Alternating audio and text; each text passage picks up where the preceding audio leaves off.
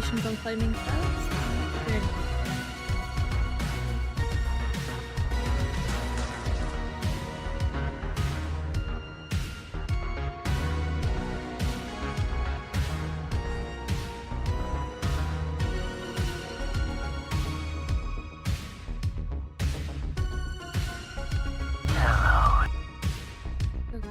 Slightly better. Well, I'm glad to hear there's been improvement. Fingers crossed that persists for you.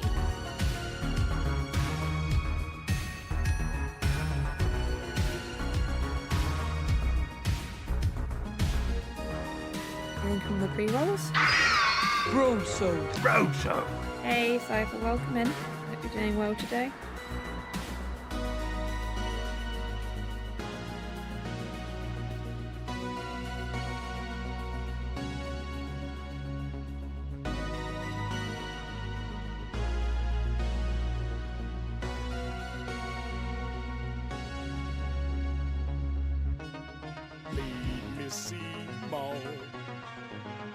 Hello there. Sounds like a solid plan, Rocket. Welcome in, Torkel. Hope you're doing well today. Thank you for that tweet for the bar stack. Hey, Upload, I hope you're doing well. You enjoy your time in the Lurkers Lounge. We'll be here if you need us.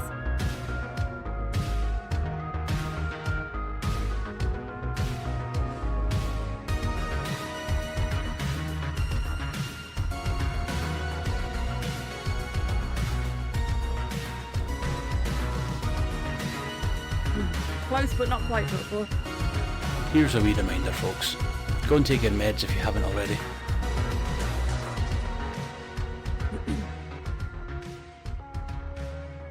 I have taken my meds today. I remembered. But if anybody in chat hasn't taken their meds yet, now's a great time to do that. While we wait for the pre-rolls to finish.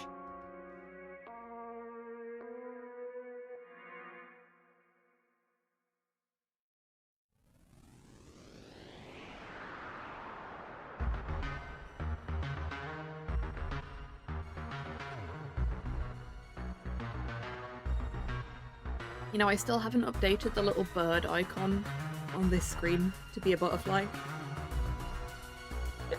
I never deleted my Twitter account, but it don't get used. And I don't have the password for it anymore. Like, it's effectively just there to stop anybody else from nicking the name and doing something with it.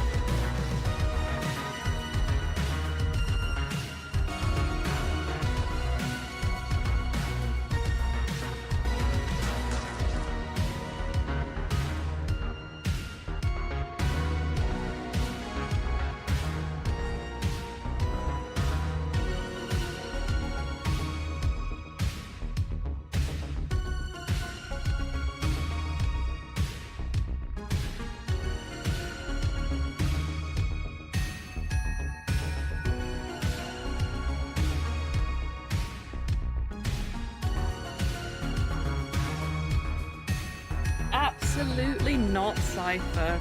We're not going to ask anybody to get you a bathrobe because clearly you need to get rid of some of that heat. Thank you very much for the 7 streams.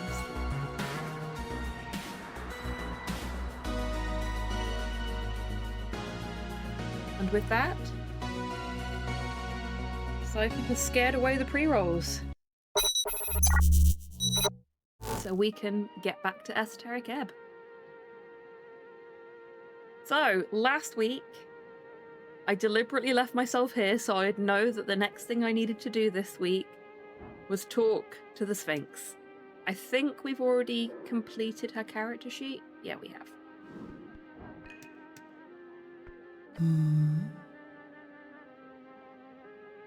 The Sphinx takes a sip from her barrel of wine. "Little one," she says, and looks right through you. "I need help entering the Pillar of Yore." Now that was not a request I expected today. Might I ask, why?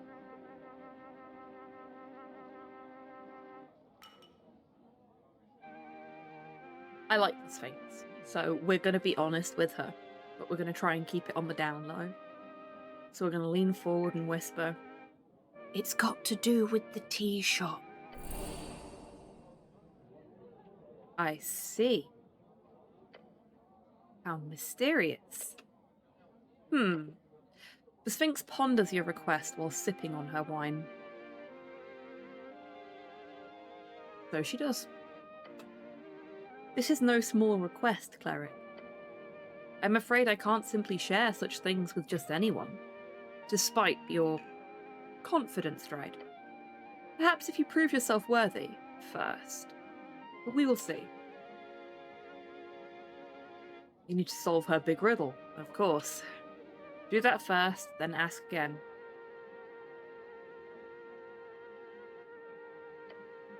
Do you give out riddles?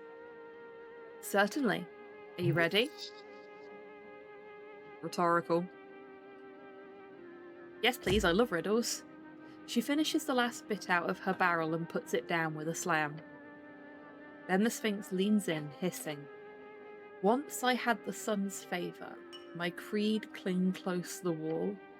Matured in shadows, I've witnessed empires rise and fall. Once left in silence, now the life of the ball. She raises her paw and gestures to the open chamber. Yet I remain a draft of remembrance, a history's thrall. What am I? Easy. A lovely poem about life's journey. How time changes all, even the simplest great. Your companion smirks and gives a little chuckle. He knows.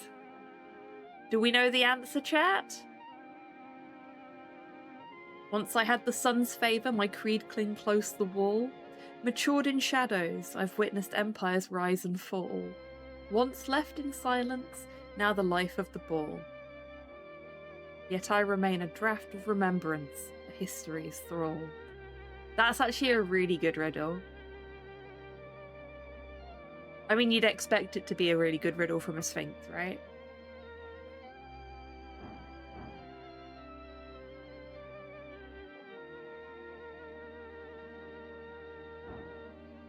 What do you think, Snell? The Sphinx turns to Snell with a frown. Oh, this seems like a personal riddle for you, not me. So I'm just gonna watch, alright? She nods. How many guesses do I get? Hopefully none, but you are allotted one answer.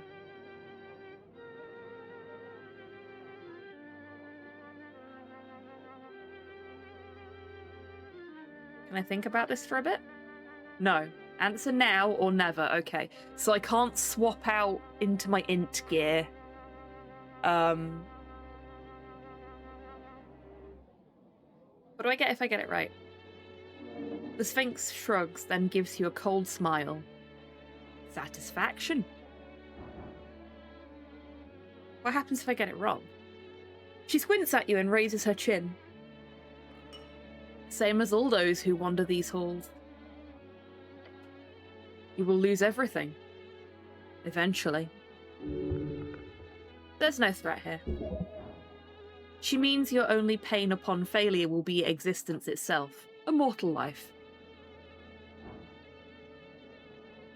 Is this a trick question sort of deal?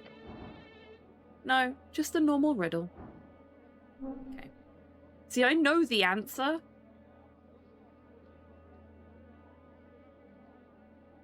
And it's clear that the rest of my brain knows the answer.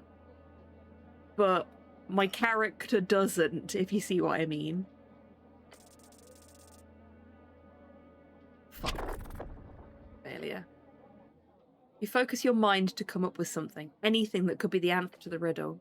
Something old and time-worn that was once in the light, then lived in shadows for a long time before it became popular again. What could it be? You only get one shot, so make it count.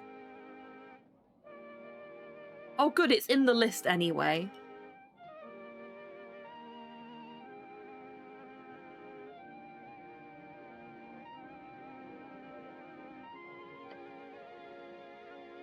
Wine? She gives you an intense stare. She's totally going to eat you. Time for a fight? She's strong, but you will defeat her handily with the power of a hero. Yeah, wine. Olzus picks up a new barrel of wine. She pops the cork open. Wine? Yes. That is very correct, little one. Wonderful job. Another riddle solved. Huzzah! Since you're so amazing, would you be interested in a quest? Yes. She gives you a serious expression. Accepting a divine quest from a sphinx is no trifling matter, mortal. In fact, few would survive such an ordeal. This is a chance to prove yourself to an ancient creature of myth and legend. You'll also look incredibly manly doing it. Quest? Indeed. Behind me stands a vault. It opens only to those worthy. She leans her massive head downwards, close enough for you to smell the wine breath. To prove worthy, you must solve my most ancient of riddles. So old it was handed to me when I first stepped inside this chamber, millennia past. I'm going to bow our head in silence. Your companion whispers to you, "Going on an epic sphinx quest now?" "Sure, why not? Not like we're on a job or anything."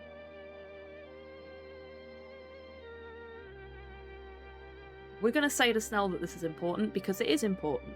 If we solve this quest, she's going to help us get into the pillar. If we get into the pillar, we can catch the culprit. This is important, Snell. Maybe to you. No, really, it's very important to the job too. Convince me.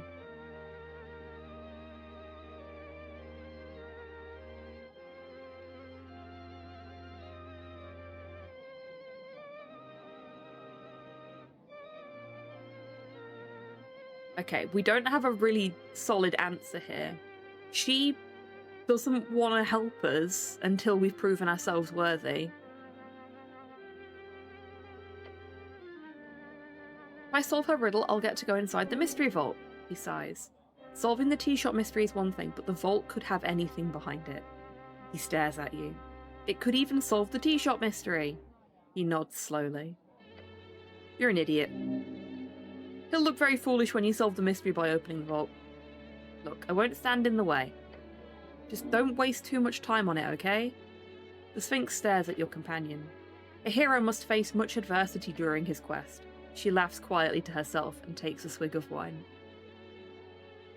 So what exactly is this Sphinx quest? This is a riddle, the answer of which is not uttered in words, but revealed by action. She goes quiet and closes her eyes. We're going to listen, we're not going to interrupt her. Found within the arcane flare, twin tongues of flame that scorch the air. She takes a breath, revealing a wicked grin. Burrowed deep within the earth, a primal string to show your worth. Then she leans in, almost whispering those final words. Folk and gods in thronging herds, a man divine alone howls his words. Easy, you understand it immediately. Oh, I get it. You do? A symbolic clash of all three categories of spells. It could be relating to the Gate era. The Gate era? No, Cleric. That is not the answer. The answer is not something you can speak. She uses a massive claw to grab something from her pile of stuff and tosses it to you. Once you understand this riddle, return here. You can only solve it during daytime. Alone. We wouldn't want anyone else accidentally figuring out this riddle, would we? She glances at your goblin companion. The goblin groans. I am not interrupting the job for that. Do it in the morning or something, before you pick me up. The Sphinx chuckles. I never sleep, so you can show up any time after sunrise and before the tavern opens. What have you gotten yourself into? Sounds like this could lead to one hell of a treasure.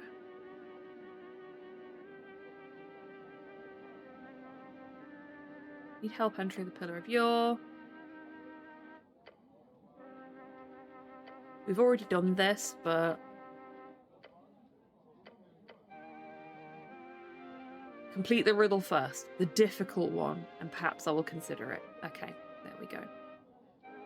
See, I knew that was going to be the case, but with the way Snell was kicking up a fuss about it, it started to feel like maybe I was wrong.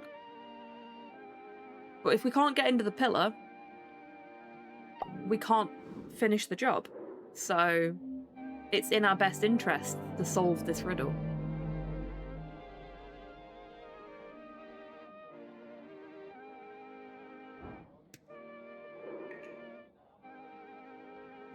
Is this all done?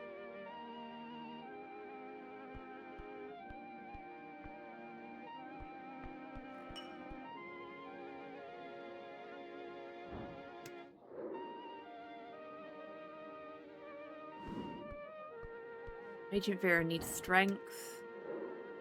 Miss Nearly needs charisma. Okay. Let's get on that.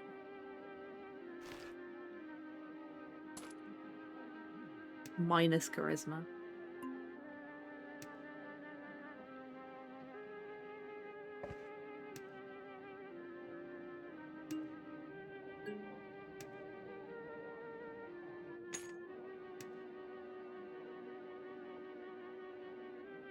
We don't appear to have a weapon that we can improve our charisma with.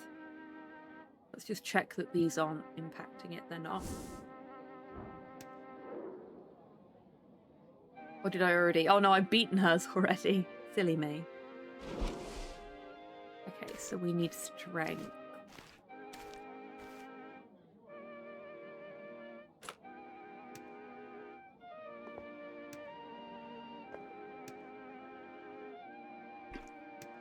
Wow, we have a lot of strength stuff.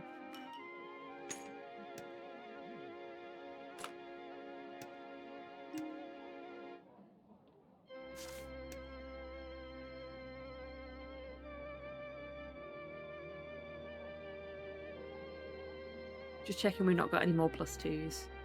We do not.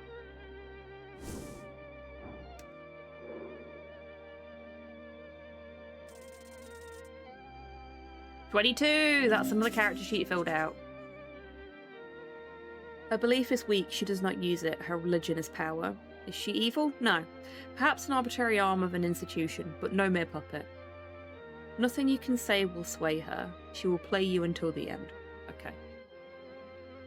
I don't feel like we really learned much from that, but at least we cleared off another character sheet.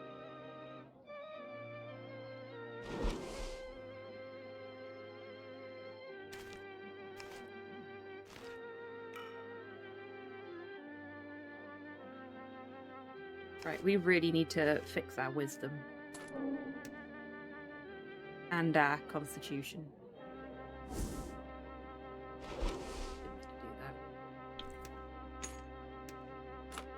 Oh, okay, it's just swapping stuff. Not helpful. And Mac just subscribed for 64 months. Not quite 67.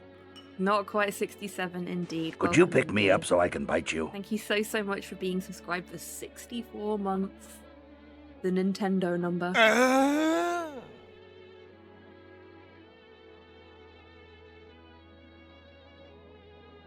Oh, I didn't even know I'd got this. A vial of blessed river water from Vojeni, land of giants, popular among the Earth Guard. It's usually labelled as not blood. Grants a minor strength increase for a week. Nice.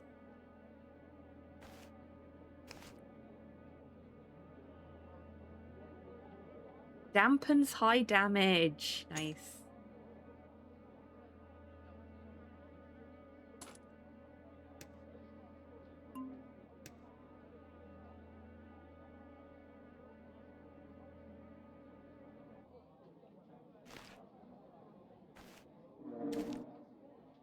We had... Was it the frog mouth we had on? No. I think it was the bassinet.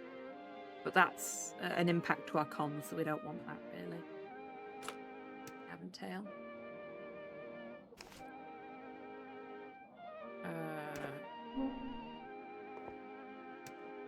We want Staff of Strings for our weapon.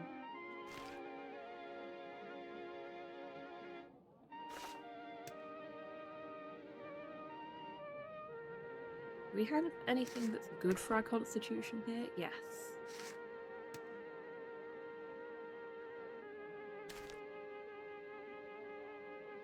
Key items.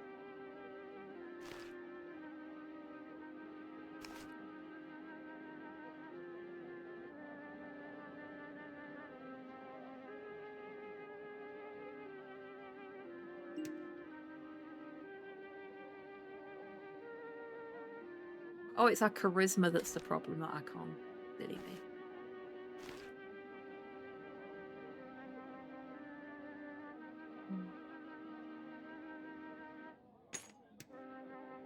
Hey.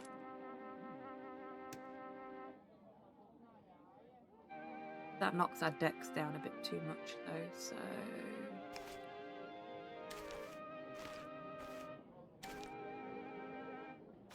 The dex book on. There we go. Everything's green. Hey, Frankenstein, welcome in. Hope you're doing well today.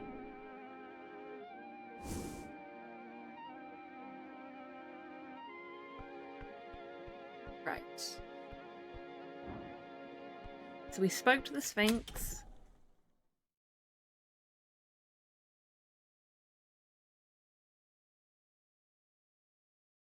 Who was the other person we needed to speak to?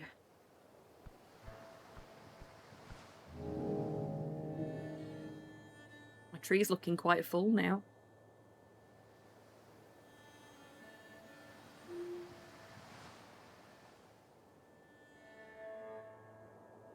Everglad.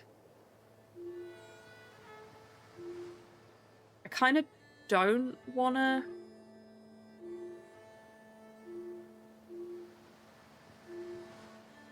accept Everglad's offer.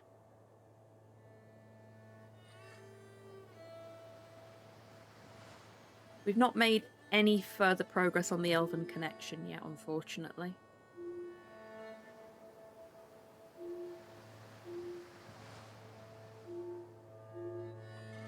They're all done.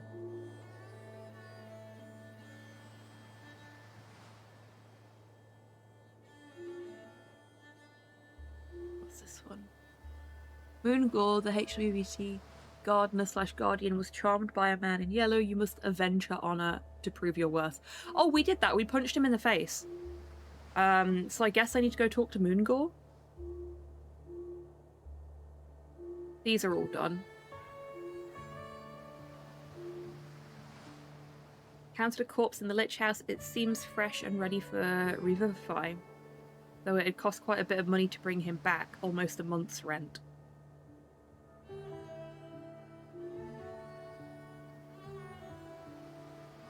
Which corpse was that?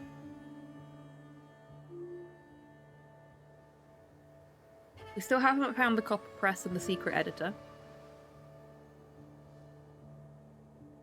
Oyu wants to support her kin in the Clanlands, as do many of the Kargameshian descent. Okay, not made any progress there either. Vera offered you a gig, hand out AEFAs. Ah! Yes, we need to hand out things to the local entrepreneurs so that we can then steal things from the Free Striders. Okay, let's do that while we're in the neighborhood.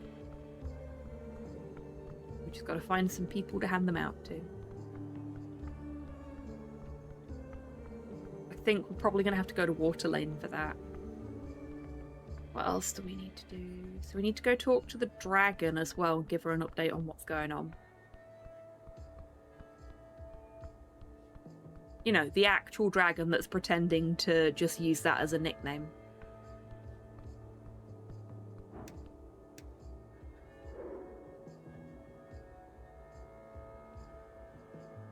Oh, we've got some stuff to do for her. What's my dex at the minute? 13. With a +4.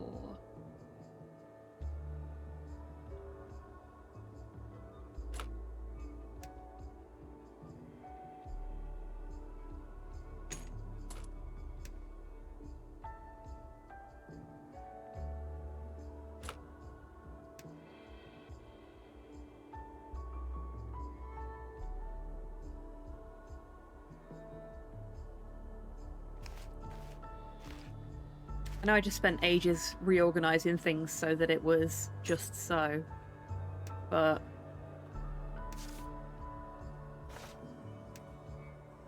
can't equip text. Oh, it's as much as there's nothing written on it, it technically counts as a text. Good to know. And that's a +2. Okay, that should do then.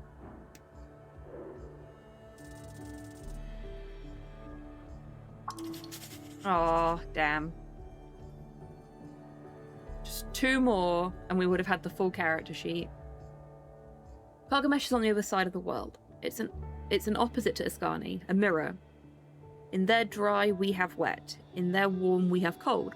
She'll gladly tell you all about it, on a surface level. She's not here to make friends. Not really. Or at least, not yet.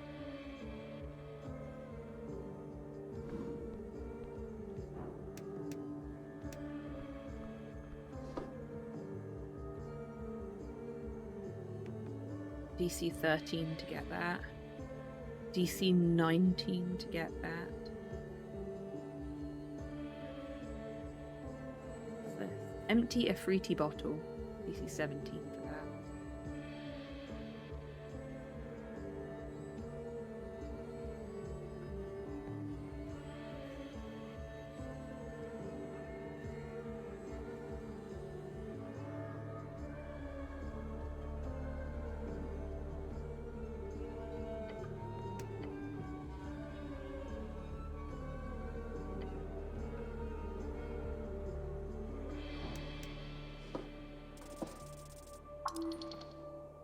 Yes!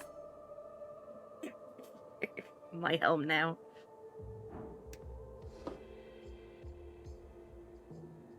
Do I want to chance it again? Kinda.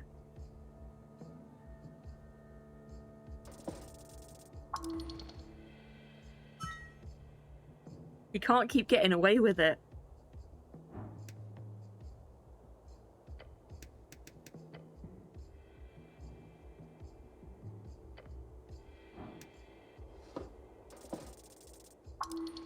And he didn't. A shadow falls over you. The gargoyle's stone hand grabs you by the collar, lifting you off the ground. Villa, wait. The halfling rushes over. Put him down, gently. The gargoyle whops you. This is your only warning, warrior. Try that again, and Phila won't be so gentle. The stone guardian returns to its perch. Silent. Watching. Are you crazy? Snell hisses at you. Sorry. See that it doesn't happen again. I'm being nice here. We're gonna walk away ashamed.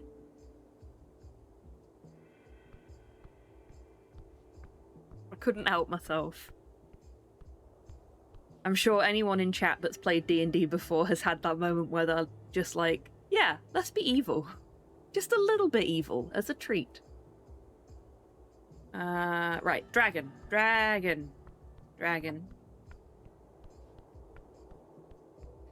And water lane.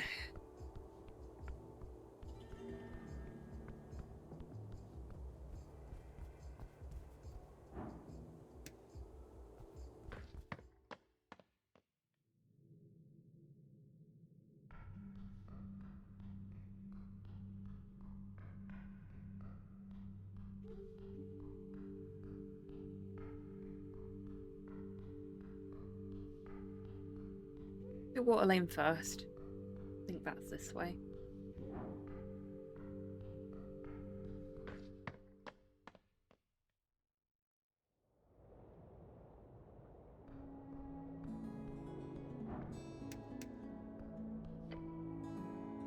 The hatch on the door swings open. Hey yo!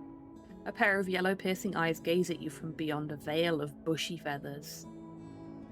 Gonna stick an AEFA into the deposit slot from the free striders next door. I see. I have heard of this. It will be considered. Anything else? Thank you for your time. Last night my character agreed to work with the local thieves guild. Ah, so you know then. That's the Free Striders, so if we try and put one through their door, I think that will get us into trouble. I think she said we had to give out 5. We approach one of the many doors here on Water Lane View. This one is as damp as the rest. Snell watches your moves carefully. What are you looking at? Nothing? Are you calling me nothing? It's not that deep. I'm gonna knock on the door. She's a pirate captain. Excellent. Mom! Welcome in. Thank you very much for the 10 stream streak. Everybody's streaking today. Must be the heat.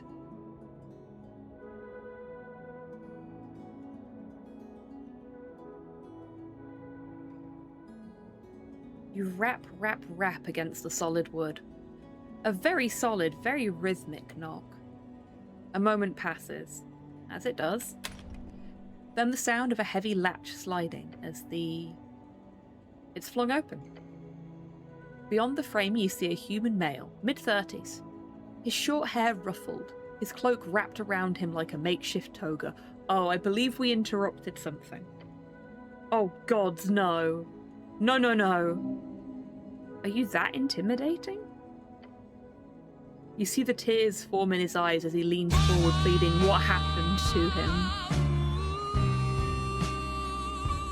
Oh, I'm on the big telly today, am I? Look, Mara, I've made it. I'm on your big telly.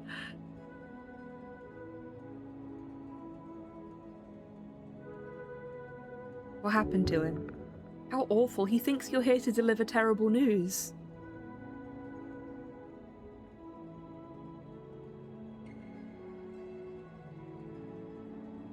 Calm down. No one is hurt. Oh, thank the gods. He rushes in to give you a big hug.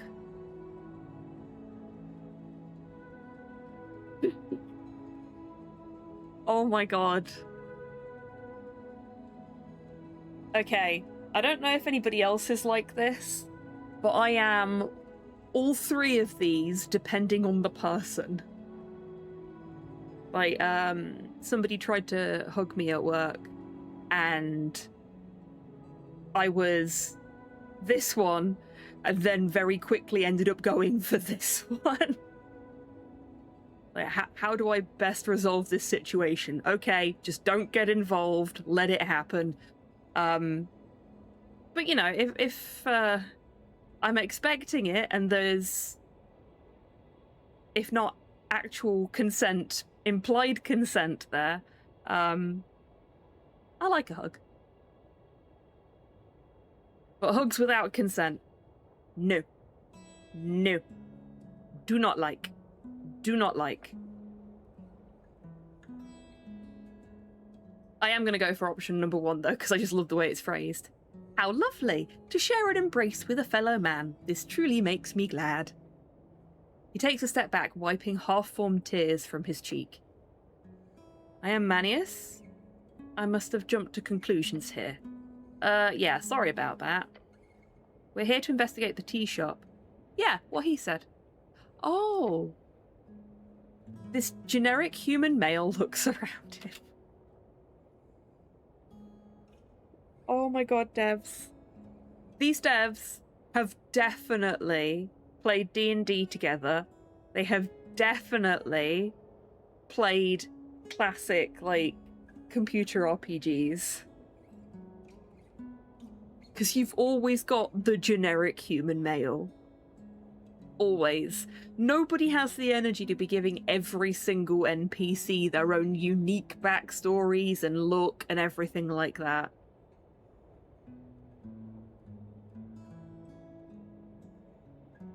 I mean, some of them are lucky they even get names, as we found out playing in one of Slow's campaigns a while back, where poor Slow, when we started asking this random street food vendor questions, had to come up with a name for this guy on the spot and then figure out what his backstory was, because we would not leave this man alone.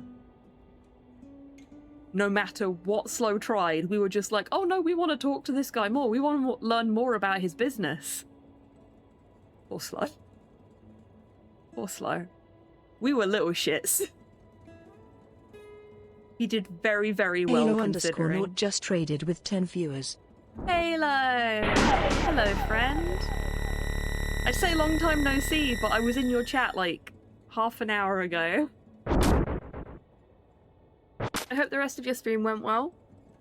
And thank you for trusting me with your community today. Welcome on in, Raiders. For anyone that's not been here before, hello. I'm HobbyTan. I'm a variety streamer based in Scotland. My pronouns are they, them.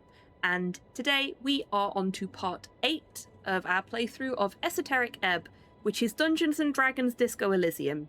To Halo _ like, not sum it just up as quickly as subscribed for possible. 43 months. Boom. Boom.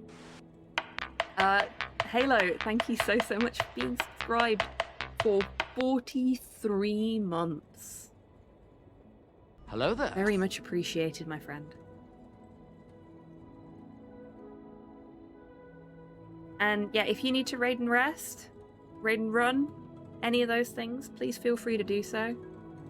Beat erratic deck on purple stake, and I did it with style. Good on you. Well done. Love to hear it. I wish I was good at Balatro, but I am not. Have fun with it though, and that's the important thing.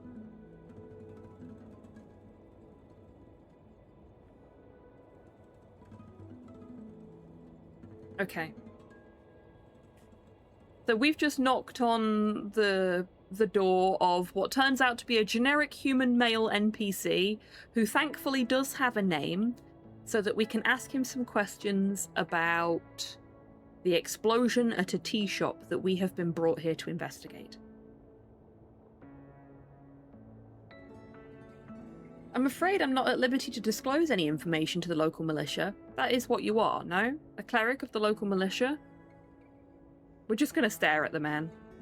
You see, Octavio, he's a busy man, but he's directly instructed me that in case there are ever any inquiries, they would have to go through official channels, even for his inner circle. I'm not sure I follow.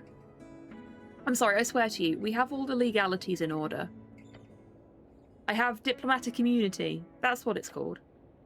Your companion gives you a raised eyebrows towards the fucking ceiling type look. Heh, the yellow team sure knows how to play the game. Diplomatic immunity? Yes. You exactly. Oh, I am Manius, as I said. I'm a free strider and member of the Ascani Reeds Trading Company. I work for the First in Command Guild Agent of Tolstad. I'm afraid I cannot offer anything more than that. So you're saying... Good day. He shuts the door in your face. Ha! That was a roller coaster of emotions. What's a roller coaster? You haven't heard of a... It's one of those carnival things, you know, one of the wooden inclines with a little cart you ride all the way down. Ah, I thought those were called slippy slides. Alright, well, I'm not going to call them that, so you go ahead and translate that in your head. Anyway, can we go now? This was some big shot, wasn't it? Did I just mess up? I wouldn't worry about it. On paper, you did nothing wrong. And not on paper? He said, she said. He said what? Never mind that. Though, really, we're just standing here talking outside of this guy's door, so can we move, please? Oh well. Okay, so I can't hand a flyer to him. Are there any other shops in Waterlane I can give a flyer to? Nice outfit, human. I think they might have been being sarcastic. I look very fetching. Look at me. I'm glorious. I've got my beaky helm. I've got my shiny shield. I've got whatever this is. Oh, it's my braces. Oh, I don't have my pretty staff on, though. Shame on me. There we go.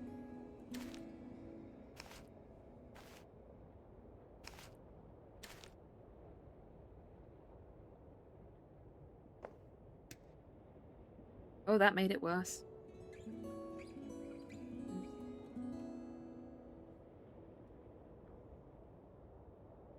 I think if I could have any one thing added to this game,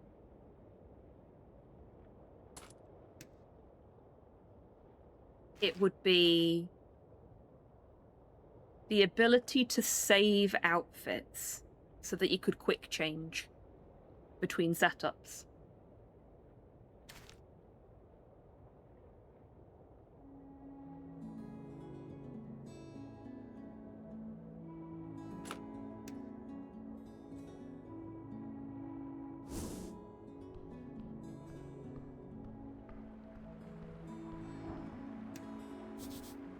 A statue of Earth, among the toil of his workers.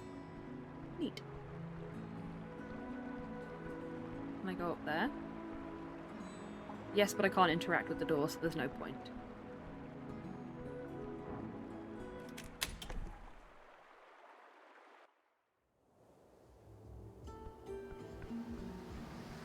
Oh. I can't cast Speak with Animals on the big crab? The crab on the rock greets you by not doing anything. You know about the tea shop. Snips with its pincers once. What's that, Crabby? Johnny Longneck blew up the tea shop? Johnny Longneck is an infamous pirate captain of the Arcane era. He had an airship capable of ransoming the safety of entire cities, called the Green Rock. It, along with its captain, was lost in the wastes of Old Dimenor around 200 AE. Old Dimenor today is called Reeds. They changed the name because, well, the entire band was pretty fucked up after the Coast War. Yeah, fair. Damn, guess we'll have to find him. Johnny Longneck? Not again! Him and his dastardly plans. I love how Snell's just getting involved in our bullshit now. I mean, 9 times out of 10 he's probably doing it flippantly, but the fact that he's willing to engage us in this little bit of whimsy as we're going around is great. Also, I'm joking, please do not take that seriously. We're not going into the Reedsian Waste to seek out Johnny Longneck's crash site. Spoil sport, I agree. Are you allowed to loiter here? The crab does not respond. Citizen.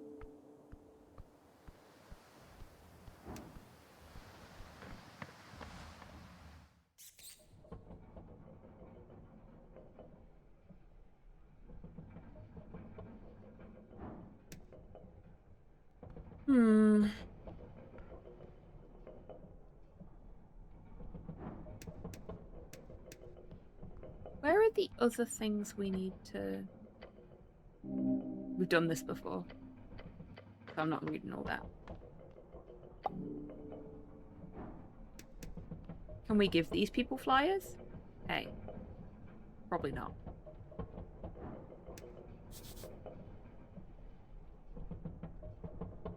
Safety rules says if broken, contact your local union rep.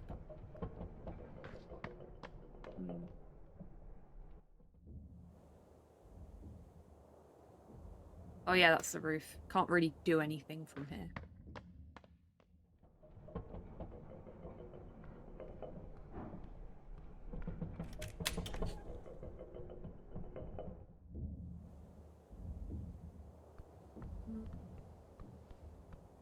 What other friendly local businesses are there?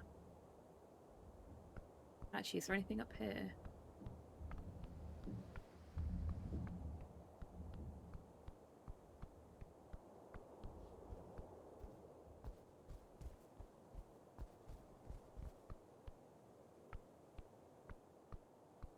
Can't put anything through that door or that one.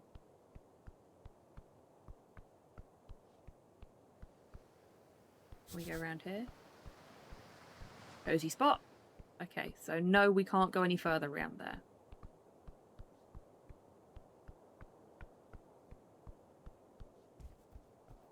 Let's turn dancing light. Is it dancing light? Yeah. Let's turn dancing light off. It does have a sort of certain stabliness to it, doesn't it? I think it's got quite a rich colour palette. Very saturated. But not unpleasantly so, like you get with some games. It's nice.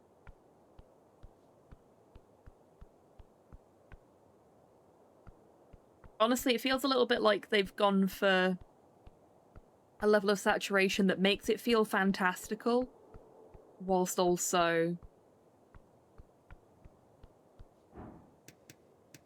still being sort of semi-grounded in reality. Very, very clever balance. Okay, let's see if we can give a flyer to her. It is you. It is. Beware of this one. She's good at getting what she wants. Yes, we can. You're a local entrepreneur, right? I suppose, she says, and grabs the paper. Ah, one of these. I see. I'm not entirely sure I reach the requirements of being a local, but I suppose it can't hurt to look over the legals here. Thank you. We are not going to tell her to go back to her own country because we're not racist. Okay, so that's 2 flyers handed out. This place is only open at midnight. Come back after midnight-ish, so maybe we can deliver one there at midnight?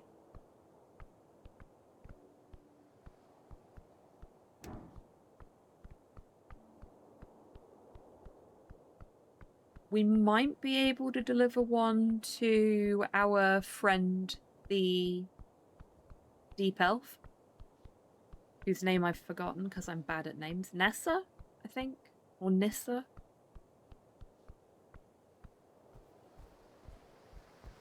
We couldn't give one to the Sphinx.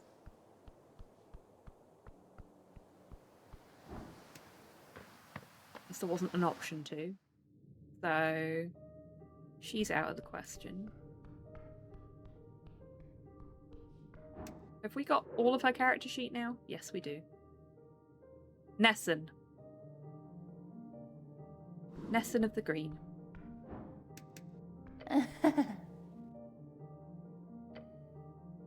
I like Ness. Okay, nothing new to talk to her about either, that's a shame. Well, while we're down here, we'll have a chat with the dragon.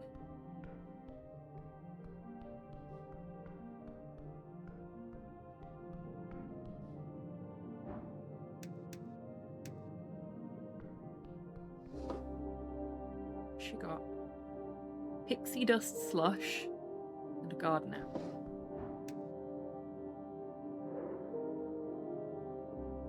We need DC 30 in wisdom to be able to properly behold her. I don't think we're ever going to be able to do that.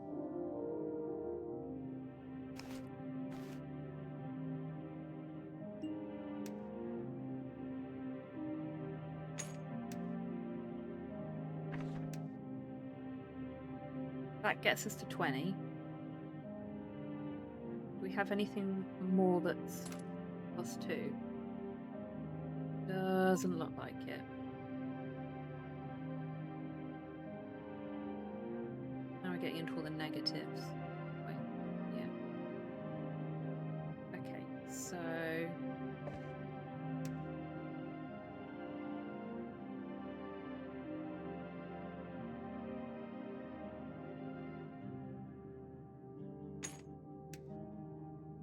$22.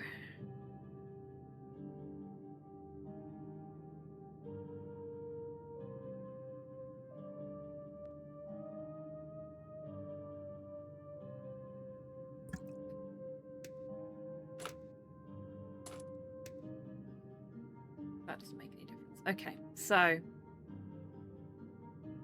this is the best we can do, is 22. What's that plus on that? Actually, +6. So that gets us to 28 if we roll max.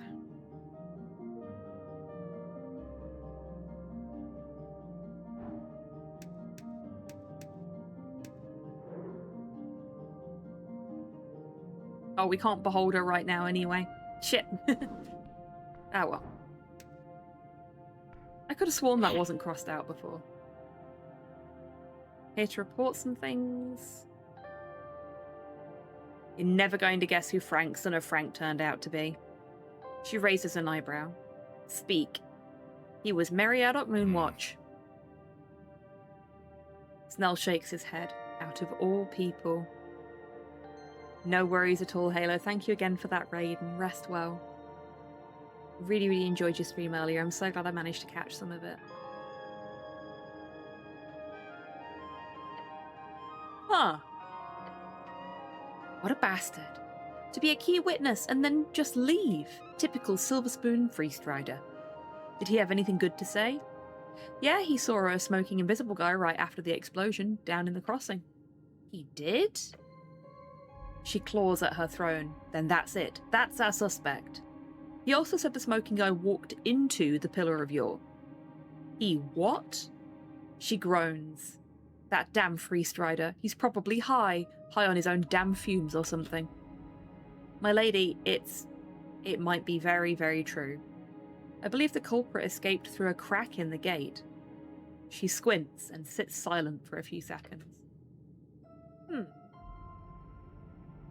A gate of Yore. This cleric is an Hello. This is an insane claim cleric. Easy for me to say. Hey, Soup, welcome in. I hope you're doing well today. No worries at all. You do what you need to do to keep yourself safe in the harsh weather that's hitting England at the minute. She gives a hard stare at Snell. If this is true, then it must be investigated. Speak with Viscon, and if you have not... And be vigilant. If you have not, and be vigilant. This is highly esoterical. Okay, so Viscon was the other person we needed to speak to. Good thing we've got a cleric on our side. I'll look into it, and bring justice to whoever is responsible. The lady takes a deep breath. I will think about this. And good luck. That's all for now. Okay, so we only had that little update for her, but it's at least reminded me who I need to speak to. And we also need to go talk to the bugbear and let her know that we punched Meriadoc in the face.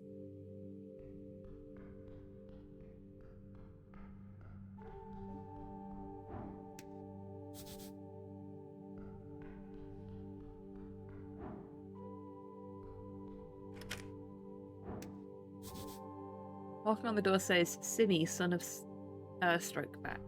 Okay.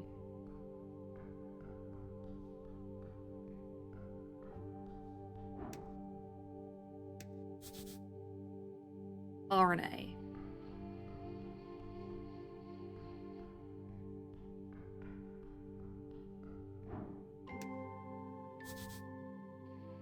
Snell. That's Snell's house. Or apartment, I should say.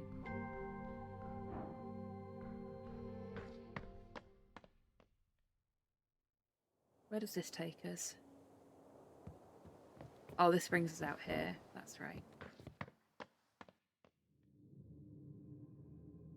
Which brings us back here. Did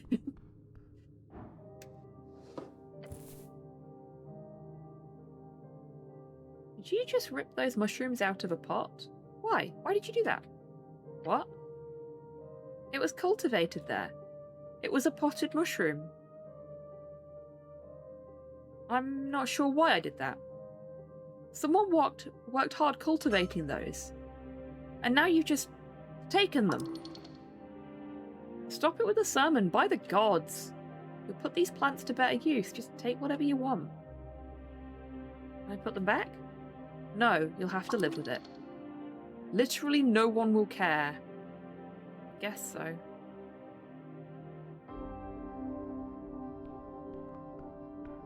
Why do I feel like that's going to come back to bite me later?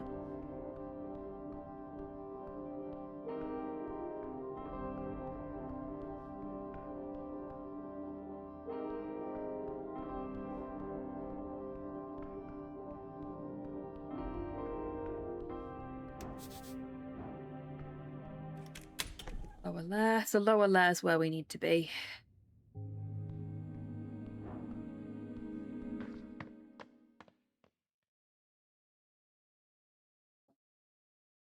A little sippy while we're loading.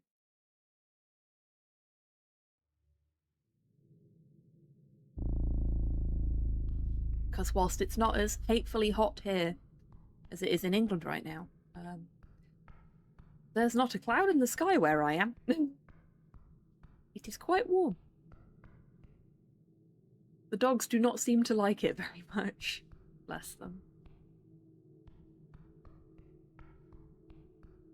I think I need to go this way for the bugbear.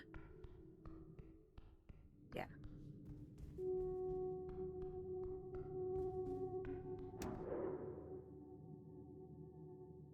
What's our strength at right now? 12.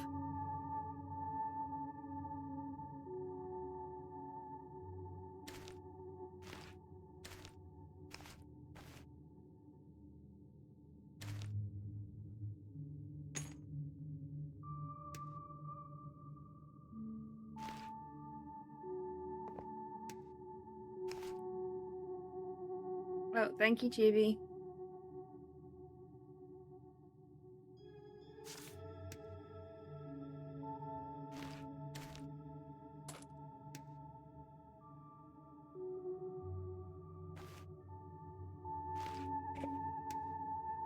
Improve our strength specifically instead of going back to the Oh! standard. Oh, hello.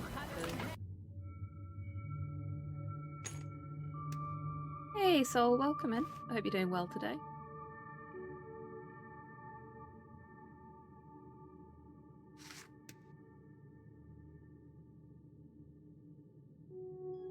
I am indeed fine and dandy. Oh, unless we're sleepy.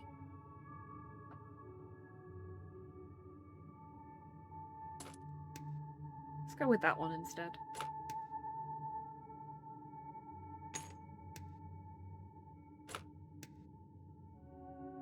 Okay, that's got our strength up to 20, so we should be able to behold her properly now. Or not. We can just fail. Why do we always fail at beholding when we're looking at large women? Why do they intimidate us so?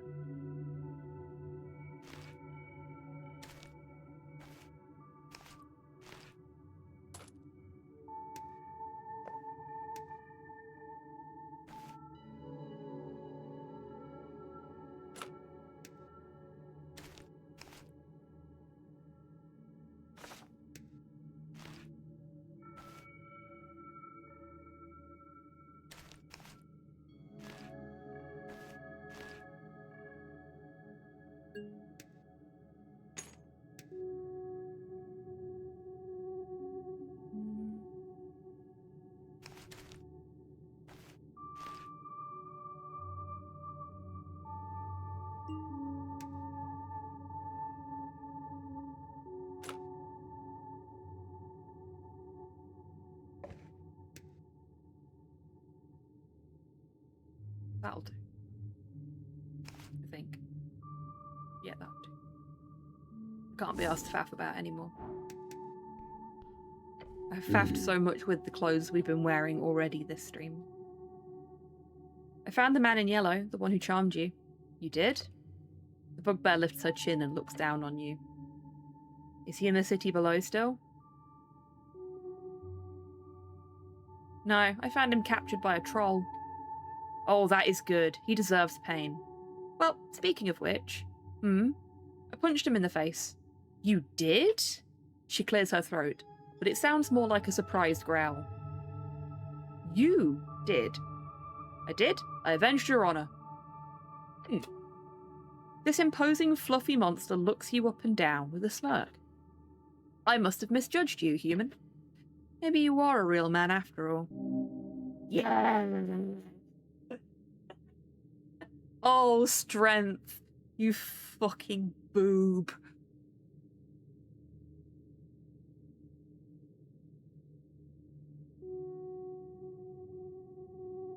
Aw, I'm sorry to hear that, Soul.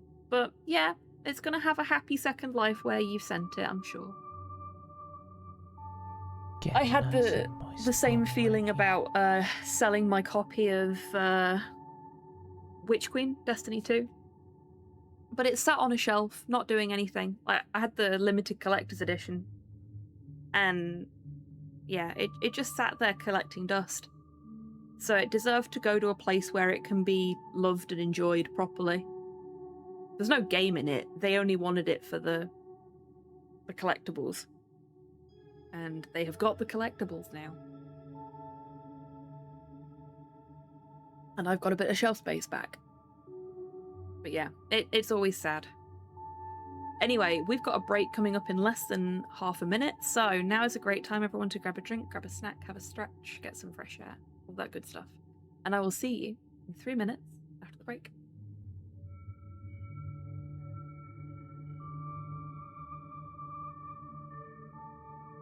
Thunders your hawk. Ah! No! Hang I'm it. at 79%! We've done so much work! Robbed! Yeah, we've been robbed!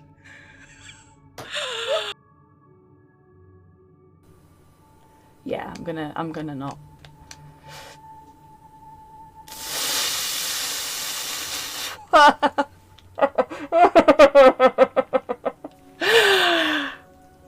I'll take it. Yes, lick the boot. Lick the boot. Lick it harder. That's fine. Just pick the one you'd most want to boink. Okay, Tidders, get ready with a poll, I think. I think that's how this is going to end up going. They ruined my life. There will be no boink. Okay, no, I'm dead. End the stream. Oh, fuck. I'm gonna give him a little bit of yellow and see if it helps. Is this supposed to start working now or later? Okay, yellow did not help. Red?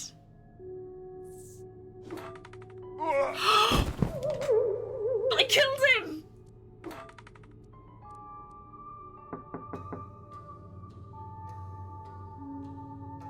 Oh fuck, I need to hide the body! No! Why would you do that? He was just doing a happy little jig in the window and you murdered him! And now he's laughing about it. Did you all hear that? ما هو regret that haven't they?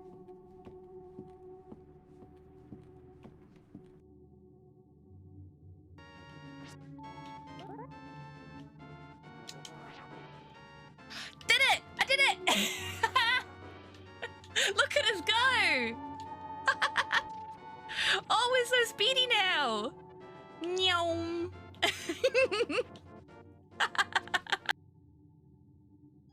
You are. And now nobody can see anything but your butt.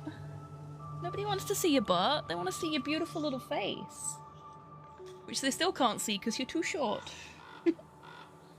Oh, baby. No, no kisses. Ah, he licked my nose. The tail wags. Yeah, he is very much my dog. Like, he likes Slow, my partner, but fucking loves me.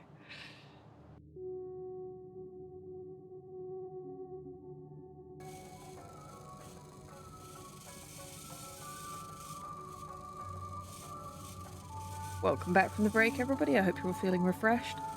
Oh, I had the most satisfying stretch during that break because I did this. I stretched my arms and both sides of my shoulders and my clavicle all popped. And my left shoulder's been really stiff for ages, and now it feels all nice and loosey-goosey. So I think it was ever so slightly dislocated, and I've just managed to finally pop it back in properly. Very nice. It really is soul. Like, there are lots of downsides to being hypermobile, but when you manage to pop something back in, oh god, yes.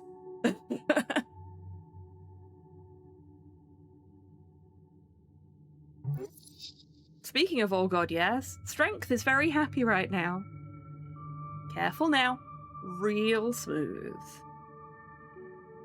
Perhaps you'd like to go on a date sometime. Perhaps you'd like to go out sometime. Dinner. Come with me, we can go fight thugs in housing. Or something. Don't ask her out.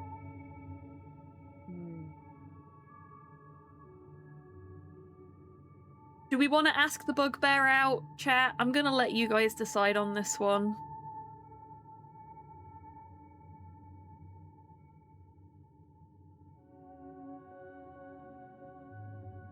In fact, you know what? Let's do this the easy way.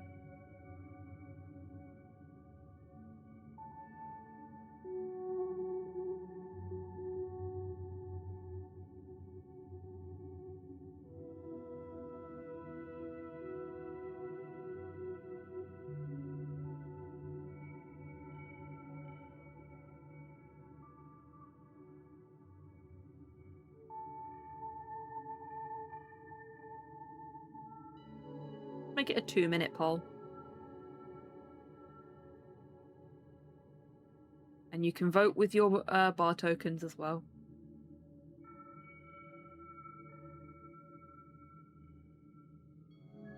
Do we want to ask the strong and powerful lady out for a date? I think the answer is obvious. Question is more how. She'll say no and then Strength will be sad. Very possibly. But that's the chance that you're going to have to be willing to take. So I've put them in the order that they're in on the screen as well. So our options are, as a real man, perhaps you'd like to go on a date sometime then. Or perhaps you'd like to go out sometime? Dinner? Or come with me, we can go fight thugs in housing or something. Or thanks, anyway.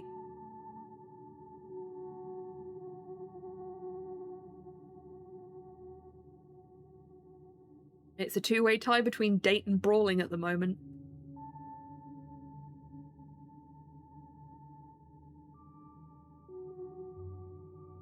Make that a three-way tie between date, dinner, and brawling. Okay, so it's pretty unanimous that we are gonna ask her out. It's just the logistics of which option we choose. Oh, three-way tie again. Oh, brawling's winning. Brawling's winning. Dinner coming up the rear. Must have been a really fancy dinner if it's managing that. Date trying to take it from brawling, but I don't think it's gonna happen. Somebody's really gonna have to swing it if they want date to win. Didn't know that was an option.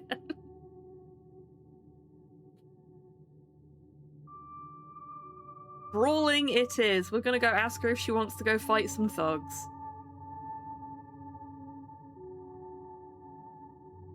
Come with me. We can go fight thugs in housing or something. No. No! Strength just in the back of our head doing the Darth Vader no. But she gives you a nod and a grin. A sparring match in the garden. Yes. After the election, of course. I'm on duty until then. A physical meeting with this handsome woman? This is a massive win for you in your manhood. No, I've earned something more. Oh, I love that they made that a risky option. Like, you can say, no, I have earned something more than just a sparring match with you for defending your honor, even though you didn't actually ask me to. And she would fuck you up, I'm pretty sure. If we pick that option, she will fuck us up. Don't worry, we're not picking that option because we're not a sexist pig.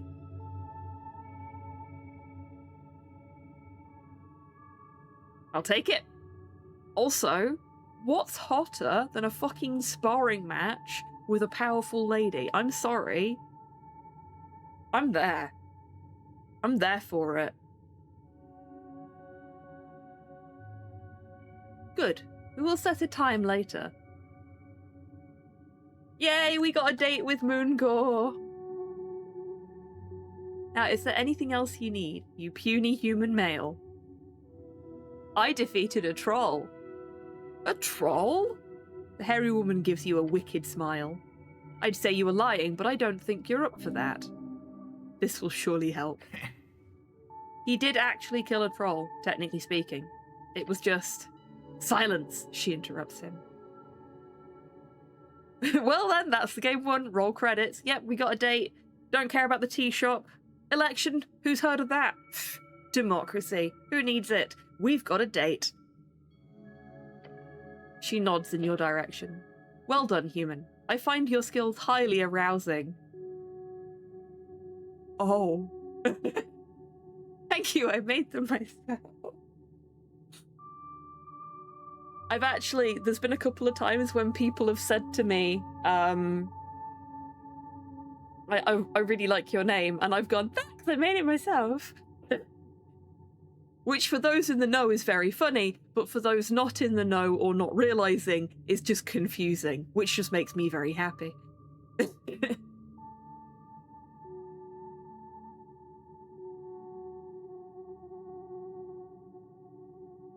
The sparring might advance into something else, I see. Well, yeah, I twigged that the second she invited us for a sparring match, to be honest with you. Maybe like a... Pretty sure that's common parlance among folks with a martial arts background and things like that. Sparring matches always lead to something else. When they're intimate like that. Violence is just another way to show that you care.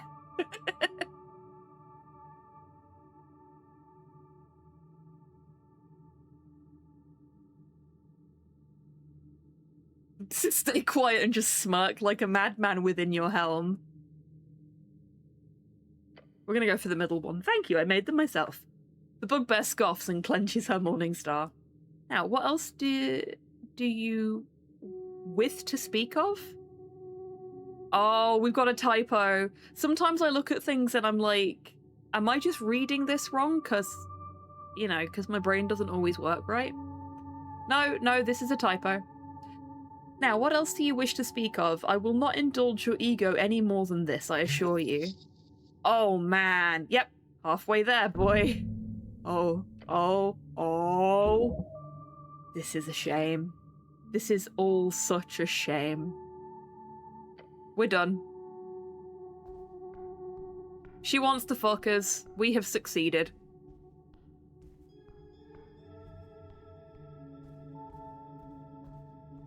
So now we need to go talk to Visken. And then I am gonna send Snell home.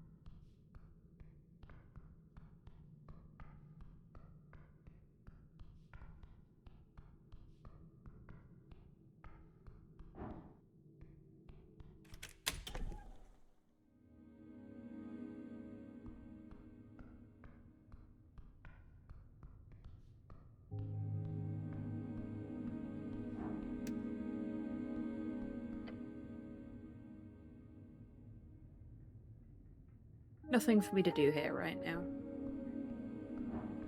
Is this the nice fresh corpse that we could revivify?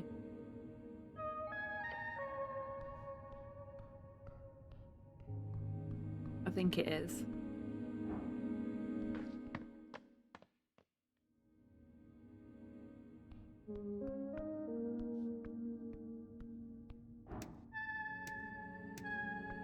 What's in his pockets? The mind expansion.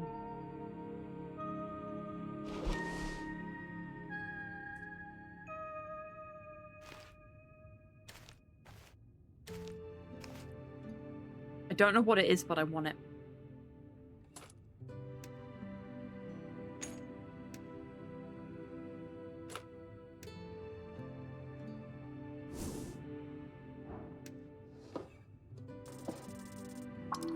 Shit. Oh, no, it worked. It worked. Okay. Yes. What is it?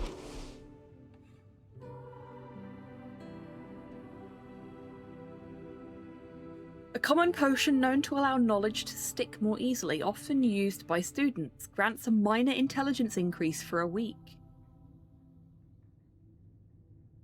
So we've got a strength increase and an intelligence increase that lasts an entire week. And we're only going to be here for a few more days. So maybe it's worth... Oops.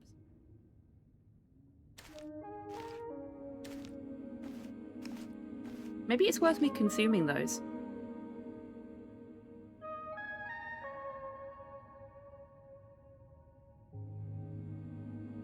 Definitely worth doing drugs. Always worth doing drugs. Okay, we'll start with the not blood. And then we'll have the mind expansion. There we go. Our int's increased by 1, our strength's increased by 1. Good stuff.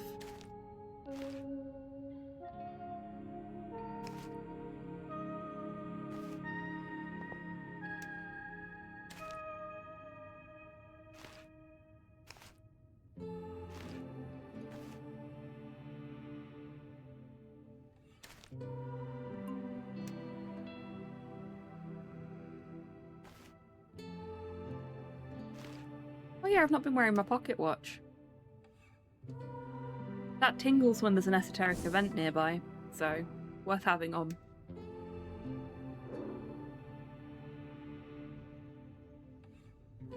Need DC 20 for the intelligence check, and our intelligence is at 16.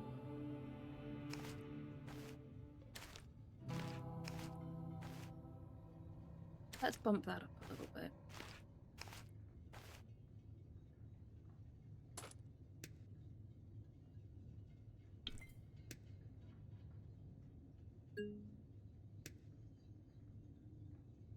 It's the best we can do. +1, +1, +2. That's 18. That's actually worse. 17, there we go. -2, -1, +1. 19's the best we can do with a +4. So if we roll high, we could clear out another character sheet today. Keep your fingers crossed, chat. Nah. I have rolled the d20 250 times. I am officially, according to this game, a dice goblin. Now we hope the game doesn't throw a time skip to next week. Well, the election's in like 2 or 3 days, so I don't think that's going to be an issue for us.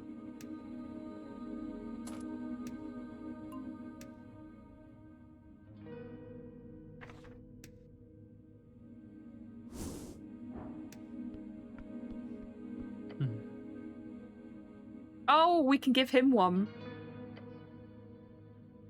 Oh! He lifts it slightly, reading the text. An economic accord, how quaint. The Free Striders need your help, local entrepreneur. I know very well about the free way of business in the East. I have no interest in dealing with these methods unless I am forced to in the event of a governmental shift. Which, considering you have been instructed in handing these out, is most likely exactly what is going to happen. Thus, I will indeed most likely sign this in the end. He's being a bitch about it, who cares? The future is coming, old man. That should be it. Now you can head back to the Ascani Reed's HQ. Oh, I only need to do 3. You don't sound too happy about that. Does he ever sound happy? It is the way of things. I much preferred the rule of Earth. This so-called meritocratic capitalistic society of Reeds is based on foul bureaucracy, nothing else. I will manage it well. But, in principle, it will stew in resentment. I will stew in resentment. Yeah, same.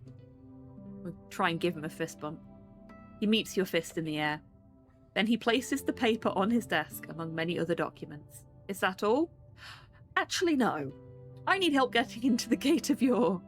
I'm sure you do. You're not surprised? He takes a deep, eerily long breath. Little surprises me these days. He coughs once. Why not? He says it with such gusto. You know how to get in? I do. This is no major secret. However, the method is quite difficult.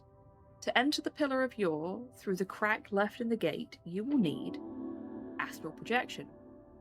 The 9th level spell? Indeed. You would need a spell scroll. That is the only reasonable manner to solve this. I can't cast 9th level spells. Undoubtedly. Rude. Can you cast a spell? Without a spell scroll? I cannot, no. Do you know someone who can? No. Wouldn't that just protect your spirit? Normally, yes. However, entering a gate of Yore with said spirit causes your physical being to follow. This is documented by the Tullin, the snail folk who laid the groundwork for this type of research. How about a spell scroll? Wait, if the Tullin know how to do it, then we can go and talk to our snail friend that's in the deep below, and he might be able to help us. He nods. Precisely, cleric. A spell scroll of astral projection, an extremely powerful item, no doubt. However, it would not be so strange for one to be found in the halls beneath us. Of course, despite your natural acumen for string manipulation, you do not possess the ability to cast 9th level spell scrolls reliably. If you acquire one, bring the scroll to me. I will cast it for you.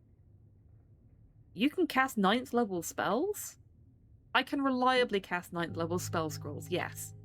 Admittedly, that is no small feat, but it is not to be conflated with the power to freely wield 9th level magic. Doing so is unheard of since the Coast War.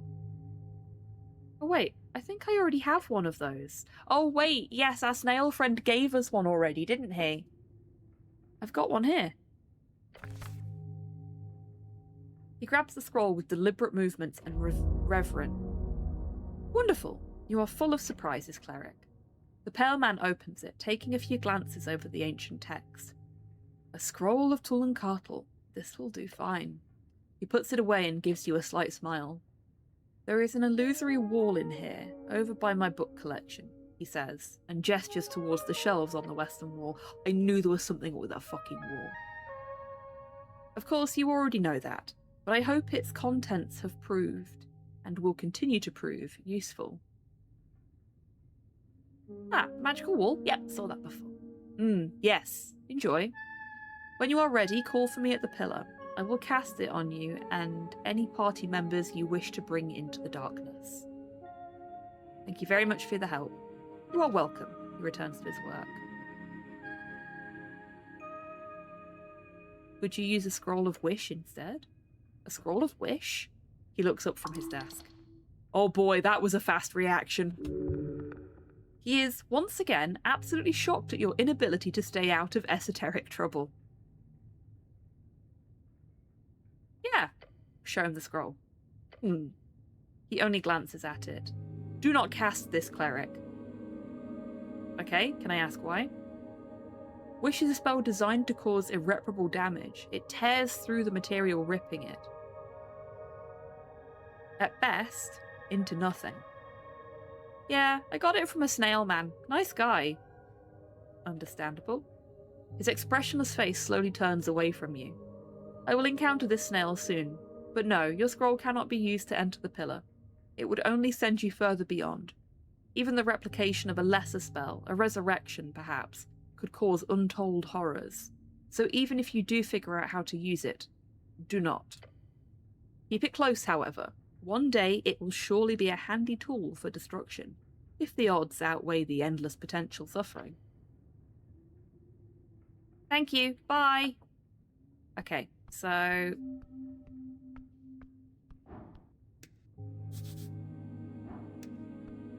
Too much reading.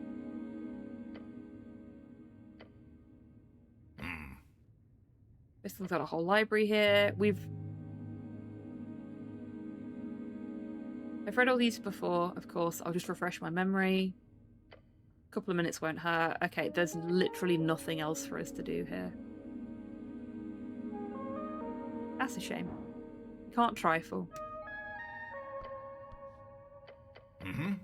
Yeah, engaging just does that. Beholding says no. So let's leave. So if the election doesn't go our way, wish scroll it is. I guess so, yeah.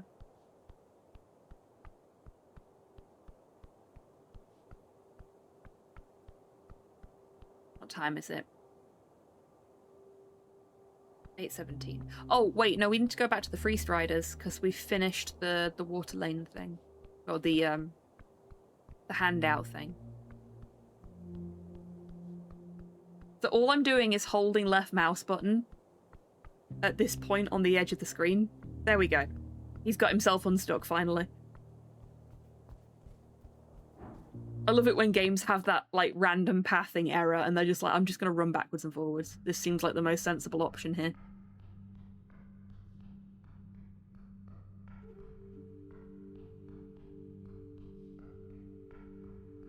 So let's go back to the Free Striders.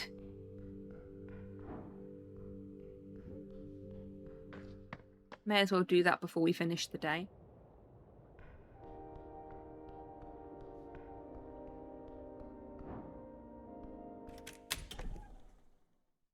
Is What's-Her-Face here? Or is she still at the pub? Holy shit! Who the fuck are you? Ambassador Ivkix? You've been. I have no idea if I'm pronouncing that right.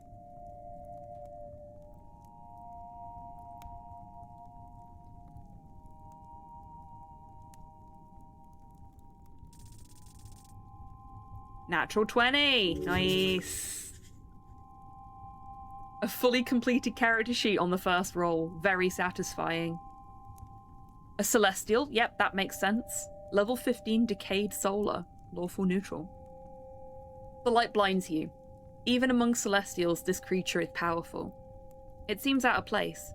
Why would an ambassador of the Golden Horde be here? Ah! Golden Horde. Okay, this is a name that we've had dropped on us repeatedly throughout the playthrough. Why would this creature of such great and bright force even be here? It doesn't make any sense. Anticipalian. A creature who was ancient before this world was created. What stands before you is no ambassador. This is a close servant of an outer power. That is why your body recoils, even when the light appears to signal nothing. But be not afraid to your senses. In its prime, it held closer resemblance to our walking gods than any angel of the Horde. Why is it reduced to your material level? Here, in your city. What a strange world you live in, to get a chance to have a civil conversation with it.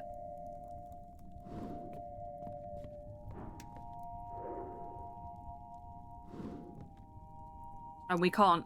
They're not a real person, they're just an NPC, so we can't investigate them.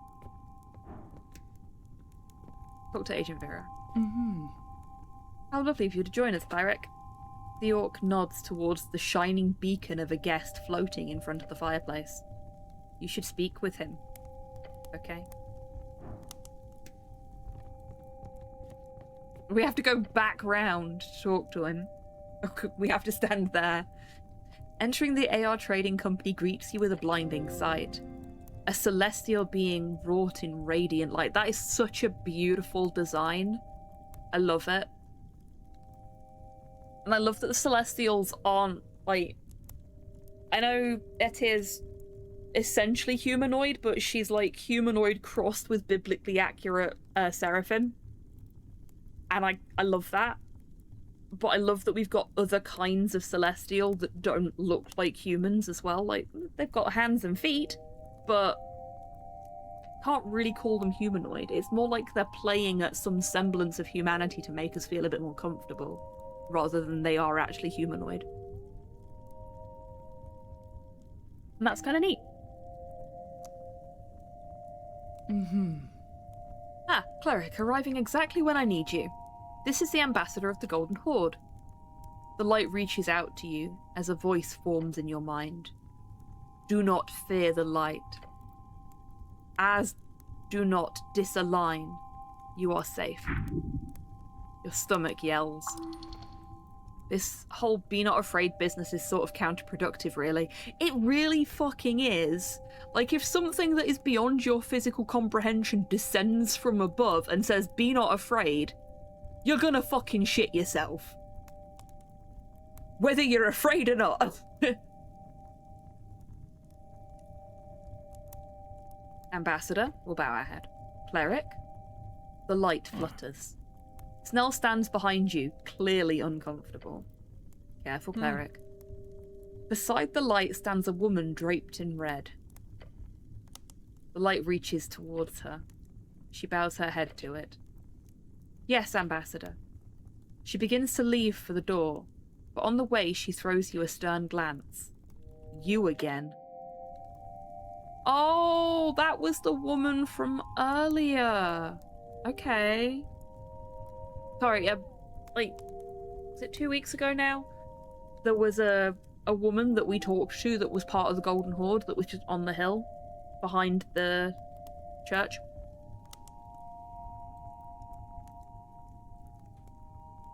Watch yourself, Cleric, for the light watches you.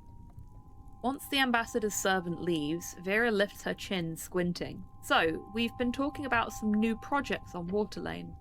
I mentioned how you helped getting the AEFAs out to local entrepreneurs, and they... We know who you are, Ragan and Snell. The voice interrupts Vera, who immediately goes silent. The goblin jolts at the mention of his name in his mind. He dares not look at the light. See, Snell, we're famous. The ambassador's light then turns to your companion, a goblin in service of the Dragon of Tolstad. You tread a clean path. You led the front during the Ice Bay Point operation. Ice Bay Point, the eastern point of the Palace District, the third largest port in Norvik. You stabilized the HWBT City Below expansion project on your first year of service, a goblin going against the grain to get results. You have been noticed. I don't think Snell's gonna be comfortable with that. I was right. Snell attempts to glare at the light. He's sweating. Thanks for noticing. The light grows closer to you. You are special, Ragan. An exception. The Horde places attention on exceptions. That is what we do. I'm special? You are the only registered cleric in the city who is not listed in the party of Norvik. A bureaucratic mess. Because they suck. Duh. You have a history of political violence. You have an innate talent for the esoteric arts. Well, yes. You are potentially the greatest wizard of this generation. That was a false report. You did not enact any violence. The violence was enacted upon you by an Earthguard soldier. You have shown support of Reedsian ideologies in public writing multiple times. Yeah, your patriarch did not like that. Not one bit. The only reason why you haven't been fired is your incredible magical knowledge. Yeah, they only keep you around because you're still useful. Otherwise, with all this bullshit hanging about, you'd be gone a long time ago. You are an anomaly, Ragan. What you have done here with Agent Vera shows more proof of that.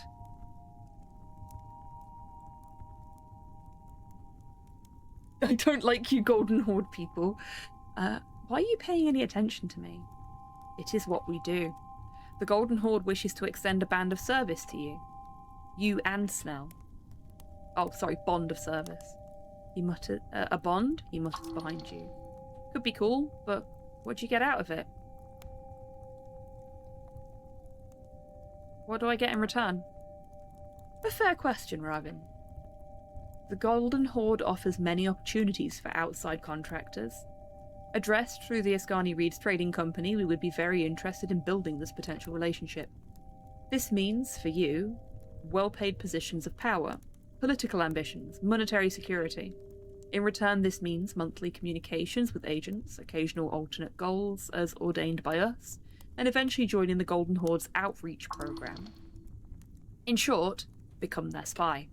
In return, they protect you. Safety under the wing of the Horde. Until you're no longer useful. This would be signing your soul away to a foreign power. If calculated, it could prove useful, but in the long term, it seems foolish. You cannot read this Celestial. It is truly alien to you. AR Trading Co. would of course cooperate on such a deal if you were interested, Cleric. We have deep ties with the Golden Horde, as you can imagine.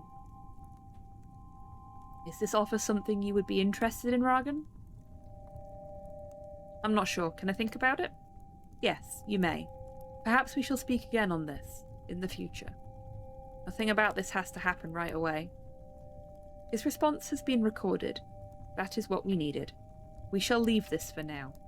And while we are here, the offer is also extended to Snell. Do you hold any interest in this deal? His eyes dart to you. He's being clever here. Calculated. I can consider it. Your consideration has been recorded. He shrugs.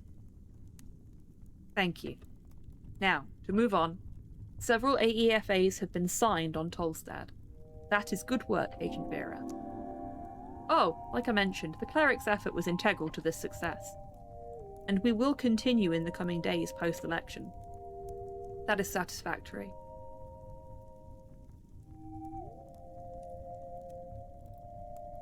Not so many were positive about this AEFA business. They'll come round. They always do. As to the content of these contracts, I have been informed of some changes. Changes? Her stance changes. She did not like that. Uh-oh. What changes? Currently, the Accord has a big incentive for Reedsian investors. We wish to expand that to include those of the Golden Horde. I believe we spoke about this at the... This AEFA also includes several loopholes and problematic elements that could interfere with the Golden Horde's current and future blockades. The Clanlands. Yes, among others. If local businesses are able to trade freely via land as well as sea, to regions and states the Golden Horde deems sanctioned in both more serious cases as the Clanland conflict, Cyborg as well as lesser just situations of subscribed for targeted 70 tariffs, months. then we You will cannot never be move rid of me, forward. unless you ask me to go away. Hello, Cyborg. Welcome in. And Bartender, thank you get me very a drink. much for 70 months of subscribing to the channel. I hope you're doing well. Hello there. This issue has been brought forth already with your owners. Expect several errata in the near future. It would have been good to see these comments before the election, as discussed. I apologise for the tardiness, but I assure you, this issue is entirely the fault of the Ascani Reeds Trading Company. The rage. Agent Vera, this is above you. Above her rank. In the clouds, with the angels. She clears her throat and straightens her outfit. Of course. Of course, Ambassador. Thank you for the heads up. The light turns back to you. The Golden Horde is very interested in seeing economic prosperity in your city, Ragan. So they can use as slave labour. Growth through foreign economic influence is not true growth. If Norvik owes its economic stability to foreign powers, those powers shall be its true owners. It's an intelligent strategic move if you wish to control your neighbours. Agent Vera nods, looking like she's going to explode. The first step towards that is handling the Clanlands.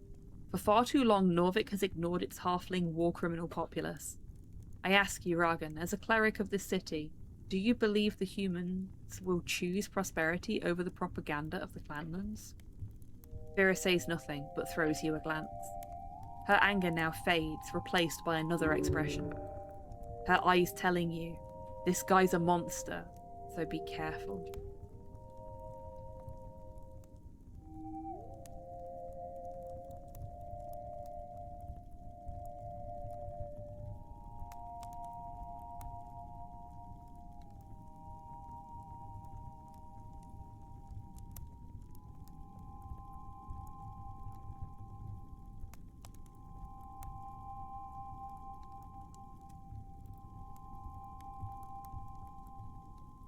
This is a tricky one.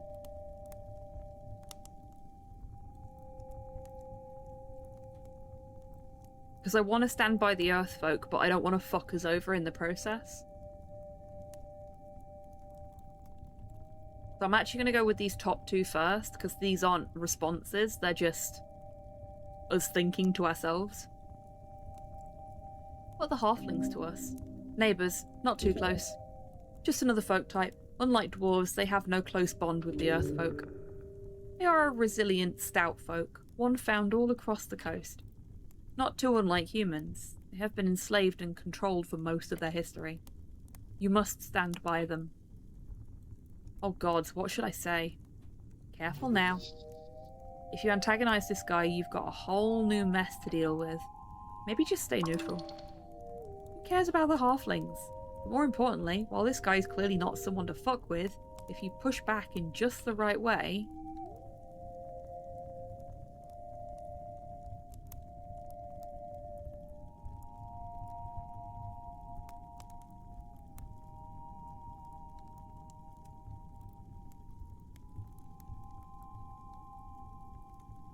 I'm gonna go neutral, purely because I think our stats are right.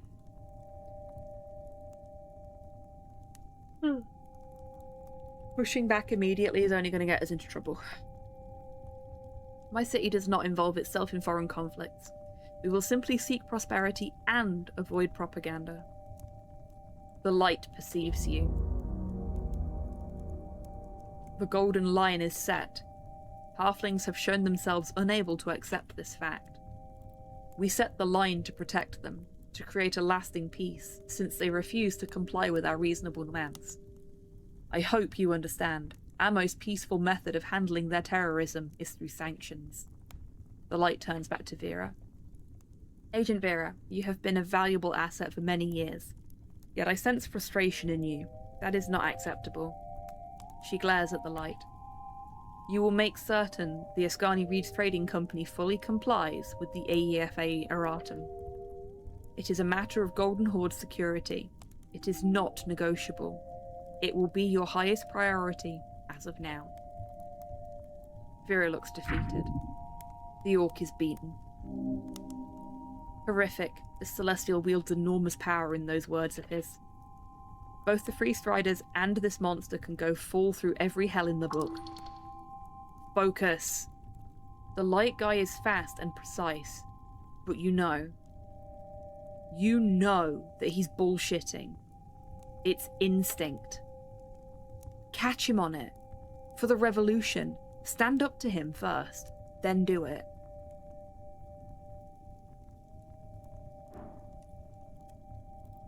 Okay, stand up to him first, then do it.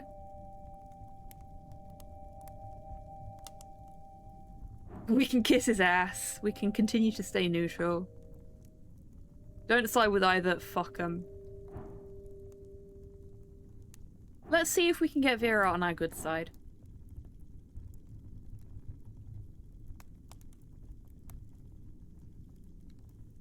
Where did my options go? Oh, I hate when it does that.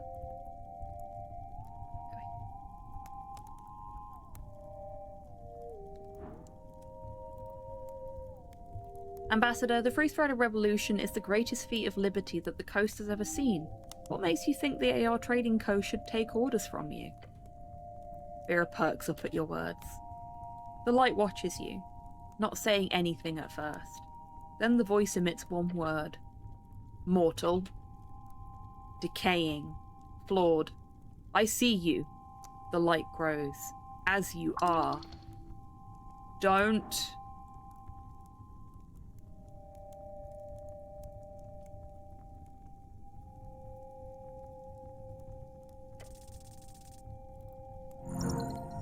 Ooh, success.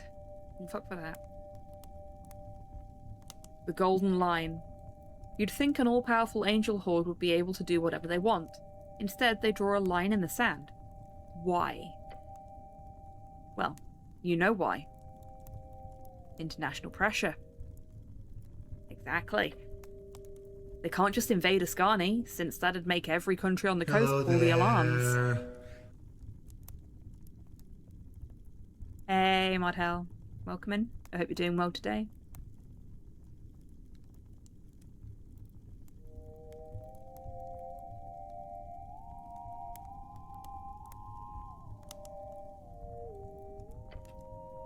You see how he pushes for the image that we need them, but not the other way around? Poke on that. Now. Ambassador, if you want to solve your clanlands problem, then you need support from the international community. You need the Free Cities' support. The light flickers. This is a cooperation. You know the revolution will be hurt, as will your ambitions, if they push too hard on the AEFAs. The Ambassador perceives you. Make concessions, Ambassador. It's worth it. You know the local freestriders will will rout and dance around if you don't. Make sure your choir knows it. You speak with confidence, Ragan. Only because you know I'm correct. The light retracts, focused in on the head of the Celestial. Vera looks on with a smirk, clearly entertained. Oh yeah, you hit the right spot. The AEFA erratum is not my decision, the voice says. However, I will consider your statement, he says. Agent Vera, do you concur? I do, Ambassador. My earlier frustration was due to this problematic situation. The AR leadership will struggle with these changes. A compromise would go through much easier. Even just starting with a discussion, perhaps between you and our owners, would go a long way. Good. This will be taken into account. The Ambassador begins to float towards the door. I will leave you now. Thank you for your time. The radiant light being opens the door via some type of telekinesis and floats out onto the streets of Waterlane. Vera stands up, walking over to the fireplace, leaning against the brickwork. She lets out a deep, tired groan. Vera is allowing herself to be herself around you, a little bit more. I don't want to congratulate you on annoying our dear friend the Ambassador, but... The Orc Agent shoots you an intriguing smirk. The type you haven't seen for many, many years. That was fucking beautiful. Moving closer, she follows it up with a firm tap on the back. I really tossed you into the deep end, but you handled yourself exactly the way I like.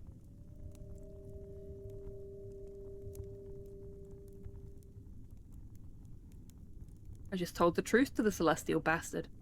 You sure did. Look, I have to deal with the choir entanglement all the time, and they never cease with the bullshit. Having a third party, that's you, push back for once? Absolutely glorious to watch. I thank you for that, personally, and professionally too, of course. The Orc looks at you, relief in her eyes. This, along with all the help on the AEFAs. I owe you some type of reward, don't I? Oh, this is the right moment. Ask for an advance. Or hell, allude to some kind of payment for delivering the AEFAs. A reward? It's time to step up. Ask her out. Oh my god. Ugh. What do we want? Do we want a date or do we want money? I know which one I want, but I'm gonna let you folks decide.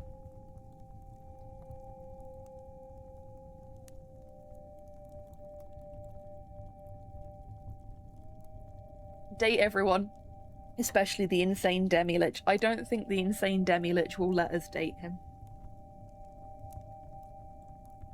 Harry Dubois feels a disturbance across dimensions.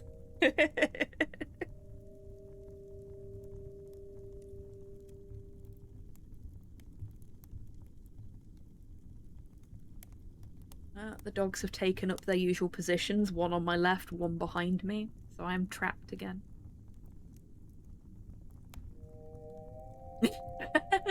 Oh no, somebody get Modhel a bathrobe, he's streaking. Modhel, thank you very much for the 7-stream streak. Oh, and Cyborg as well, I didn't see that before.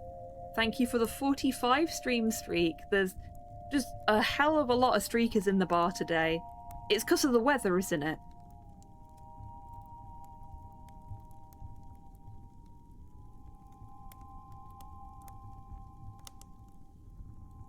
I'm gonna go with option 3. Award sounds nice. It does, doesn't it? Agent Vera glances along the room. For once, I'll be sure to grant you full access to the rest of the facilities. You wanted to investigate the warehouse properly. But beyond that, well, you see, we have this sword here. It's called the Kattegat. She approaches the massive Zweihander, propped up on the wall. As she places her hand upon the grip of the sword, you see something curious happen. It curls up. Ah, it's a selective blade. It doesn't like you? She laughs. As she removes her hand from the blade, it unrolls itself immediately. A fickle weapon. Ever heard of such a thing? It was purchased years ago from an excavation in Reeds. Old Arcanist cache on a Coast War armory. It's Vorpal, extremely magical, with perfect metallic endurance and sharpness. Vorpal, a quality classification of edged weaponry. Many Vorpal swords were made for officers in the Coast War, but many did not survive into the new era due to poor craftsmanship. It would be worth half a fortune, somewhere up to 50,000 crowns, if not for the fact that it refuses to be used. It simply rolls itself up when wielded by anyone, in any way. Come, try it. We'll touch the grip. Just like with Vera's touch, yours also causes it to roll up. Quite funny. However, I've had comments from upper staff that it's quite embarrassing to have spent money on it, so I've been tasked with making it go away. It's not the most useful weapon, but if you're interested, you could take it as a reward for your work. It's still quite magical, maybe even sentient, considering the reaction. I'll take it. I was going to steal it anyway, so this just saves me a job. Great! She hands you the Vorpal sword in its curled up state. Glad to see it come to use. Just don't tell anyone where you got it from. Beyond that, I'll also be sure to put in a good word so we can work together again post-election. Since I guarantee you, there will be a lot of work to do. We'll just nod. She nods back. I've got some paperwork to deal with, but if there's anything else I can help with, just let me know. Does it go snicker snack? I think it does as it's rolling up. Very happy to see you on our side, Cleric. I wouldn't go that far. The tall orc woman gives you a warm smile. Bow her head.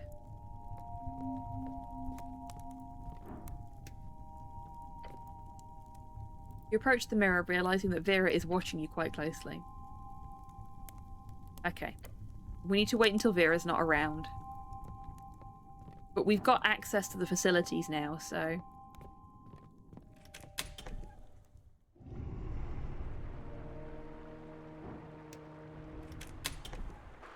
How do we get into the warehouse? I don't remember where the warehouse is. Maybe we can get in from here. I guess not.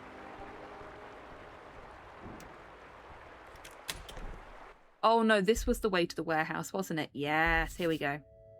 HWBT, AR Trade Co, AHPLC. So many descriptions.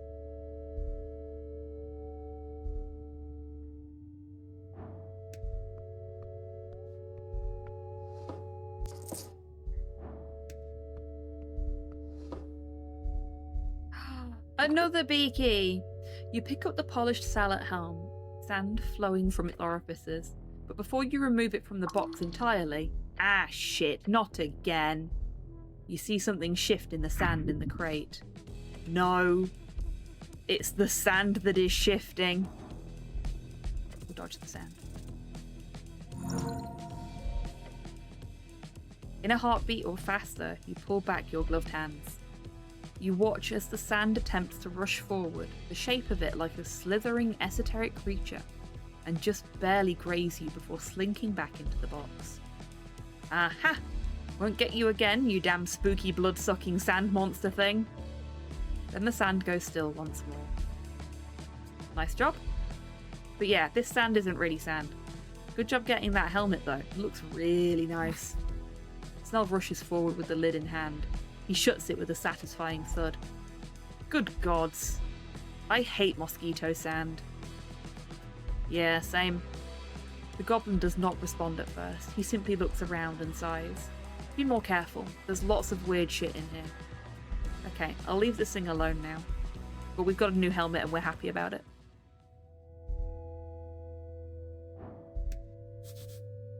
Bunch of coins hidden in this grain sack. There's not any more because I nicked them. Several potion boxes are marked with a tiny bird symbol. A tiny bird symbol, you say? Hold up. Crate with a rhythmic thumping noise coming from inside. I'm gonna snooze the ad break. Ooh, 23. Nice. Is that our missing tea shop owner? It's just a crate, right? What's the rhythmic thumping noise? You're kidding. The bird is actually the tea shop owner.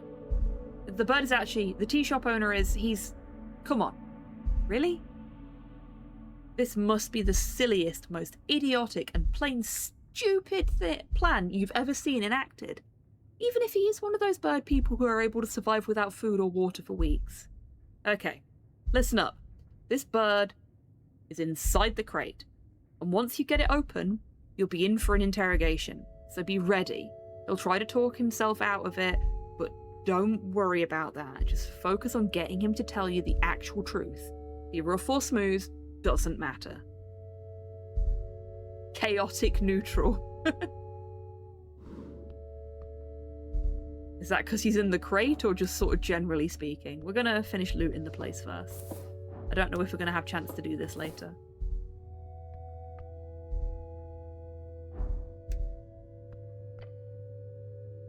You stare at the rack of hanging tiny bicycles. Some of them are very tiny. Pocket bikes, the dream of every killing Norvik.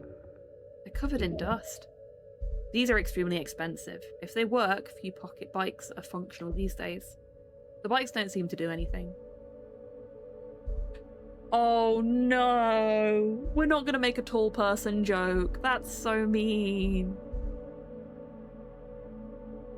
I really like these bikes. I'm sure you do. I'm assuming they're broken anyhow. They'd never leave the actual functioning pocket bikes in a place like this. Way too expensive. Snell looks around. Where's that rhythmic thumping noise coming from? Focus on that instead. Oh, fine. Direct me back towards the critical path, why fucking don't you?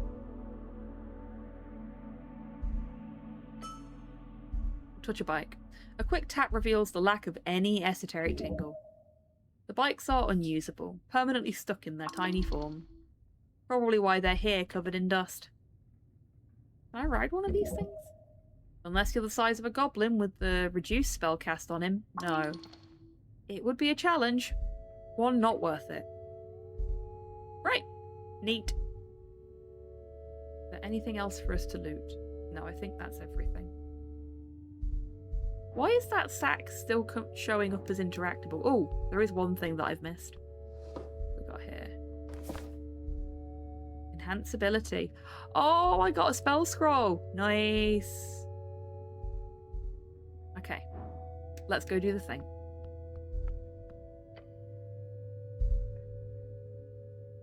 You approach one of the many large crates in the warehouse. Why is there a rhythmic thumping noise here? It's coming from this box. Effortless strength check. Why is it effortless though? I need to know. Archival knowledge, Snell will help, and advantage. He's inside, obviously. No, you hear that noise? I do. He points at the side of the crate. He shows you a strange expression. You know that face well. Constipation, most likely. The goblin assumes you understand his subtle facial cues, clearly overestimating your social ability. It's a face that says, "Be careful, I think we've got something here." The crate looks at you in turn. You spot a label. It says AR Ankeg Exoskeleton Expod. Air holes. You knock on the crate, and as you do, the drumming noise stops. Then after a short break, it starts up again. Your companion gives you a tired shrug. Come on. Hello? After you speak, the drumming noise stops. Then, after a short break, it starts up again. Snell sighs deeply. I wanted to see if doing all of that would also add things, but I guess not. Let's get it open. Oh no! That was nearly a fail, despite it being effortless. And that 1 and a 2. What damn?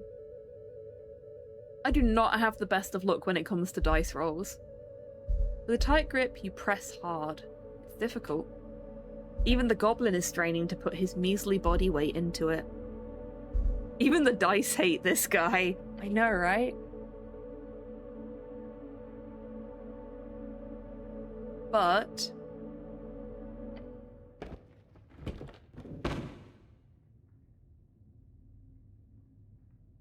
hi, buddy. Oh, look at the art they chose for him. I kind of want to give him a hug. I can explain, Dunk Dunk. You watch the wingless crow-looking creature scramble to compose himself. Drummer.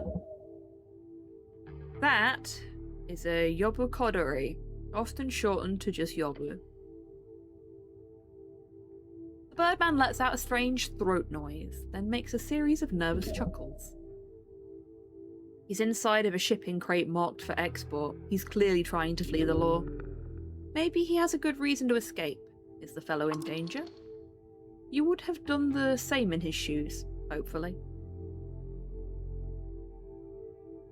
You're not trying to leave the city, are you? No, Dunk. That's not something... His voice shifts to a higher pitch. I would do. I'm just inspecting the warehouse wares. Dunk. I just got an achievement for finding the tea shop owner, and the achievement is just called Dunk. What's that sound? What, Dunk? That. I'm not... Dunk.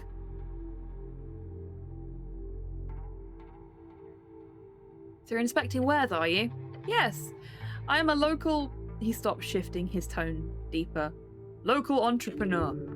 He's trying to assert himself by sounding like a tough guy. The AR, they're my supplier for tea and sometimes coffee. The bird is not dangerous, only slippery.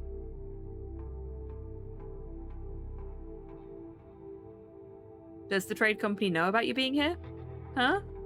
The bird hums like a bird and just nods. Is he pretending to not hear you? How incredibly rude. I said, do the Freeze Riders know about your presence, good sir? Gah, Dunk. They, of course. Coffee, isn't that illegal? It's not. Difficult to get, but not illegal. So you're inspecting goods. Inside of a crate. Inside of a sealed warehouse. Yes. What, you don't believe him? What kind of goods are we talking about here? He grabs a scale of Ankeg exoskeleton from the crate. I have a great plan. I'm planning on renovating my shop with these. Protection.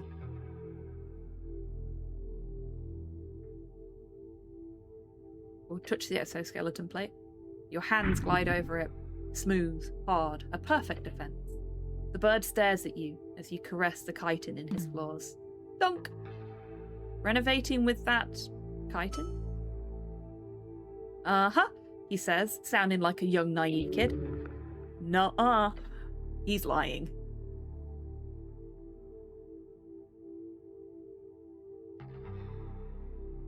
Why is your voice so weird? I am Yobu. Yobu Kodori. The voice leaves the bird's throat like a drum on fire. That's bird throat from him then? Oh yes. Yobu, we've no voice of our own. You know, like, you know.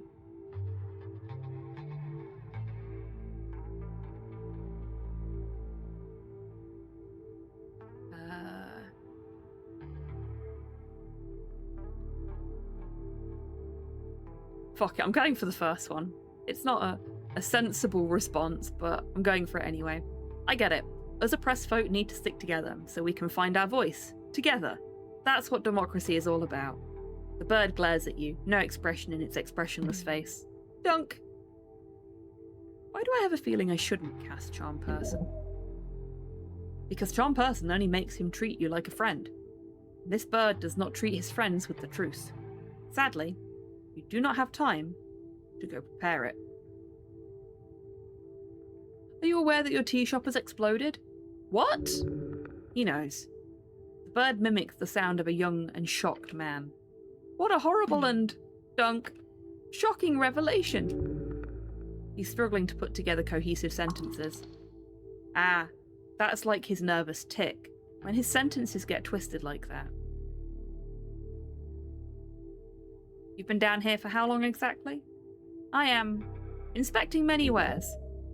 Yobu birdfolk are able to survive for up to 2 months without sustenance. You're pretty bad at your job, Mr. Drummer. Sorry for being pretty bad at inspection. I try my best.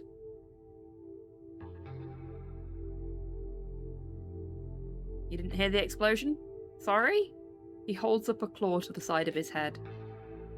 You see your companion rub his eyes. Stop messing around, this is serious.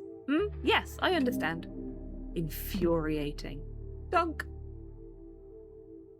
Do you have any enemies, Mr. Drummer? No, everyone has. People tend to dig me, you know?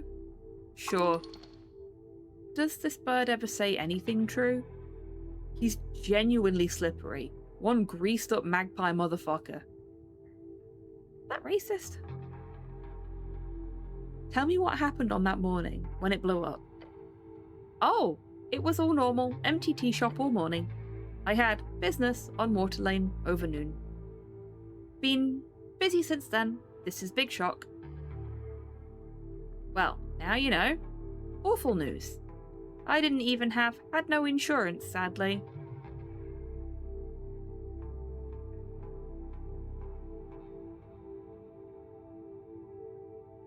That's for the best, otherwise I'd say you blew it up yourself. You hear the bird let out a hearty laugh. No worries, I'll get back on my feet, always do. I'll just go back to inspection, and you know where to find me.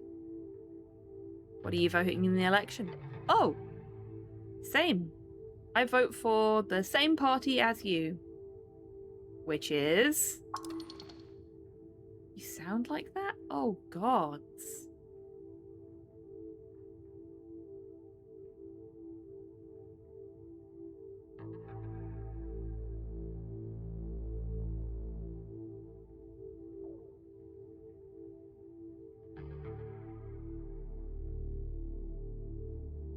You don't seem like an Asgol.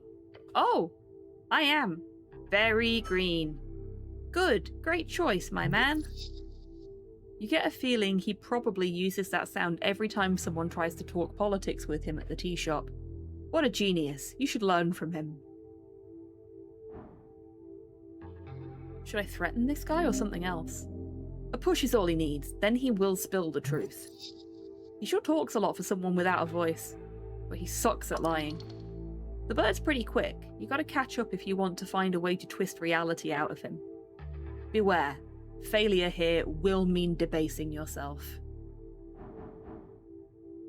Okay, so we can either go for the DC 6 strength, actually, like, threaten him, or we can catch him in the lie, which is DC 5. I'd rather go for the catch him in the lie. I'm trying to not be super aggressive with this playthrough,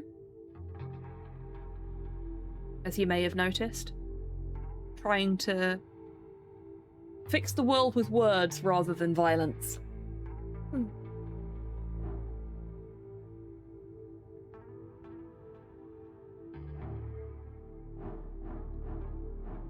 You say that, Soul, but I nearly failed the last one that was almost impossible to fail, and that was a lower DC.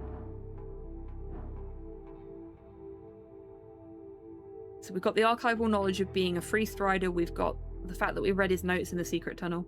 I'm willing to be proven wrong. We've caught his nervous tick, and we successfully beheld him in the crate. Oh, we're fine. We're fine. Smooth now. Just continue the convo and slip in that question. Good, good. By the way, I gotta ask, which crate were you inspecting when the explosion happened? It was other one, the one with the potion. I was... He stops. Aha! Got you. No, I meant... Aha. Can't take that back, Mr. Drummer. Your lies have been eviscerated by my impeccable wit and raucousness. You're taking it a bit far, Cleric. He gives Drummer a frown. Just spill the fucking beans already. Dunk! Now hit him with the big questions. Who blew up the tea shop, Mr. Drummer? Okay, okay, the Birdman repeats twice with the voice of a shrill woman. I'll tell you everything. Start talking then. I'm running a business on the side. Import, export, smuggling. Keep going. Free Striders, my supplier. They set up a meeting on that day. I left the tea shop behind, went to check on wares. That's true. Wait, did you know beforehand that it was going to explode? No, dunk dunk. It was in the I was in the warehouse. Here. I hear explosion. Then I hear Free Striders talking about it upstairs. So I hide in here, waiting for boat.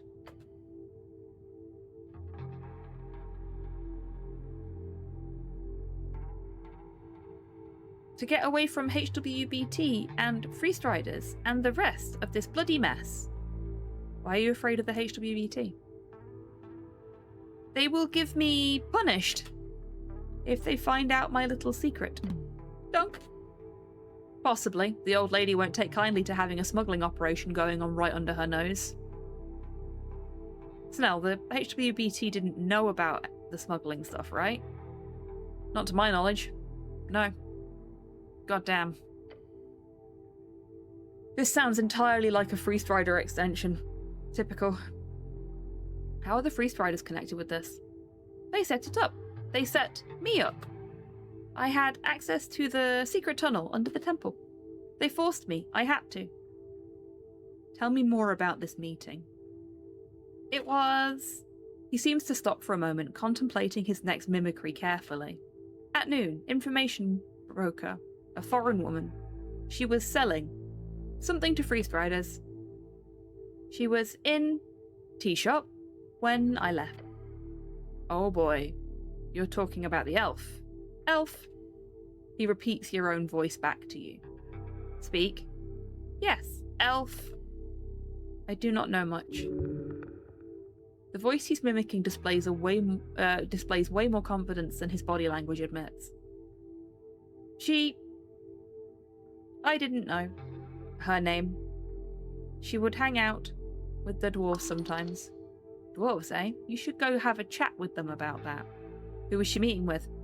A Free Strider freelancer. The hag.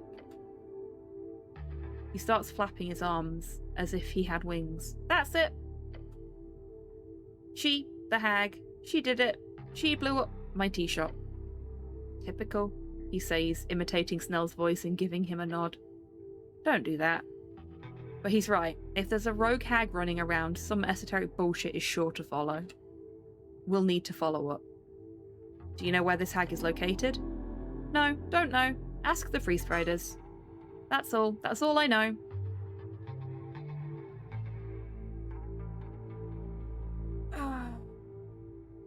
And you're sure you've told me everything you can? Yes, please. I am in trouble, but I did nothing wrong. The goblin scoffs. What's your plan now, Birdman? I will leave, Dunk. I have business in Reeds, big business. You should really stay and deal with this tea shop mess. The bird stares at you, looking uncomfortable. So, Snell, what's protocol now? He whispers back. Protocol? If he's trying to leave the city, taking his sitreg would be a good start. Sitreg, sort of a citizen's registry, usually carried in the form of a small piece of paper. Can be used to freely travel in aligned ports across the coast. I'm sure the old lady would love to have a word with him. Let me see your papers, citizen. The bird fiddles with his satchel. A worn piece of paper, his claw holds it forth. Citizen's registry. As you hold it up to your helmet, the bird makes that rhythmic thumping noise a few more times.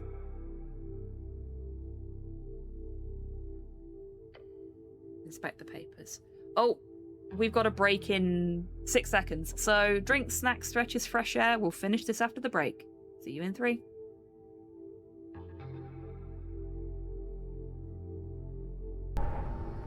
Chat, don't fail me now.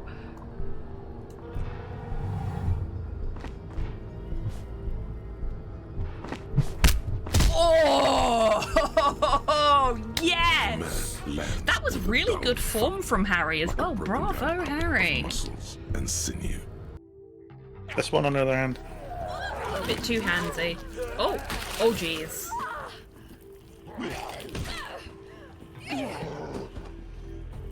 Oh, for God's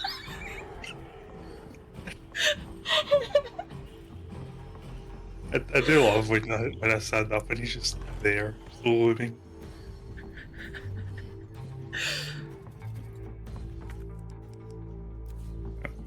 Yeah, just politely waiting his turn in back. Mr. X likes to watch. Would you like to explain the RuneScape dance to people that aren't familiar? Yeah, basically if two people were following each other, instead of what happens right now, oh no, it's working. Yay, it's working! This is the dance. You just have to be moving when it happens. There you go, folks. The RuneScape dance. This is the latest masterpiece of fantasy storytelling from Lucasfilm's Brian Moriarty.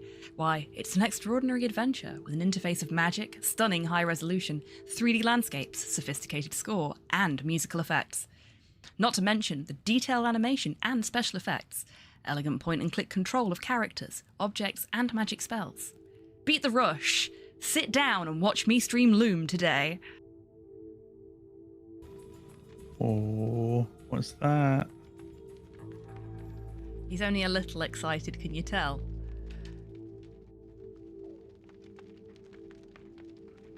What's that you said, right? You mean the big door? No, Dan. Look at the body. I was going to. Just Look at fucking it. with you. Perceive it. What body? I don't see a body.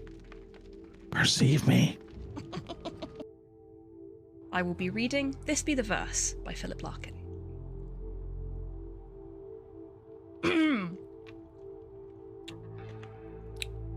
They fuck you up, your mum and dad. They do not mean to.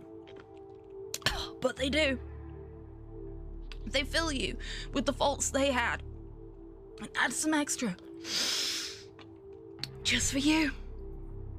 But they were fucked up in their turn by fools in old-style hats and coats. Who half the time were soppy stern. And half at one another's throats. Man hands on misery to man. It deepens like a coastal shelf. Freedom.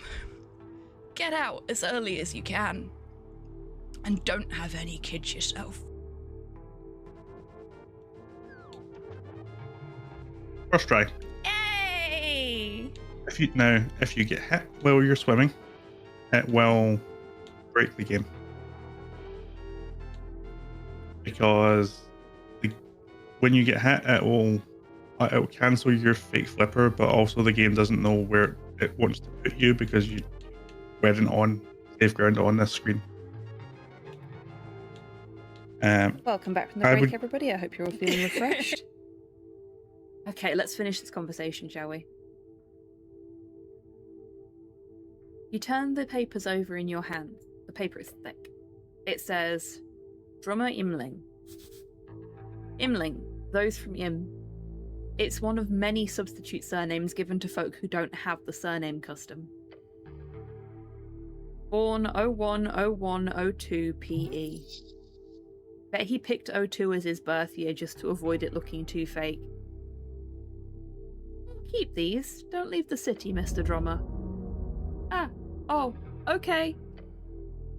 Good idea, Snell whispers to you. You can always drop them off to Lady Sageleaf. She'd appreciate it. The Birdman looks nervous.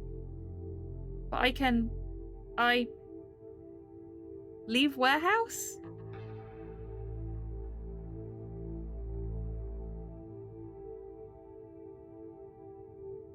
And look at Snell.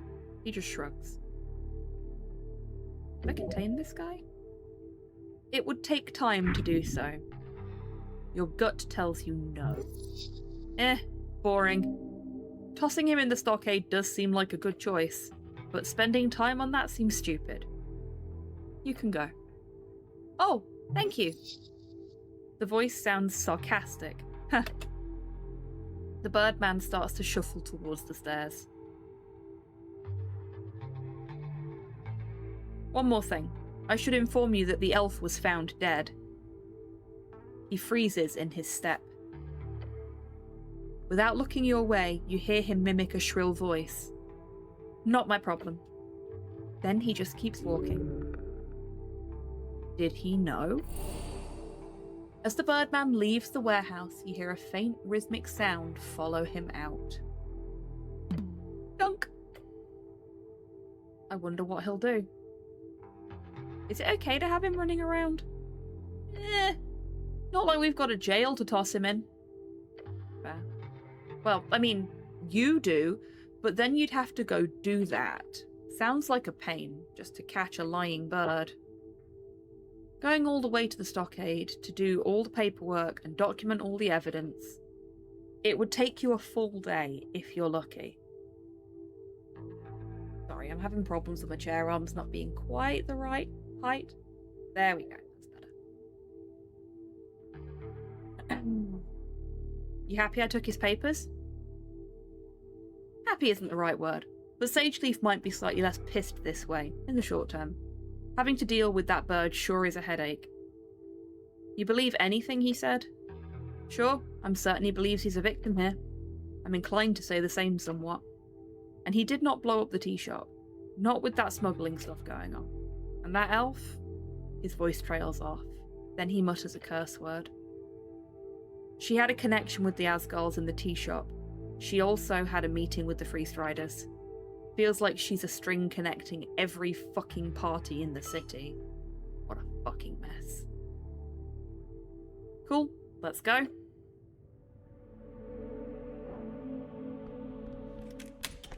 Wow, I feel like that's like some real major progress we've made today.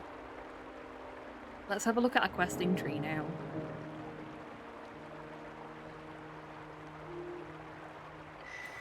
Eight of yours finished percolating. Who would have imagined such a thing? The beatings of life upon the shores, each wave another painful twinge. The heart laid square, blood in veins, fear in glands, peace upon the earth. The smoking man in the pillar.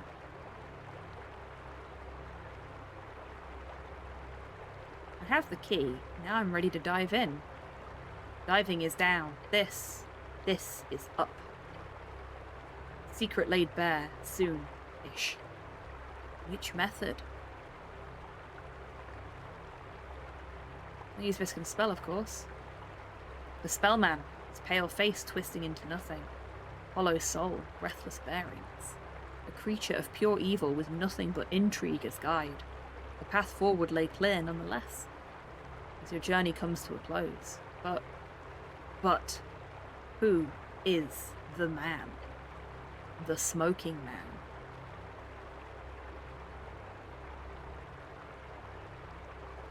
Oh my god. This is Lady Sageleaf, that'd be a twist, wouldn't it?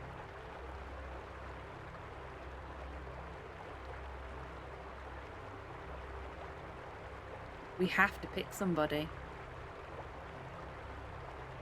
Lost, Raz. See, here's the problem. I remember some names, but not all of them. Kraid's the lizard man.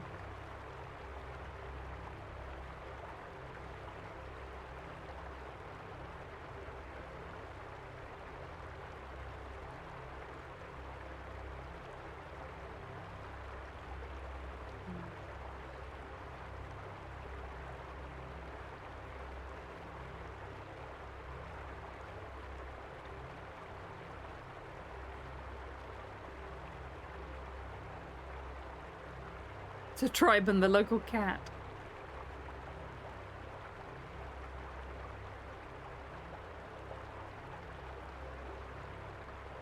I think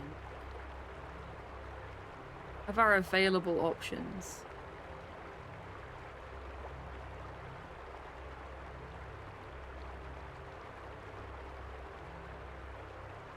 I don't really like any of them, if I'm honest.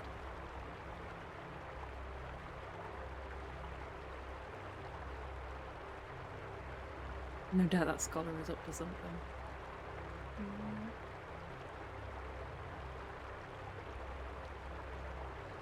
Raxa, your gut is telling you, no, that is untrue. Not the case. False. That's just a random guess, so yeah. An arrow in the dark. However, in that you shall find the dark belly of the soul, that which hides within and spews without. As will you, the heart, that beating thing which dreams of a world without strife. One of love and community, of friends, one friend. Dear, oh dear. Jartat? Mit. Very close now. It almost makes you think of what you will find in a different light, a question of broader implications. In effect, why did this happen? And what is this burning stake of a quest drawn into your flesh? What is it actually about? Is it so simple of a question? That thought that causes your muscles to tense up and cramp. The question you've been asking yourself since you were 5 years old. What is a good man? And does it seem they are all dead and buried long before your time?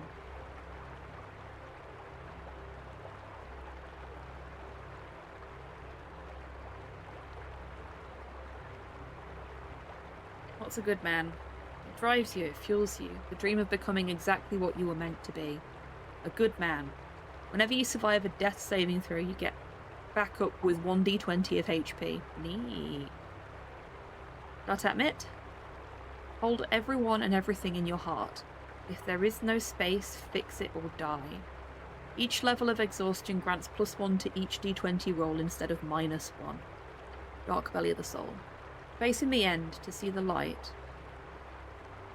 Resistance to all damage when below 50 HP. I'm ready to make a decision. If I'm going to have any of those three, I want the one that's going to give me points to things when I'm exhausted. Because that's going to be really, really useful on days when I overdo it. Not that there's many days left in the game.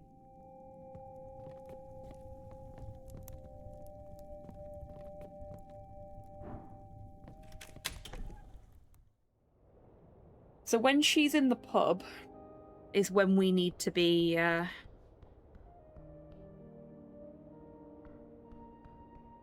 is it? 22:12. We need to waste some more time.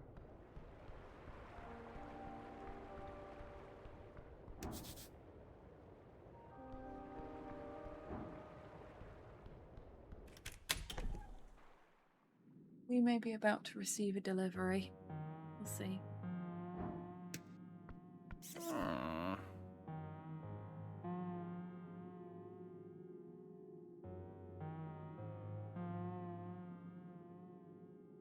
Oh, no. It's for next door. Good. He waves a hand in front of him. Life is a pain. Life is pain. Now, what do you want? Oh, geez. Oh, yeah, we never bothered really talking to him because there was too much to talk about. Gender swapping. The great fluidity of bodily life.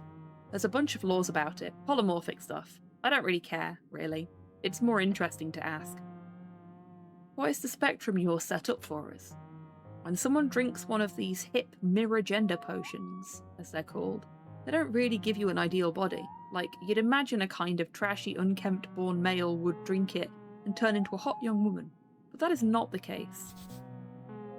Mirror gender potion. A unique and mass-produced polymorphic potion that swaps the drinker upon yours masculinity-femininity spectrum. Interesting way to phrase it.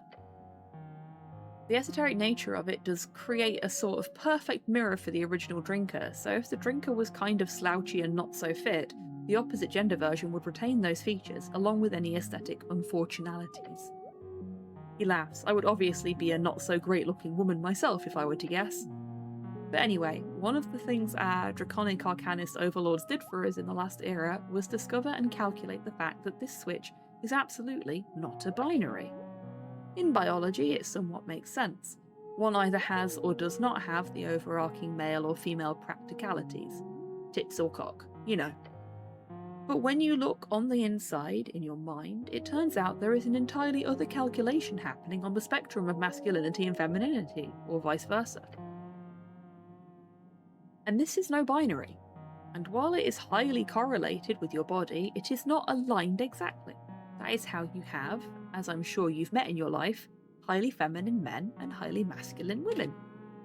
The more extreme ends here are absolutely statistical anomalies, but they are still very much real. You're saying it's complicated. Yes, somewhat. The most interesting part is this mental gender spectrum state we all find ourselves on. They appear fixed. At some point during childhood, it is determined exactly where you find yourself, how manly or how womanly you end up being as you grow up. And I do not believe he came up with this. I believe he simply modelled strings to follow the same patterns as the rest of reality. His structure allows us to see this precisely. And when a person drinks a mirror gender potion, their physical binary existence is flipped, yes? But their mind, it does not move one bit. If you are a man, you drink the potion, you come out being a man in a woman's body. But what if you are the world's most feminine man? You'd be,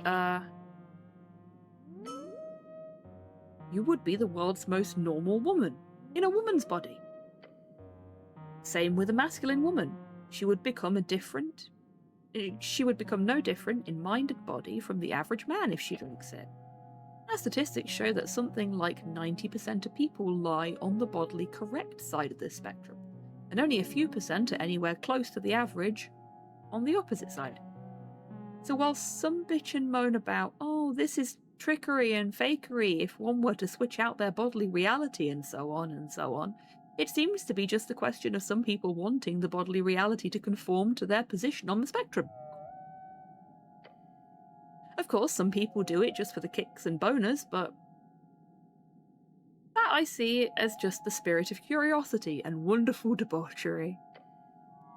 Don't get me started on sexuality.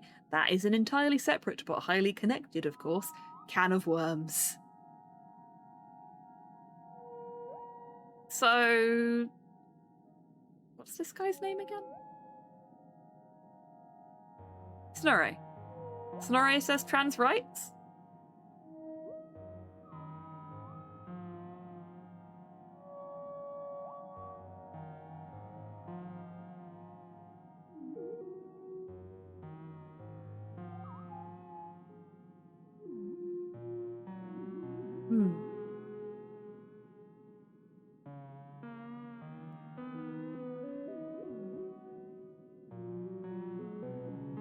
Snorri definitely implies trans rights, yes.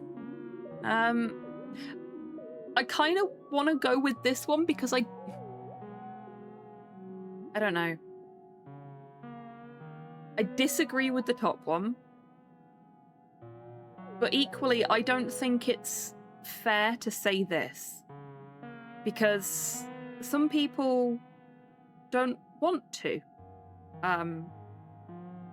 change their physical reality to align with their mental one. They're comfortable as they are. Yeah, I think I'm with you on this one, Sol. I think the wizard one is the best option. Purely because it's...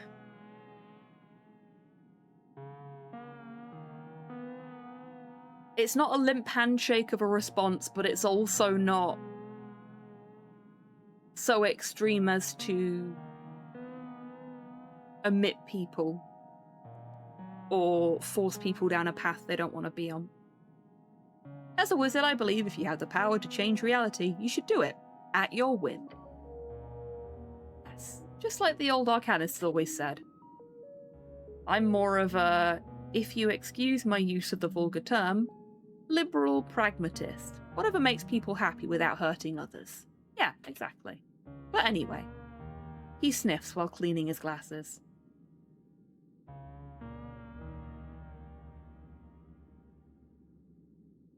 What is love? Love! He lets out a frustrated groan. Pure calamity. Deadly and destructive.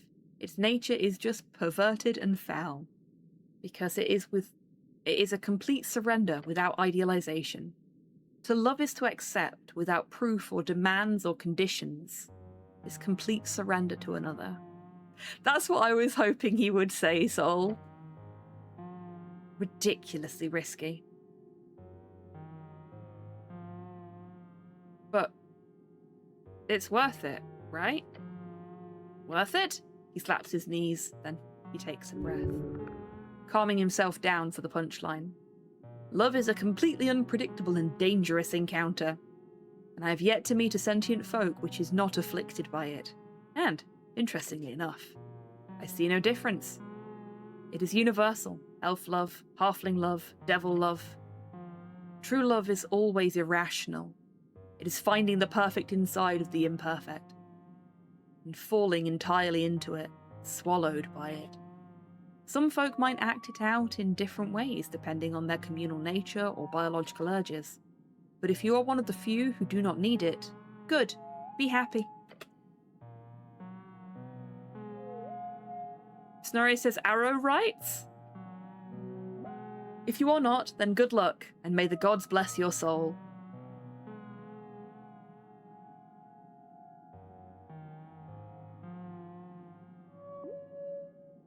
Oh, owie.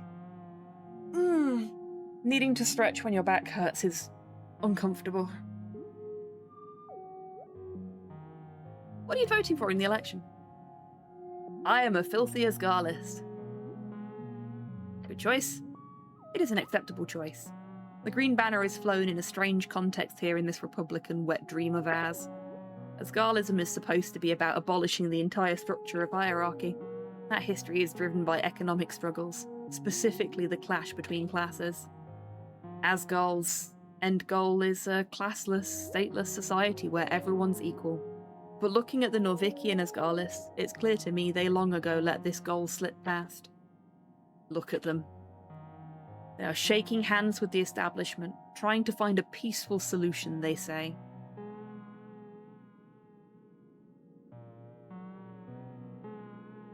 You want violent revolution? He frowns. Look, the hairy halfling mutters. Genuine change, true change, needs a truly revolutionary break with the existing order. There is no doubt about that.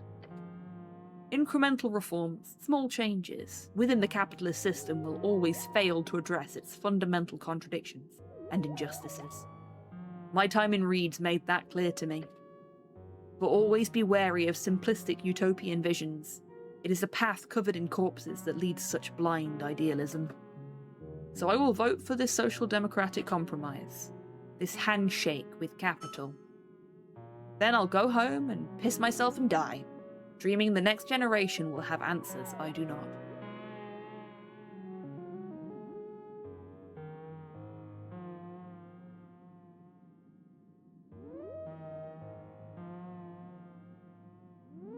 I hope the next generation votes for violent revolution. He grumbles. Do not be too eager to deal out death in judgment. Not because these these truly fascist regimes do not warrant death, but because whatever force would be strong enough to dismantle them would be so powerful that we could never trust them to create a perfect realm without oppression. Not even Asgard could do that.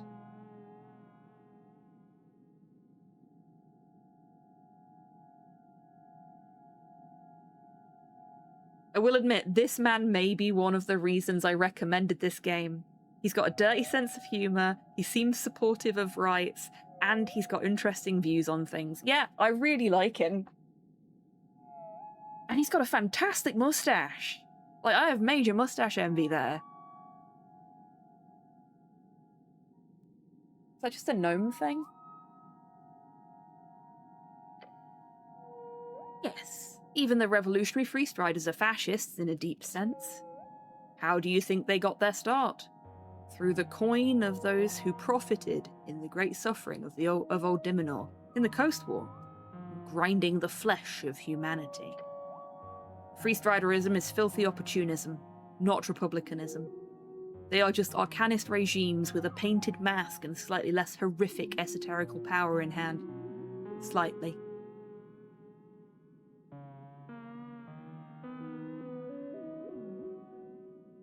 Free Striders are truly terrifying. Agreed. With a deep groan, he starts rubbing his hairy face. Workers unite and unionization and guild power. It's all well and good until it gets too loud. Make a bit too much noise and the true powers quickly and efficiently drop this illusionary mask. Facade. The esoteric spell that tricks us into thinking they care. Or that they are in any way Falkarian. Yeah. So what about you, cleric? You're voting as Garlist, I presume? Yes, they have my vote. Terrible to hear. But why not, right? He sniffs. Now, for something else before I start ranting about the suffragette movement. Your companion glances at you. Oh, please, I really, really want to know what you think about the suffragettes. The halfling wags a finger at you. You're a brave man, cleric. Thanks. Wink at him. Stop doing that, he can't even see it. When the first talks of an election began, it was late Arcane era, about 30 years ago. In those early days, the suffragettes were mostly dwarven women. They had the backing of a few hardcore universal Asgarlist sects that had remained since the Great Project concluded. The Great Project is a period of 12 years where a mass of dwarves immigrated to the newly reconquered and founded Norvik to be employed in the construction of the city.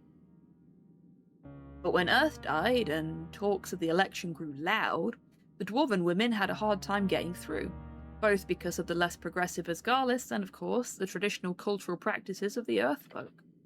So the movement didn't kick into gear properly until, of course, human women decided to join. I like those. We're going to go with the top one. Oh boy, those are scary. Tell me about it. Mind you, this was after almost 2 decades of dwarven women pushing for universal suffrage. Within just a few years, with the voice of angry rich human women yelling and writing and protesting, the palace patriarchy gave in. It's the history lesson, but here's the part I'm fucking furious over. Ooh, what? Those rich human women? Do you know what happened to them? He waves his hand. I'll tell you. Many of them are today fascists. Can you imagine? I am fucking loving this rant. Because he's right. This is... I know it's not... Some people would say that Disco Elysium was much more subtle in the way it held a mirror up to the real world with its politics talk, and this is being quite clear and blunt about it, but I like that it's being fucking blunt about it. Because he's literally just saying, yeah, the fucking suffragettes was black women that started that. It was women of colour that started that, and it didn't get any fucking traction until the whites joined in. Because nothing fucking does, and that's not the way the world should be. He's right. Seems Gnomerad is not happy with the TERFs, and he fucking shouldn't be. And again, he's right. those women that fought to have the vote, the white ones, a lot of white women that quite happily participate in voting nowadays are fascists. We've come full fucking circle. I don't blame him for being angry. I'm angry. I think a lot of us are.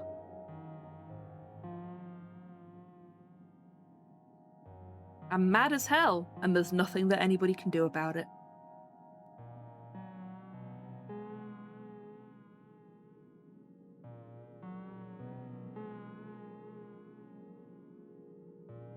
They run an incredible campaign in order to get the right to vote, to break their chains of oppression, piss off the tyrannical men, smash the patriarchy, and so on. All to throw their lot in with that very same traditionalist ideology. Yeah, it makes no fucking sense. It's why I have nothing against women that decide that they don't want to work, they want to keep the home, take care of their kids full time, things like that.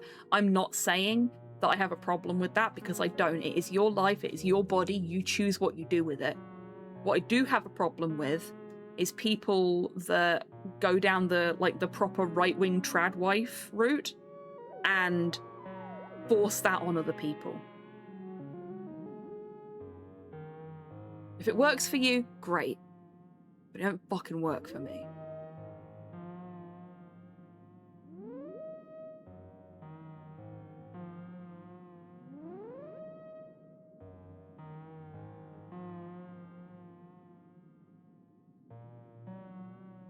An ideology that clearly wants to, well, of course, also just not have any voting going on at all, but specifically not allow women to vote.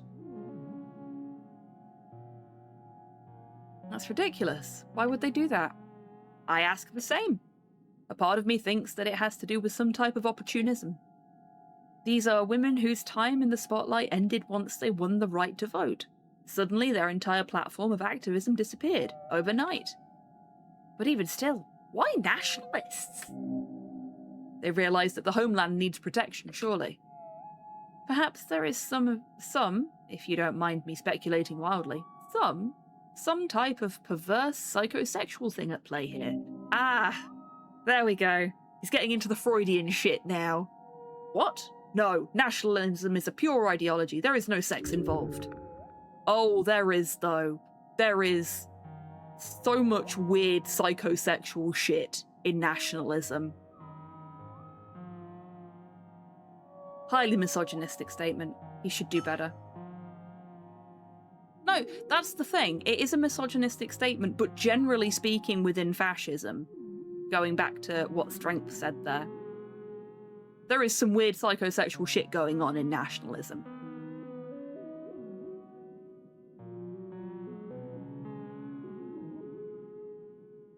Or it is simply a question of class. It probably is. Yes, probably. Yeah. Where it comes specifically to women falling into nationalism, it's almost certainly a class issue rather than a psychosexual issue. Well, mostly a group of rich people. And that would logically supersede their identity as women. Yep. If the rich human position in society is threatened, they have more to lose as rich than as women.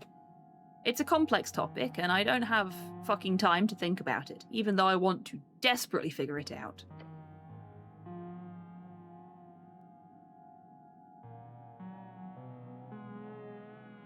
Exactly, Modhail.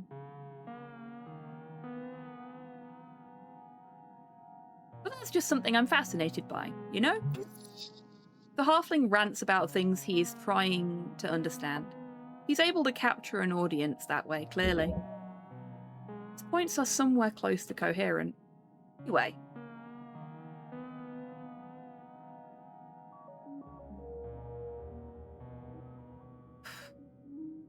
See, if it wasn't for the fact that I'm reading every single thing that comes up on the screen out loud for you all, I would just dig into this entire thing.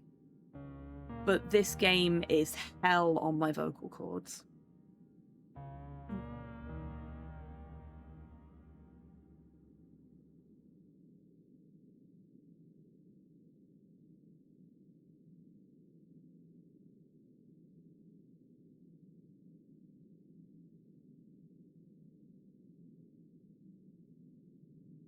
A Disco Elysium type of voice acting update would not go amiss. It really fucking wouldn't. I would love that.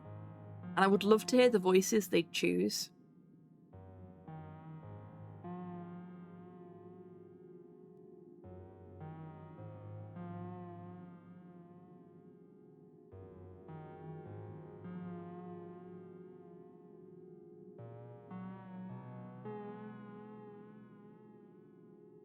Little voice in the back of my head was just like, you know some voice actors? Get them together. Make a fan mod.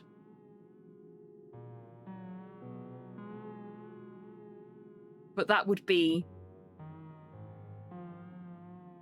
years of work. And something that I wouldn't be able to pay anybody for, so...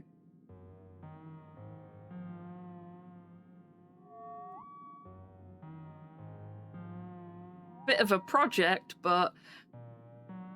Hey, Destroyer. Welcome in. I hope you're doing well today.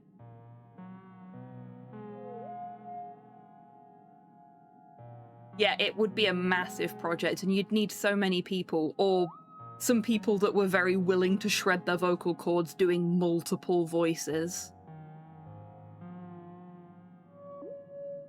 Can you give me some mind healing? Of course. I am, however, a bit swamped in work right now. I will get you booked a slot. I have time after the election. You should come visit then. Okay, I'll do that. Great. I've not had a chance to hold a dialogue with a cleric before. It will be interesting. Truth be told, I'm very overworked. I'm struggling with a certain topic. He makes a noise that might once have been a cough. The old man is frustrated. He's trying to avoid even thinking about it. What? I am focusing on a specific idea of cividics. The idea of two opposite faces of your ego, masculine and feminine. But I just can't seem to get past a certain hurdle, obstacle. Explain?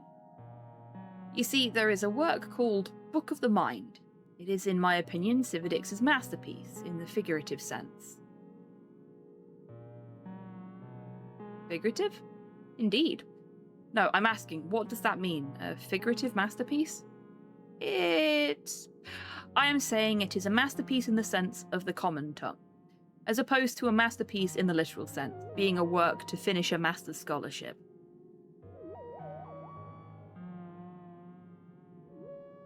Too bad. I know there's a weather warning on large parts of England, so make sure you're staying hydrated and safe, Destroyer.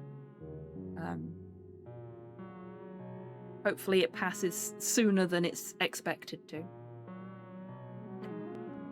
Anyway, there is a rare edition of this book which contains a rumoured so-called final foreword from Cividix himself. In this foreword, he apparently reveals a revelation about his categorization of the psyche, specifically on the topic of gender. Oh, he's doing gender studies! And your only fan, excellent. Might be nothing, but it would be highly interesting to get my grubby hands on it. He leans in and whispers, and more importantly, it would bring me great pleasure to know how much Cividix would be spinning in whatever Thesorian mass grave he's buried in if he knew a halfling like myself was pioneering his footsteps. Oh. He wasn't a fan?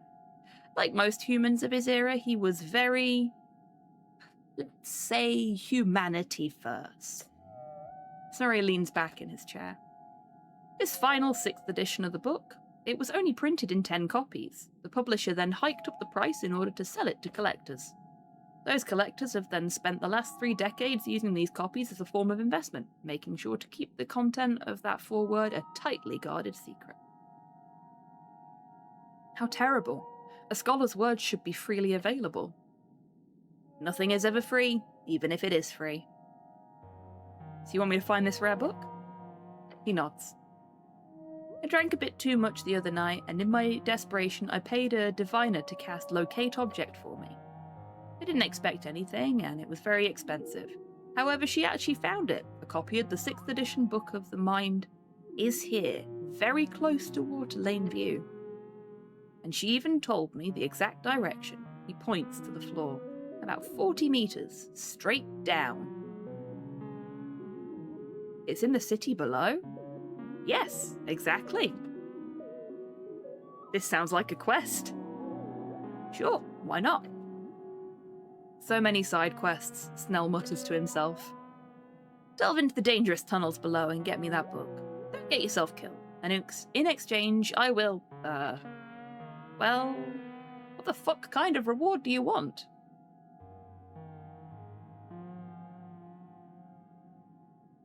I don't know. Do you have a magic item or something? He shrugs. I have books in droves. You know what? He says, and snaps his fingers. The book itself. It's expensive and probably magical in some sense. Get me the book, let me take a look at that foreword, and you keep the book afterwards. That's still a quest, right? That sounds wonderful. I love quests. I am not an expert in what kind of weird shit is down there, but the city below is dangerous, so don't wander blindly. Good luck, cleric. I'm actually not going to ask him any more stuff because there's so much to talk about here.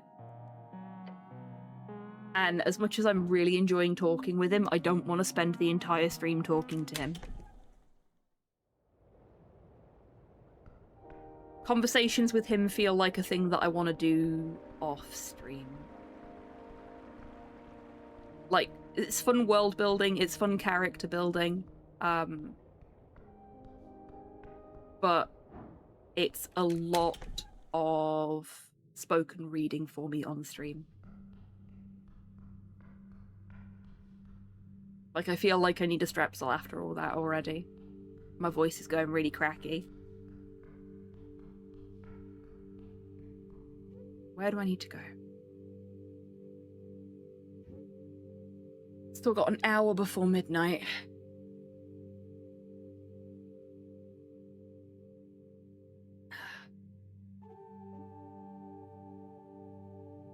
I suppose we could just go below.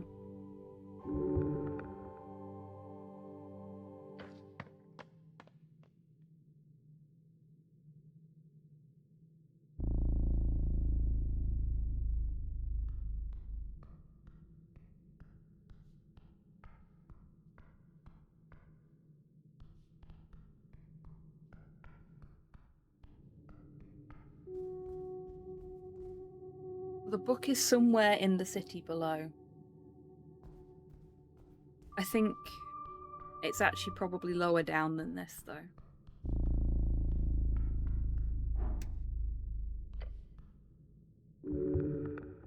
Maybe Undercoast Path.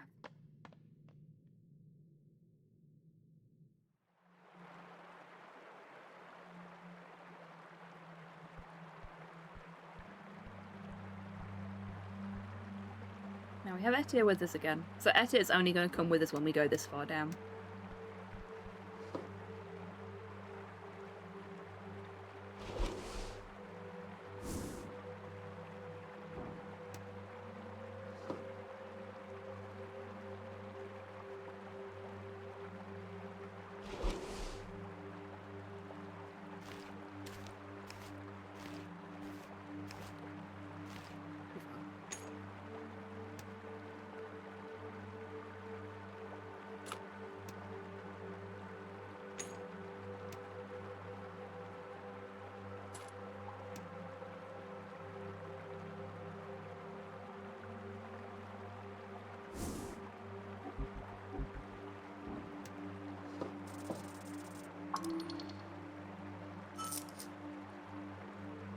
Just taking his money. There's plenty more where that came from. You won't miss it.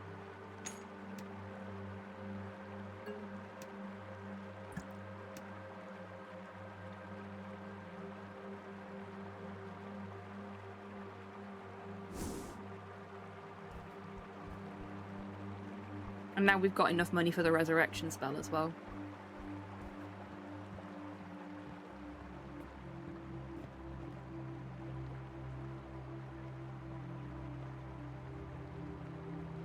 Oh, they're making an RPG for it?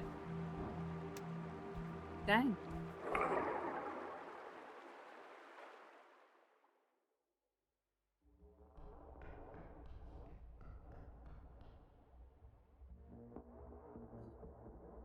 That's why I can smell something gross. Miley is asleep under my chair still. Hey, snail friend.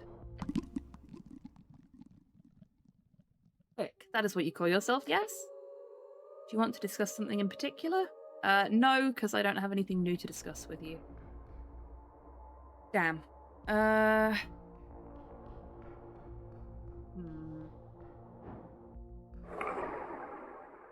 If I was a book, where would I hide?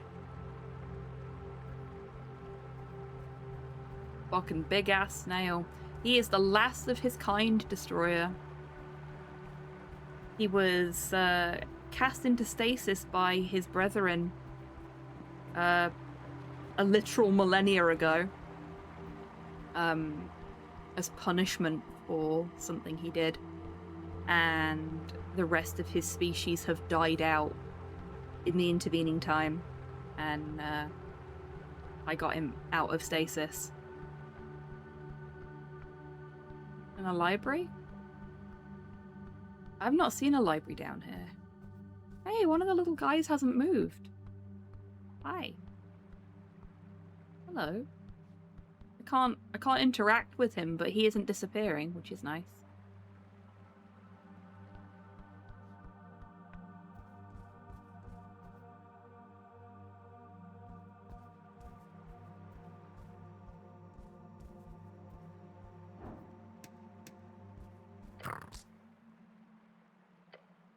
Do we have anything new for him? Okay, no, nothing new from him either.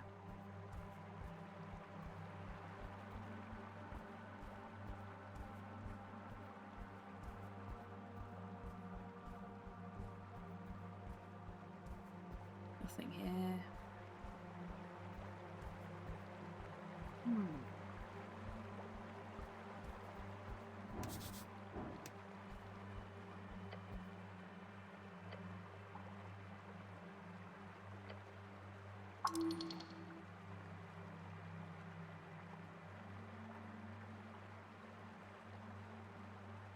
This time you know the safe path. A dungeon is only as dangerous as its lost navigator.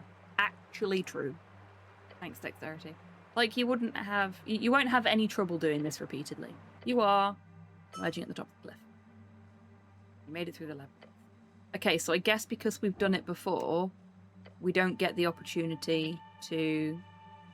Yeah, we don't get the opportunity to explore any of the paths that we didn't use last time. Pity. Oh, and there's nothing for us to do here. Because I tried that before.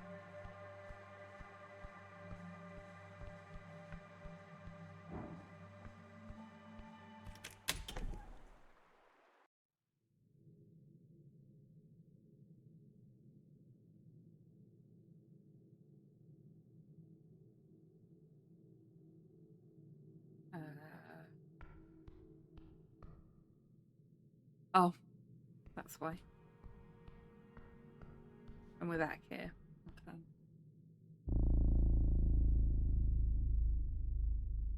There was somewhere down here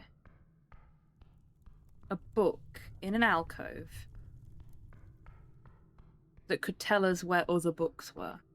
And we couldn't pick it up because it would kill us.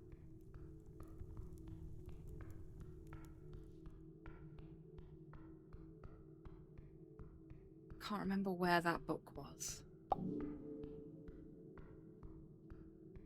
think it was here somewhere. Yes, here we go.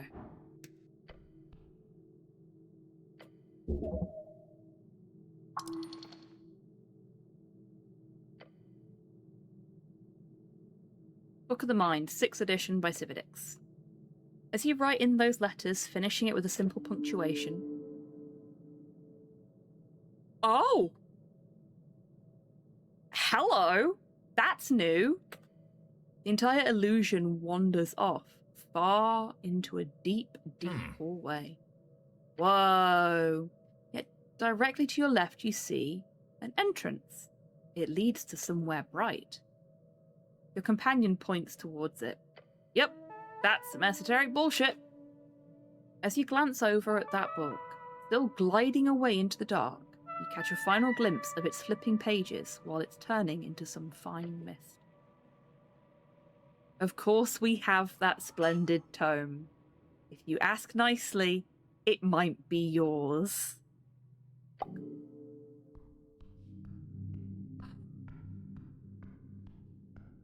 Secret Dungeon Library?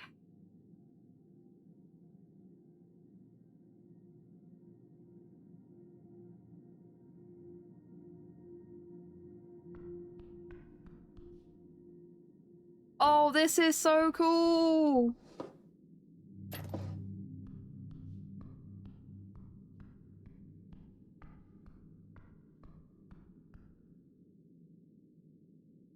Someone better answer that phone, because I fucking called it. Yeah, you did. I had a feeling as soon as he said he was looking for a book that was finally time to use the magic book that we found. But seeing as the only experience we've had of like writing names in that book so far is that it's told us the exact location of the book, rather than just giving way to an actual library, this is a delightful surprise. I want a dungeon with a library under my home now too. Imagine how cool it would be underground, seeing the current weather. Yeah. That'd be so good. Be pretty good for the books as well if you manage to keep the humidity down. Among all the ancient tomes and scriptures, each holding a world of knowledge inside, the one you seek is here, right on the ground. Tingling teal cover, golden pages, an esoteric gem upon the latch. It almost blinds you with its radiance. It's large in both width and thickness, as well as in its content. Tome of Hunger. You fear it. You crave it. Right away, it says on the first page in big bold lettering, blood property of House Hagenshags. Oh my god! They're back! This is the mage family. So one of them's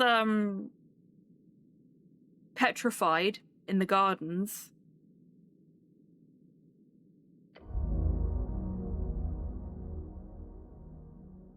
Book of the Mind by Cividix, 6th edition. Success! Ah. Hagenshags, of course. Must be a century old. Oh, look at the ink. Looks pretty modern, doesn't it? An interesting observation. Won't you look at that? The book Appledon wanted. Quest complete. Or rather, he wants to see the sizable foreword, taking up the first dozen pages of the book. The scholar will be glad once you deliver it. If the upper class could be encapsulated into a single tome, I think it'd look like that. Don't you think it'd be even more bejeweled or something? Maybe. Or covered in the blood of the working class. I love Snell. It is the way it is meant to be. A blinding light from below shooting into the endless above. Behind you. At the center of the strange spiral abyss, floating, your eyes adjust to catch a glimpse of one surreal shape.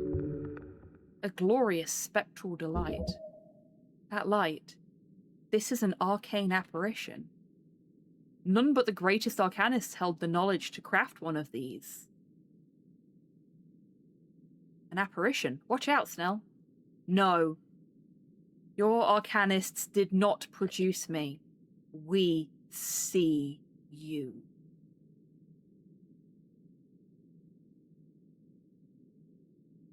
I'm not allowed to take the book, I presume? A true statement. The string is in motion. While the library shakes slightly at the tone of this esoteric entity's voice, you do feel there is no immediate threat here.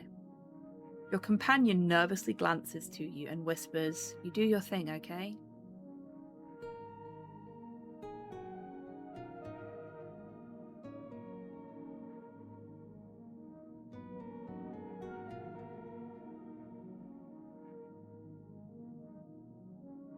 Was that your book on the outside?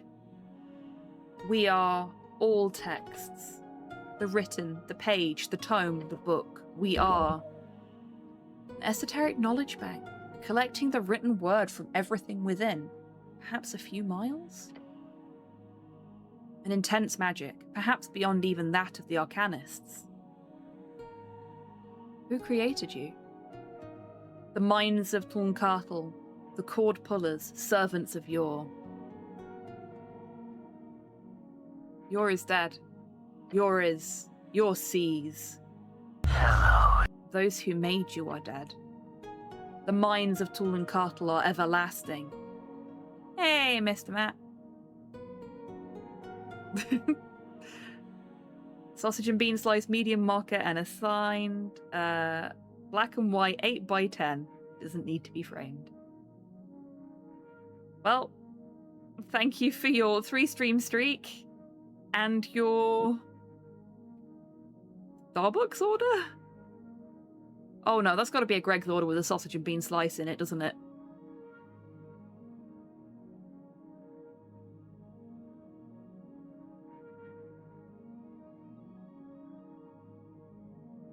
You'd think I'd know that scene as I worked there for a while.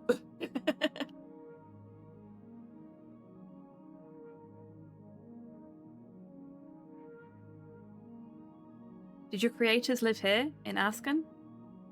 The cord pullers built their empire around the gate. That is where they are. Oh yeah, Greg's is absolutely superior to Starbucks.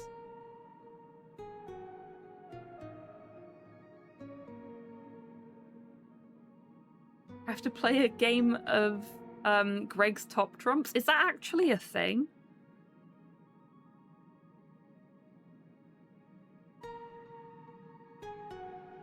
Damn, I did not know that.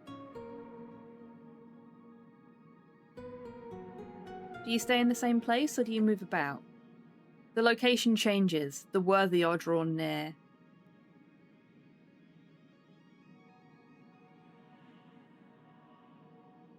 I see, so it's a temporary pop-up sort of situation you've got going here. We are where the exchanges can be made, nowhere else. Can you see the strings of yore? We are one with the string. What's the rarest books you've got here? Rarity is a trait determined by the beholder. I mean, yeah, but, like, in your opinion. We do not convey through opinion. We live through written fact. But, like, which book can't be found anywhere else? We hold thousands of written works which cannot be found anywhere else. I see. You do not. You expect an answer. You're a bit difficult to hold a conversation with, Ghostly Library. We hold 3 tomes, each of which holds a level of uniqueness and universal desire among the populace of this plane, that they can be considered the most rare copies in the collection. 16 Lessons of Chronomancy by Chronomancer, the Codex of Ultimate Wisdom by Assaulted Authors, and a copy of the Vulgata by Saint Jerome. Vulgata, a lost religious text originally passed down within the ranks of the Order of the First Knights in Old Dimenor. These great warriors used the teachings in this secretive and holy scripture to ultimately influence all modern ideas of chivalry and knighthood. All copies were said to have been destroyed when the Order disbanded. The Order of the First Knights. When you picture a knight, a holy warrior's acting as the moral cornerstone of any number of civilizations in Old Dimenor, this is where it all began. The First Knights sadly disbanded during the early Coast War, but their ideals still live on to this day. Even your Earthguard armor is directly based on their famous designs. Chronomancy? Chronomancer? Ask more. Now. A Vulgata! A copy survived? Tell me more about the text on Chronomancy. No, its content is known only to those who can offer an equal exchange. It was the greatest treasure left by Himvrak Haggenshags. You must seek out this wizard Himvrak. After the election, there is simply too much knowledge to pass up here. The Codex of Ultimate Wisdom? The original, taken via raids 1,000 years ago, left by Rodor de la Garra Verde. Where did you get a Vulgata? Ulrich Drazian. That is the name that was given.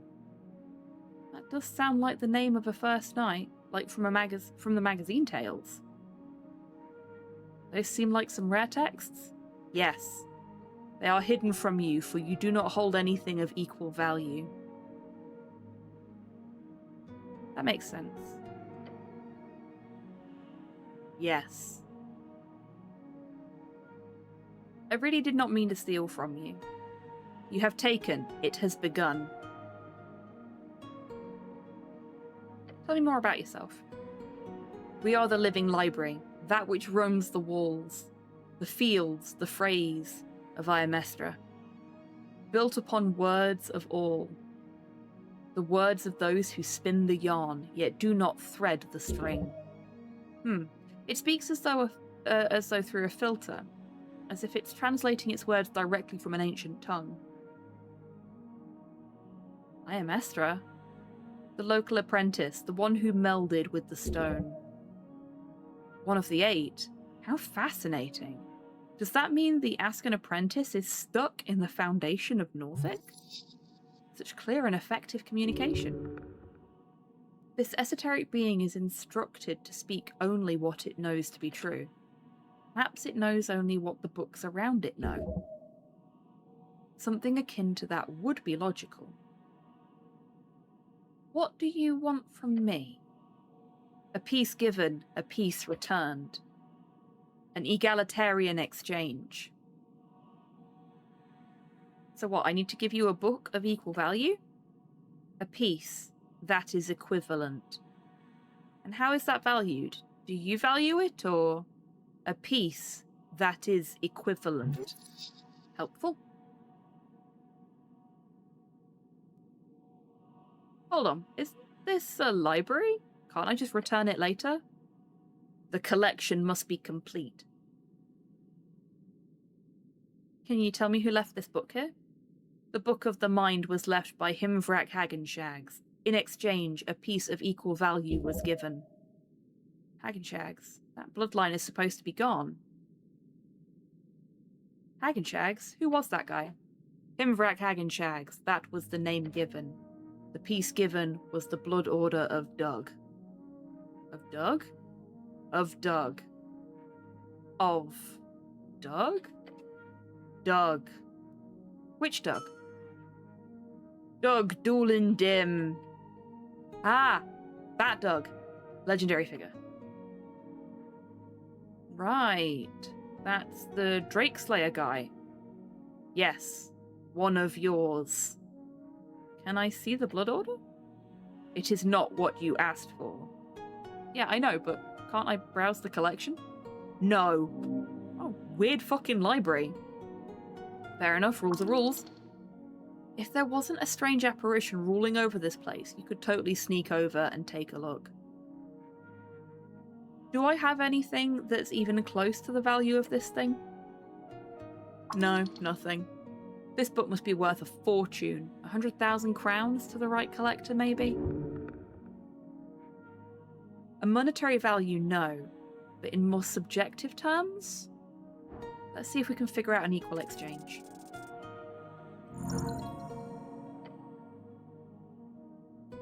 No, there is nothing you have that monetarily exchanges equality to this tome. I would have said equally to this tome, but it's not connected to a monetary value at all. It is not. While powerful, it would be unlikely that this thing would apply its own material break to the value on text, simply because it would not keep the value of the collection intact. If you take out this book and then spread the secret foreword hidden within, that Appledon spoke so longingly about, then the value would crash, and the monetary value of the collection would collapse. It has to be an object of, what, sentimental value? More or less, yes. Something that symbolizes a similar value, on whatever ineffable level this apparition appraises its collection. which means there is only one object in your possession that would reach, in any way, a high enough level of value. And you know what it is. No. What? You've got something? An equal exchange, says the apparition, the light at the centre of the spiral growing more apparent. My voting card? Your what? That would be an equal exchange. An equal exchange. You know it. You sworn to guard it with your life. It's a symbol of your political internal struggle. What kind of man would just throw it away? You're not just throwing it away. A vote is just one vote. If you get that book, you could, you know, buy as many votes as you want. Yes. The vote is useless. Just get the book. You struggled for ages over how to make your voice heard. Is this the time to falter? Truly? What a terrible conundrum. Just do it. You should think about this hard. Come on, just do it! You're holding the voting card in your hand. On its surface, you see the marks of an indecisive man, lit up on the glow of the living library. Cleric? An equal exchange. State your full name and the name of your piece. You nod towards the light. It then repeats the command. State your full name and the name of your piece. Ragan Hemlin. Ragan Hemlin's voting card. The card is grabbed from your hand, as if swept up by a non-existent wind. Yes. The voice lets out a deep, harrowing statement. The exchange is accepted. This is a tragedy. Your one and only voice is lost. The trade is in place. Then the light slowly begins to fade as darkness once again envelopes the spiral chamber. Oh man, good job, but I gotta ask. Why was your voting card worth the same as the super expensive book? What do you mean? I've lost my only vote. I won't be able to participate in our first ever election. This is a tragedy. Cleric. He looks at you with the apprehensive gaze of a concerned parent. You know you can just get a new one, right? What? A voting card. It's a bit annoying, but anyone can just get a new one from the district office if they lose it. What? Suddenly the light returns. God fucking damn it, Snell, why did you have to say it while we were still in the fucking library? Value is deprecated. No, the deal was done. No take-backs. Deal was, is, are... It's confused. Now's your time. Shit, run! You quickly slip the fancy book into your pouch of holding and in the same movement begin to sprint up the spiral hallway. As you do, the voice lets out a deep, harrowing statement. No exchange offered. Your soul will take its place. The illusionary books upon the shelves begin to crumble and shake, turning to dust one by one in a series of violent esoteric poofs. The ground shakes and the world collapses as you move up the stairs. You will join the collection. The goblin is by your side as the two of you run as if a fire burned at your backs. Stop. The apparition clearly wasn't ready for your sprint. It must be because you tricked it with the voting card. That was a great move. Yeah, sure, tricked. Let's go, go, go! The shelves turn into a sea of dust further below, quickly catching up. You quickly push yourself around the spiral as books begin to fly out of the shelf. Many turn to dark ash, covering the path in front of you. The goblin hops over the puddles of book dust. Something's wrong with this shit, don't touch it. Behind, further below, you see a wave of this ash forming.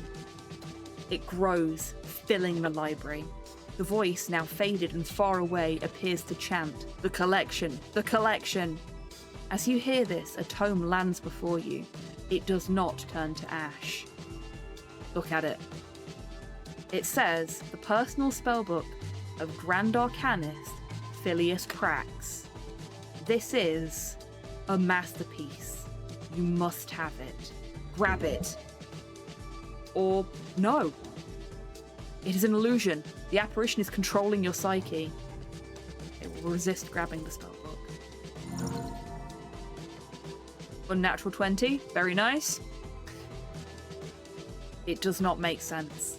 Phileas Prax did not have a personal spellbook. Such a powerful arcanist would simply bind his memorization mentally, spiritually, and physically. Obviously. Let's jump over the spellbook. Rushing past, it turns to ash behind you. Go! You follow the goblin up, closer towards the exit. You are so close now, as all the strange ashen books now pour into the walkway in a cascade of dark pages. The collection is echoing ominously behind you, barely noticeable over the rumbling of the structure. Almost there. That's when you notice it. The magazine, it sits on the railings. A magazine in a library? Yes. You can see it clearly. It is The Red Light, the best nudie magazine in Norvik. It is banned in every official district. A one-of-a-kind type of debauchery. Oh, that's fine. I really don't care to stop for a random pin-up magazine. Oh, truly? Of course, the tower's had a ton of hidden stacks of smut. It's not exactly difficult to... Hold on, look at the cover. It's a special edition. Oh, what kind of edition? Take a look, it can't hurt. You glance at it, just a quick peek. Oh yes. On the cover is a particularly sturdy-looking and well-built woman. The title says, Orcs and Amazons Edition. Earth be good. Don't open the magazine. Oh, thank fuck we passed. I've got visions of us dying in this collapsing library because we couldn't help but look at the muscle mummies. Oh boy. Can you imagine if I'd rolled a nat 1 on that one? That would have been very par for the course with the rest of this playthrough. Every time we're met with an imposing woman, we fail our check. Oh, jeez. What a great encounter. The flow of ash catches up to you quickly now, like waves of glittering dark sand, each splashing, hitting your back, causes you to lose strength. The two of you run towards the exit. Don't stop. The chanting from below grows louder now. One, a piece for a piece. Throw ourselves out of the doorway. You and Snell both jump out into the city below hallway, the flood of esoteric ash coming after you up until the exact crossing of the doorway. At which point, it is stopped hitting an invisible barrier, which promptly fades into a solid wall once more. Holy shit! The goblin falls down to the ground, letting out the occasional insane chuckle. Another stupid death averted. You got the damn book at least. Let's check we've still got it and it hasn't just shriveled to nothingness. Taking out of your pouch of holding, you do still have the quite real and physical copy of the Book of the Mind, 6th edition. I'd say it would have been worth dying for. No, because we haven't saved in ages either. A successful library heist, with some minor hiccups. Time to deliver the book to the halfling. The goblin gives you a thumbs up and slowly starts to get up on his feet. Next time, he says, pointing upwards, we'll go to the Darrowian library, okay? That was some esoteric bullshit. Polite PSA, save often. Yep. On that note, we got an autosave. It's very good for autosaving, but it autosaves after an encounter has been completed, rather than before an encounter commences. So you have to remember to never trust one save, absolutely. I did that with Fallout 4 and regretted it. Yeah, so you have to remember to save before you go into an encounter in this. Because you also can't save while you're in the middle of a conversation. I'm gonna go to Tolstad. And we're getting closer to midnight now, which means we can finally go and have a conversation with the person in the shack. I'm glad we had Snell with us for that. Because I was thinking about sending him home. I'm glad I didn't.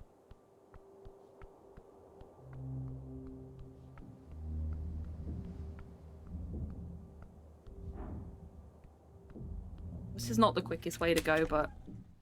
oh well, it'll do.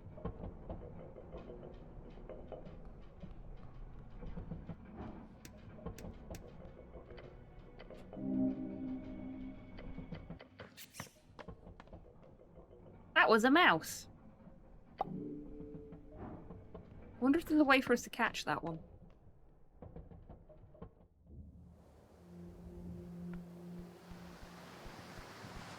Maybe it's only present at certain times of day or something?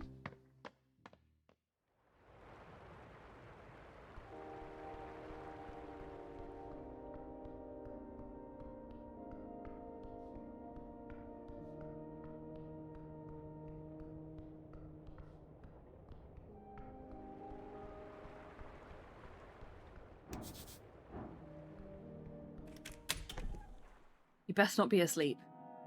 He's not. Good. He waves a hand in front of him. Found the book by Civadix. That library was very talkative. You did? Fucking glorious. And I'm sorry, what do you mean by talkative? There was a living library right below. Living library? Oh. Does it have to be human? A tulling cattle invention, I presume. I have heard tales of a shuffling trove of knowledge below, but I have not spoken with an eyewitness.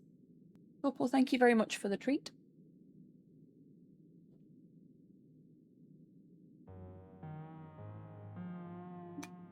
You can tell it's getting warm here because some of the sweets are getting stuck to the bottom of the jar. It's a heart.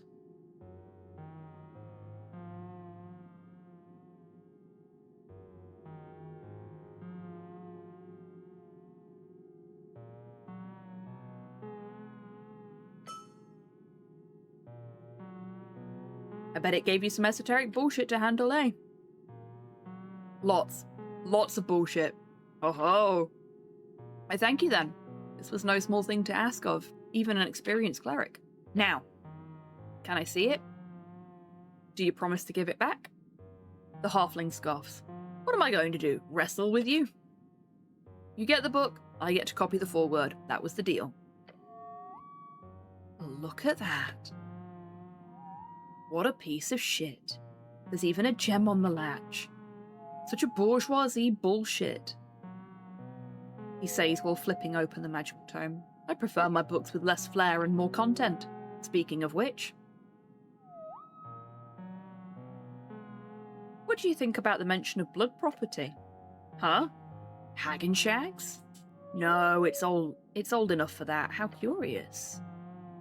The halfling sniffs a few times while flipping through the golden pages.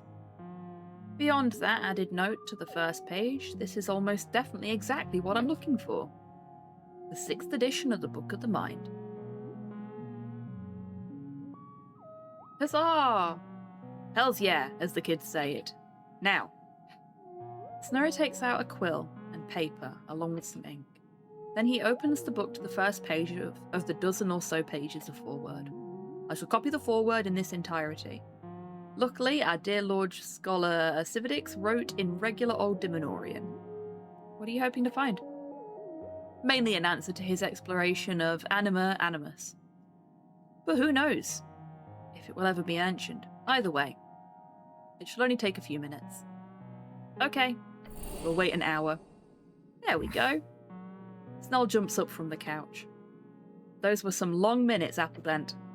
Ah, yes, sorry, I had to take extra care to make sure I did not mess up any of the transcription work. Either way, now it is done. He taps the quill one last time for the final punctuation.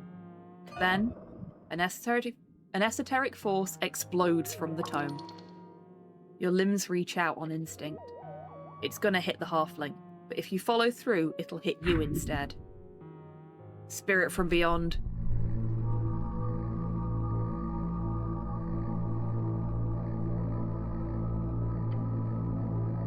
It wants a mind. You grab it from Snorri's grasp, the shocked halfling letting go without a fight. The energy emanating from its page is now focusing on you. Necrotic energies. This will hurt. If you resist it, it will only go back to the scholar. If you wish to protect him, let it in.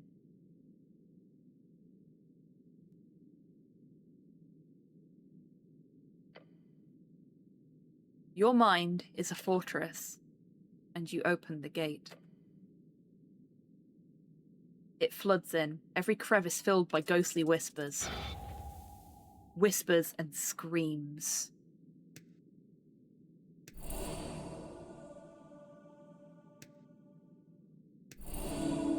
That's all my healing spell slots consumed. But in case I get injured again, your vision grows bright. Betanax Cividix. Oh well. This will have to do.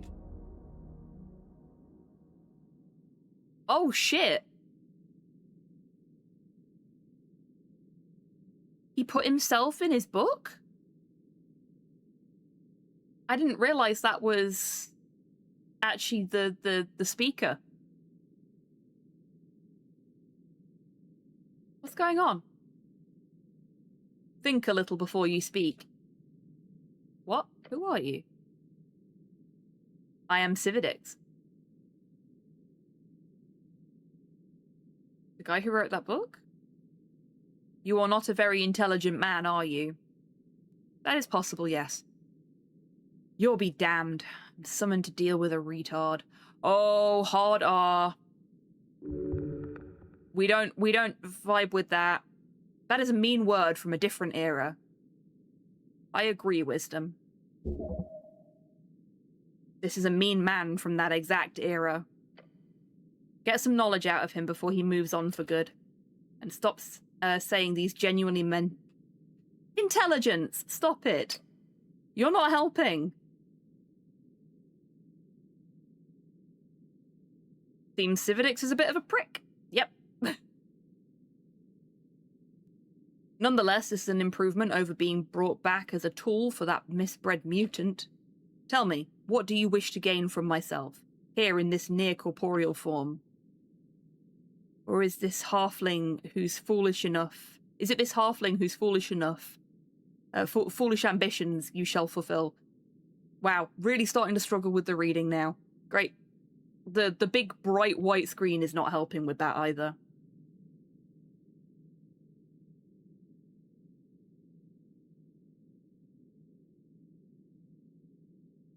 Snorri Appledent is a great scholar. He will continue your work. This lower being will not do anything beyond digging a hole in the ground. Anything beyond is but a rabbit dreaming of jumping to the moon. Moon, the light of the night, the great source of power that moves alone across the sky at night. It has a different colour and follows different movement in each band. In Ascani, it is light blue and stays in the sky for far longer than the rest. You may ask whatever questions you have. Only for the esoteric shackles bound around my soul I shall answer.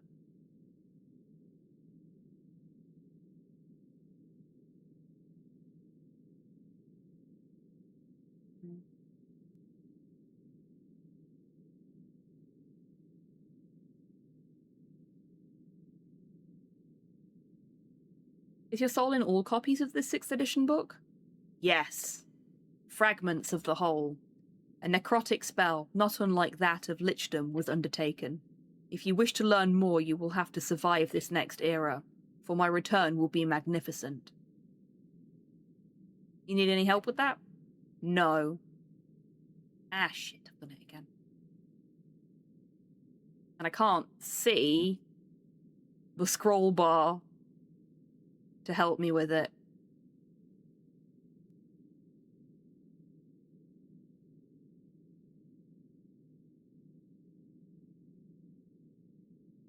Do you have any lost knowledge about string research? I do not research the esoteric. What I can tell you is only the common knowledge of the arcanists. Magic is true power. Strings are chronological.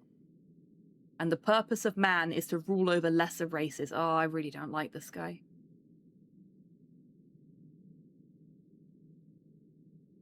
Chronological, huh? Basic knowledge. Tell me about the psychoanalysis thing. At first it was a folly. My sanatorium had many experiments running, some of which had involved esoteric hypnosis. However, the data uncovered a clear correlation in patient health when forced to speak about trauma in clinical settings. The art of speechcraft could lessen effects of mental wounds. Could you psychoanalyze me? No. I do not bother handling patients. There is nothing to be gained in performing such degrading acts myself. But how can you deduce your theories if you don't even interact with the people you write about? Such simple work is beneath me. I do not compile data, I debate and compare. Then who does? It does not matter, but if you must know, my servant's name was Mundus Guy. Hard worker, despite his halfling breed.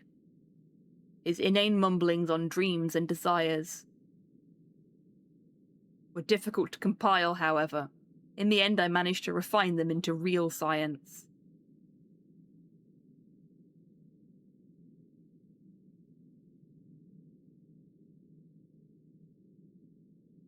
Svedix is rather confident that his book's going to go unpissed on after this encounter. I know, right? I think it may be, yeah, Destroyer. And we've got a, Freud and Jung situation going on here as well, which is interesting. Slowly tear out a page at a time to use as toilet roll. Yes. What do you know about the primal forces? They are to be wielded, to be tamed. The druidic calling is a fool's hope. Storms do not obey men without the power of arcanist wranglement. Do not be so swayed by their hippie bullshit. I really don't like this guy. Do you have any insight about the gods? Gods are but chosen of the outsiders. I once interviewed a god during the war, a fellow with light features, his origin tracing back to Vojeni farmers.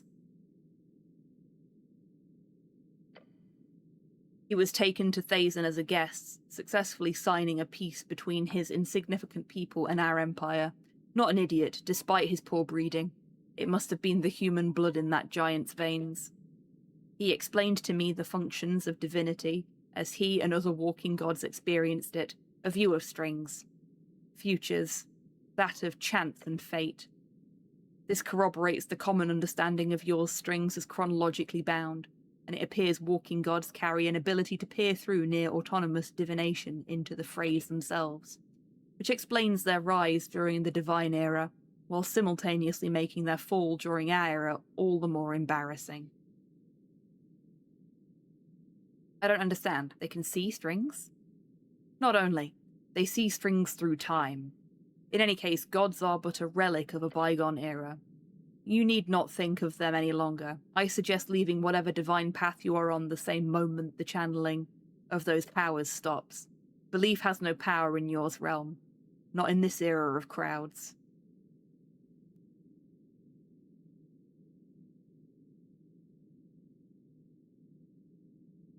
Snorri wanted to ask about the Anima and Animus. Yes, that is why most wish to gather the 6th edition. The dozen copies I crafted each contain a different foreword, each a fragment of my knowledge, my decades of research. What a prick.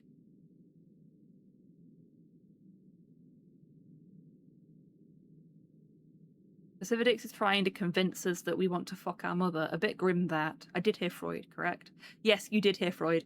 I said Freud and Jung situation. I know the caption went with Jung with a Y rather than Jung with a J. But the way he speaks about his I can't remember the proper term. His research assistant, his junior research assistant, is very akin to the situation between Carl Jung and Sigmund Freud.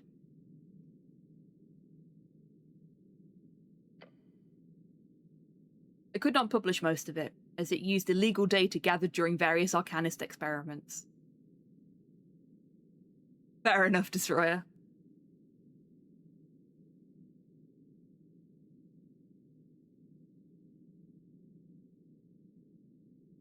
What did you find? The anima and animus are incomplete ideas. They are but a shade of a greater colour, a swatch standing mist, a palette of the mind. Through mental tribulations and intense physical exertion, I managed to extract a deeper understanding, a categorization of the mind. There is overlap to general personality research, however it does not match perfectly, as all creatures seem to exhibit these categories in different forms. 6 categories to be precise. 6? They are not prominent in the thoughts of most. They are not easily pinned down, nor are they practical due to their changing nature. However, there are 6 shades of the psyche which can be practically explored and examined, each on a spectrum of its own. Oh. I have distilled them into the following terms: force, agility, body, intellect, awareness, presence.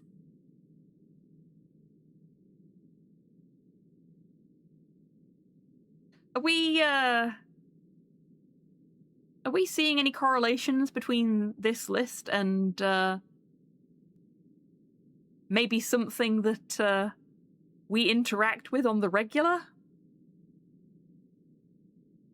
Each creature has various aspects imprinted onto these 6. For example, the masculine is most often found within the force, though some can see it more within the intellect or presence, while the feminine is most often found within the body or awareness. There is much more to be discovered here. I was in the middle of my latest compilation when disaster struck. Once I return, the work shall continue. Who was that mutant you mentioned? A damned hag and shags, one crawling around the holes of this horrid place. I had hoped for them all to have fallen. Alas, some have clearly clung to a type of disgusting existence. Unlike you, who is clinging on to a completely regular existence. My ghostly form is nothing but a temporary measure, I assure you. Himvrak Hagenshags is a crazed abomination. He will never return to a sane state, no matter his lofty ambitions. And that idiotic greeting of his, it has burned a hole into my mind I will never be able to repair. If you ever see him, kill him.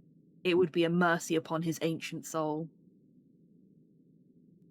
Greeting? What greeting? That inbred idiot always said the same phrase whenever he opened my book. What was it? Ahoy hoy! Idiotic. Never ask me to utter it again. We go.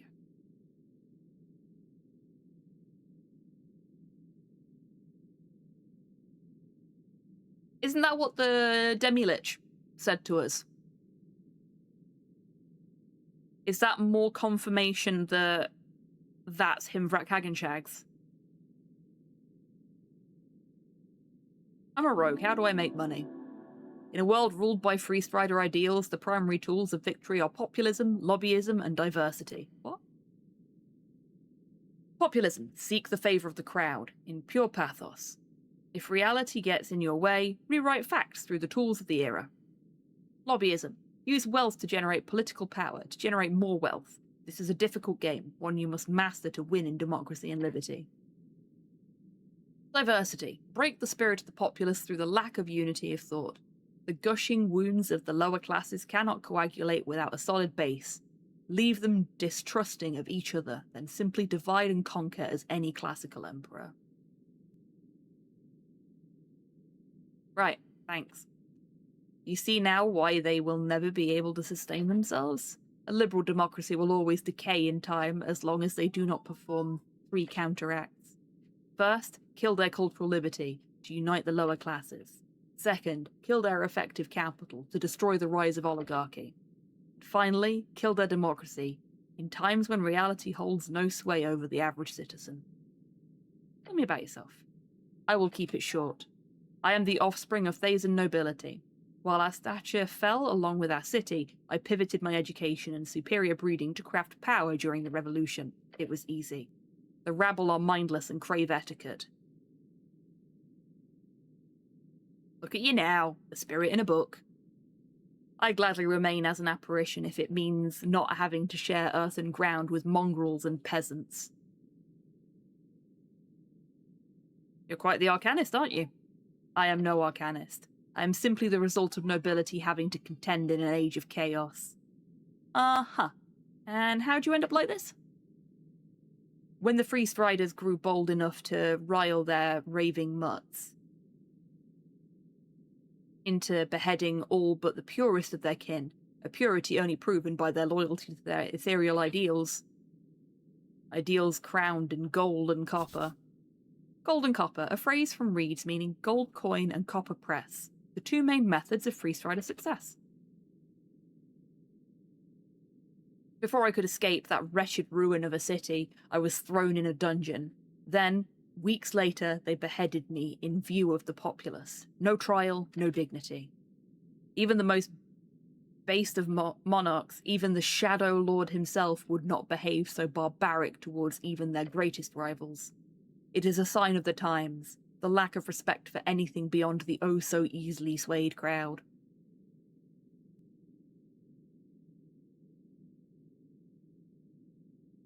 So you didn't play the game of crowds?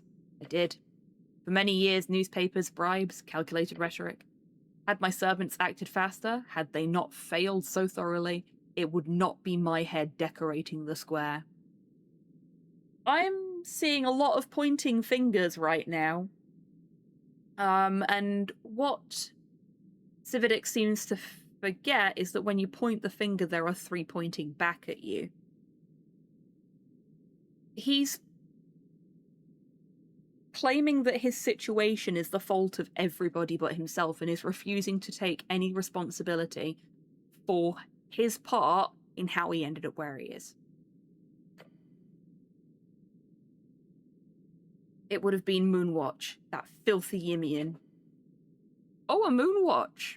Really? Alas, in time I will have my revenge. Nothing you need to concern yourself with. You man of small stature. You will know in time. They all will. Oh boy. Sure they will. I have nothing more to ask. Then I will gladly end this inane conversation. I suggest not summoning me again until you have more useful questions, or I will destroy whatever vessel is near. But for now, you have at the very least shown to be less of an annoyance than that damned Hagenshags. In return, I shall leave this plane once more, without ripping your mind to shreds. A deep and open vacuum is left within your mind as the present slips out. As vision returns to your eyes, you see a rough halfling looking down at you. Next to him, your companion poking at you with his foot. I see movement. Marvellous, simply marvellous, my dear cleric. You appeared to have been in contact with the spirit of Cividix himself. I've written down your conversation here. What? You've been out for a few minutes, talking to yourself. Didn't seem like too much of a danger, though. Mostly just some concerning rhetoric. And I'm no expert, but you should be careful. Possessions, from what I know, they can have some long-term effects. There is so much to learn from this absolute piece of shit.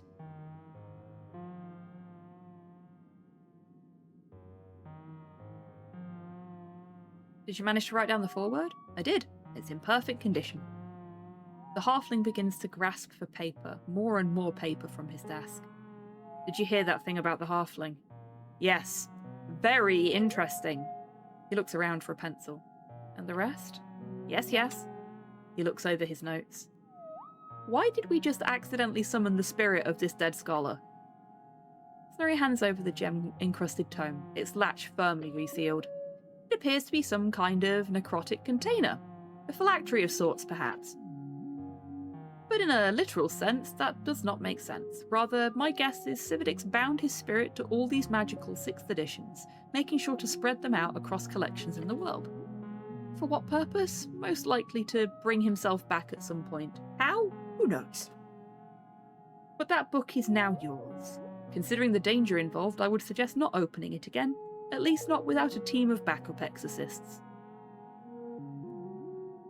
You don't want to have another chat with the old guy? I'd rather not. I'm much more interested in finding out more about this guy fellow. Arcanists are well known for appropriating the work of other lesser folk, and considering what we heard here today, I wish to delve more properly into all of this. Snorri turns away from the mess on his desk to face you with a confident smile and sweaty brow. This has been a significant step in the right direction. Thank you, Cleric.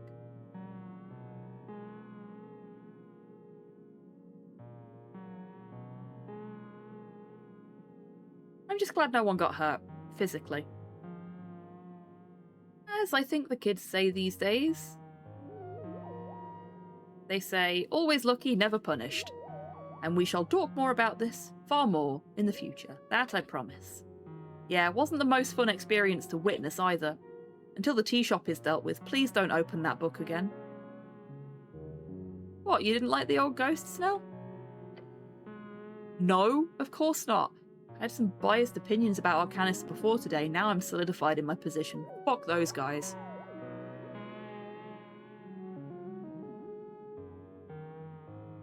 They're probably not all so bad. Maybe this guy was just an asshole in general. Something about being able to read history books makes me beg to differ. He looks very tired. Snorri, meanwhile, is already deep in writing. Let's leave him to it. Oh. Right.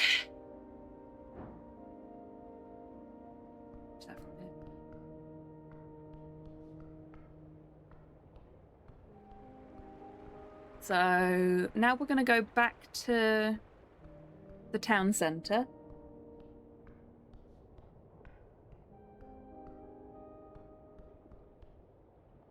We can't interact with them, unfortunately.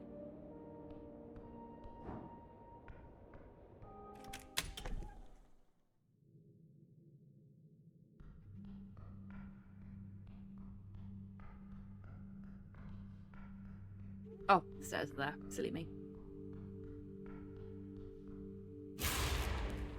Nope.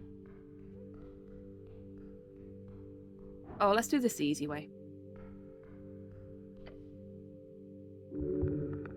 Good dogs. Well done. There are some angry barky dogs outside.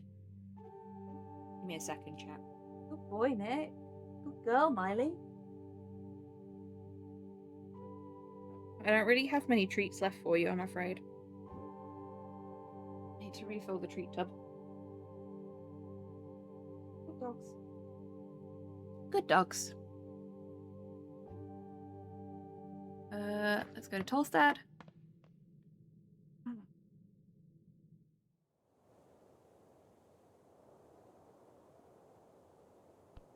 I just really want to talk to whoever's in the shack by the bikes. This way?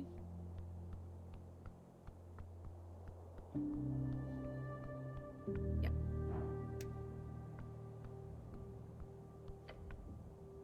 As you step up to the door, you see smoke billowing out the little hatch. A wooden sign hangs upon the door on a single rusty nail. It says, "Open." Got some business here or something? 3 hard slams followed by a crunchy voice from beyond. Yeah, is this a hag? A bloody moment, will you? We'll wait patiently. You stand there, stoically, manly.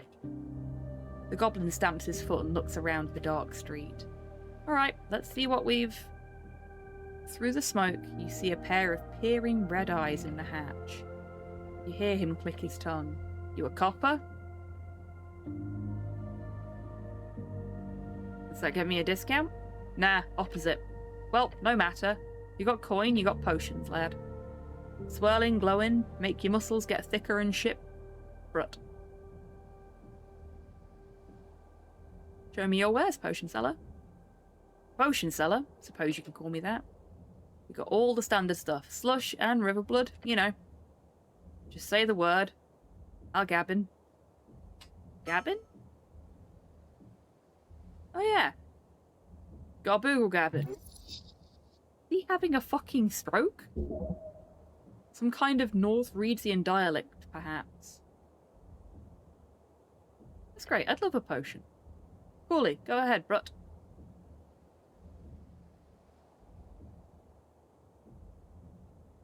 Here's a contract from the Ascani Reeds Trading Company. You what? You hear him fiddle with the paper beyond the door. Aye. Jolly fibber, it's the third. Them striders got you running causes, Brut. Real weak. Might as well be a cock silver gobnobbin, I reckon. Yeah, Brut. Brut? Yeah, cocknobbin. Right. Look, I'll be gabbing with you. Gabbing with your masters if you get in me. I get the play, I read the news, I read a lot of news. If it's good for me, I'll sign. If not, fuck off. Now, buy something, will ya? Rhubarb ale, pixie dust slush, mushroom juice, the mind expansion, river droplets, Viscard ginger drink, potion of healing for 50 crowns.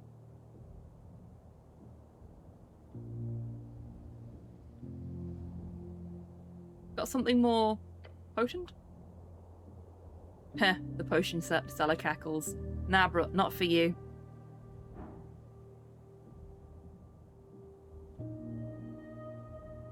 I want him to sell me his strongest potion. What? Why? Why? Because you'll be knackered by one swig. My special brews ain't for you tilly lads.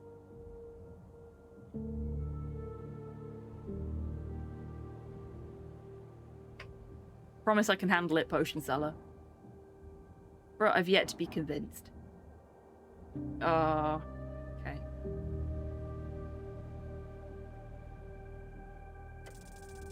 Come on. No! You groan as anger overtakes you. You must prove to this potion seller that your might is superior than any of his brews. How? Simple. A large rock. You spot one next to the steps. Cleric. You bend down and grab it, your gloved hands wrapped around either side, and then lift it. Ouch! A bone slipped into another. Your soul felt the collision. It screams. Let go. We got some XP from that, though.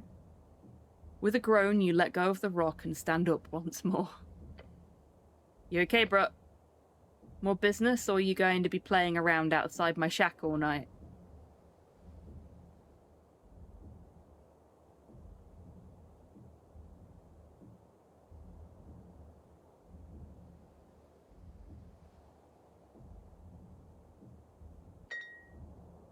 We'll buy the pixie dust slush. Haggled off 13 crowns. Nice. Get you floating on, eh? Sick. I like a cleric who likes to party. Anything else? Can I try this again?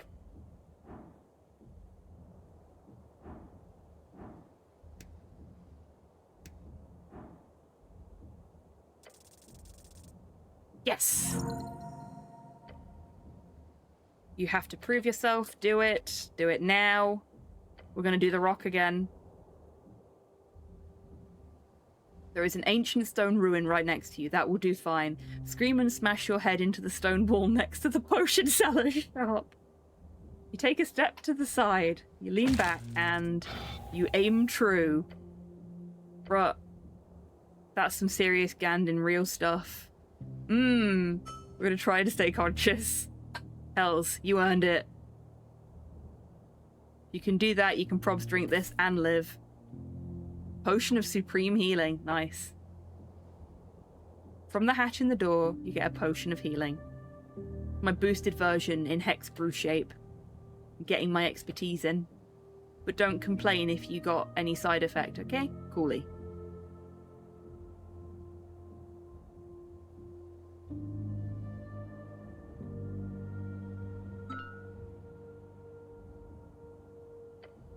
Okay. Tried to escape from the conversation. That's all for now. Thank you.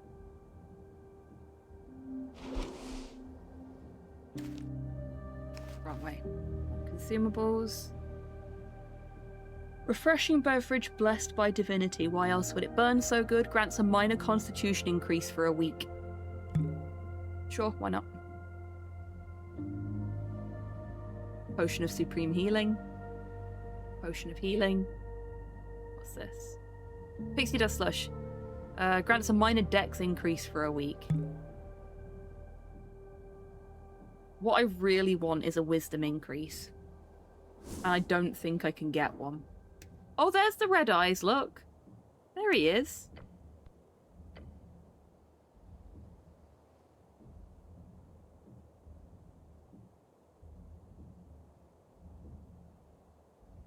I have the sneaking suspicion I want the mushroom juice for wisdom.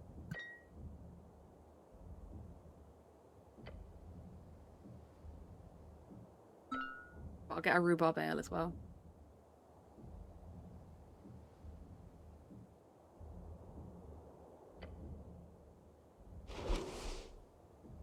And I've still got loads of coins. Okay, so rhubarb ale is charisma. That's great. There we go. Hello. Mushroom juice is wisdom.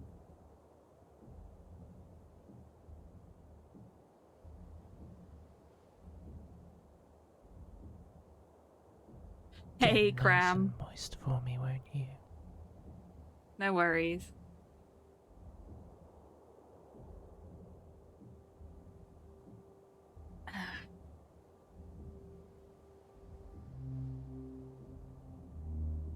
Your skim reading failed you. Yep. It's all good. Let's eat some apples.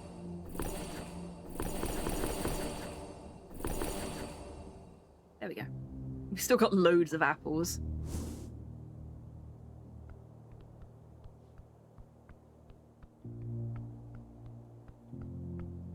Time have we got? Okay.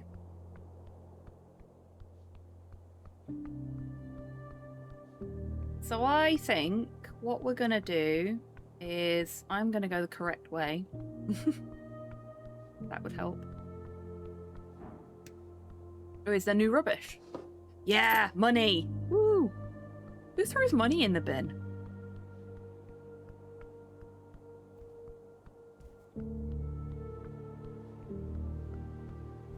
Oh, was this the right way? It was the right way, I'm silly. You have to go across. Actually, it's unfair for me to make Snell walk all this way just for me to tell him to go home. Oh, we haven't actually finished his character sheet yet.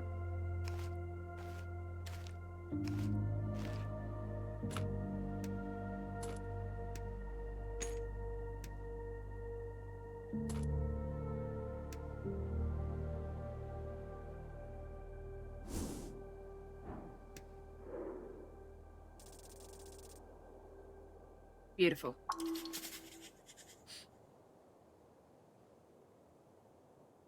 Oh shit, he's got a 30 as well. That's okay. We can try that tomorrow. Oh, alright. So it's not really a tragic backstory. But you get it now. He's a yearner, the type to hopelessly throw himself into his work for the sake of some greater good. An idealist, a romantic, in the most goblin sense of the word.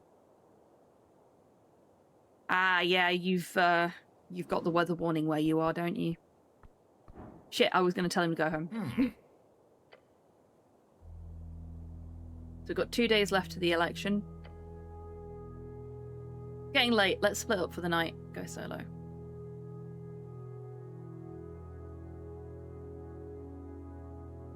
I don't think so. Just for now. I've got stuff to handle solo. Uh-huh. And I'll, what? Go stand around the garden till you come pick me up? I guess you can come with if you want. Good, let's go. Okay. I was trying to save him having to walk all the way back to his apartment, because I am going to bed. But if he wants to follow me, that's on him.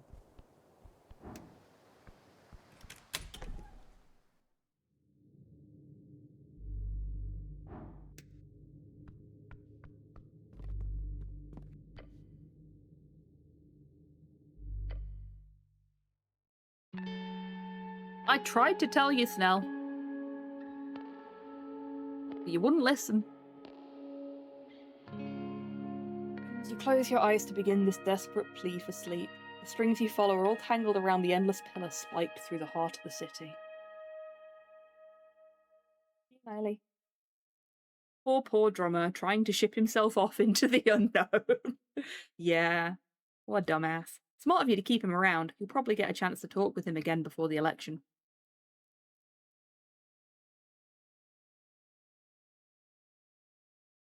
Then there's the hag. Someone holding a meeting in the tea shop right before the explosion? Highly suspicious. You really worked your ass off for the revolution. Then you even managed to do exactly what Vera wanted in that talk with the ambassador. She's lucky to have you.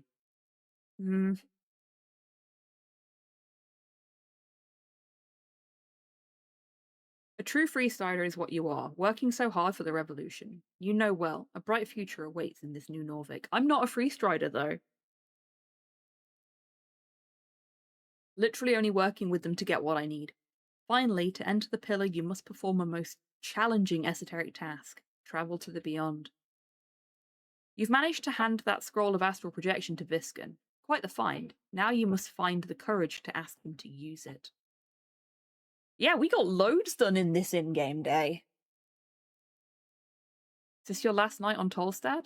Is this your last night alive? As the sun rises over your beloved city, you know one thing true. One thing is true, I think that should be. It is time to enter the pillar.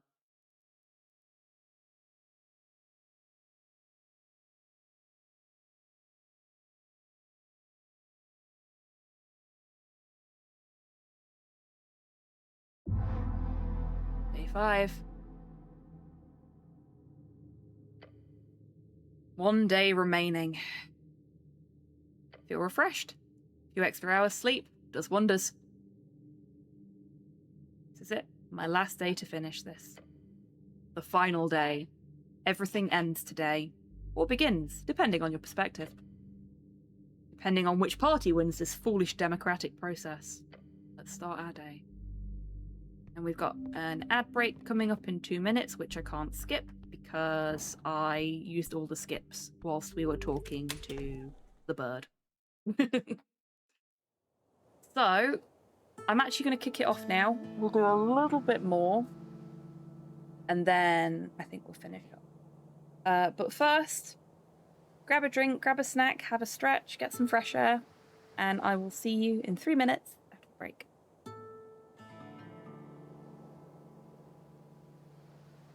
What are you doing? You being lewd again, Long? I am More like trying to more like- actually clean a single bit before I move on to somebody else. I'm cleaning plenty, okay? How many dicks have you drawn in the fucking laundry? Not one dick. How many times have you written cum on it? Not once. I'm 3, going down. 4, No. 5, 6, 7, Fucking ladder. and If I 8 get the for the one that we No, cleaned fuck. off already. You know what? You know what? Oh, what's that? He's only a little excited, can you tell?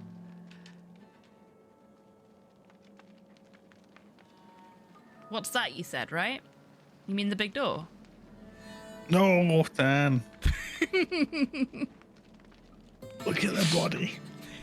I was going to. Look at Fucking it. with you. Perceive it.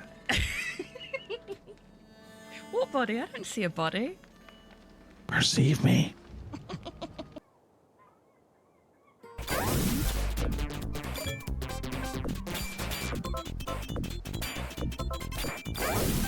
Holy shit! I have never done this before. This is the first time I've beaten a bonus stage on one ball.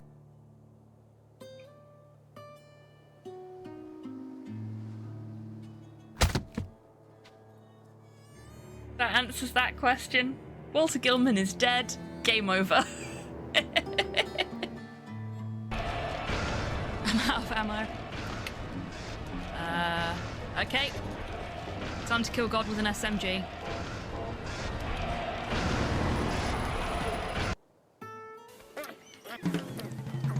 I'm gonna rub my watering eye whilst I... Oh no. Do not rub your eye during the speedrun. Yes, lick the boot. Lick the boot. Lick it harder. Rude. What the? So, why? No! No! Oh my god, this is weird! All my timings are off!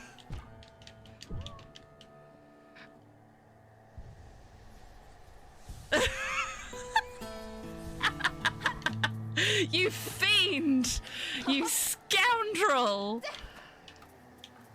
Oh, I think it's going back to normal. Is it? No. No, it's not.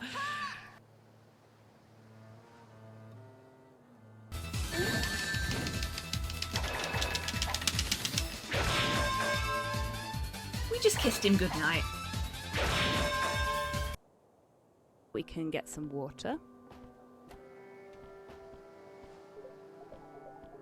Welcome back from the break, everybody. Hope you're feeling refreshed. I needed that. Okay.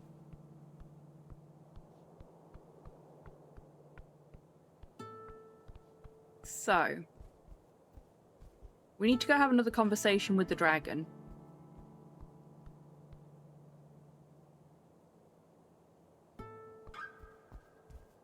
We'll do that when we pick Snell up. First things first. Up. Because we need to do that before.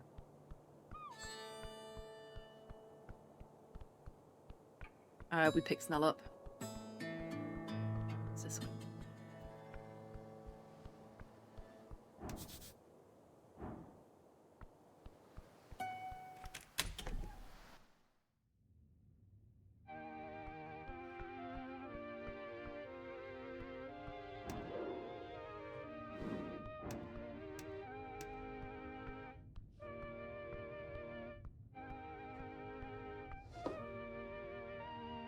Got a mind expansion and a potion of healing on her.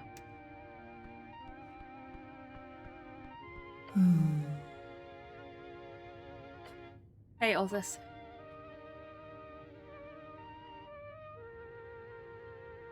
Can you give me a hint about the riddle? A hint? You dare stand before a sphinx and ask for a hint? That's some kind of social taboo? She puts down her barrel of wine and leans in. You can ask questions, but no, you do not get a hint. Wow, what a cool distinction, all this. Those are really different things.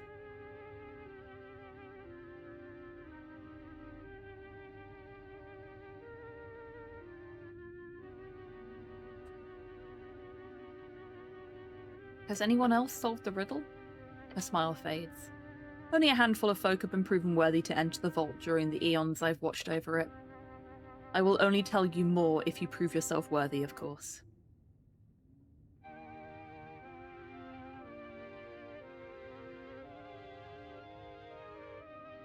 I'll have to do something with you to solve the riddle, right? No? She winces. Damn it, that was a hint. New rule, you get one hint. And she can make new rules. Man, she's drunk. That was your one hint. It is not something to do directly with me. So not like in a dialogue with you or whatever. Got it. Something like that.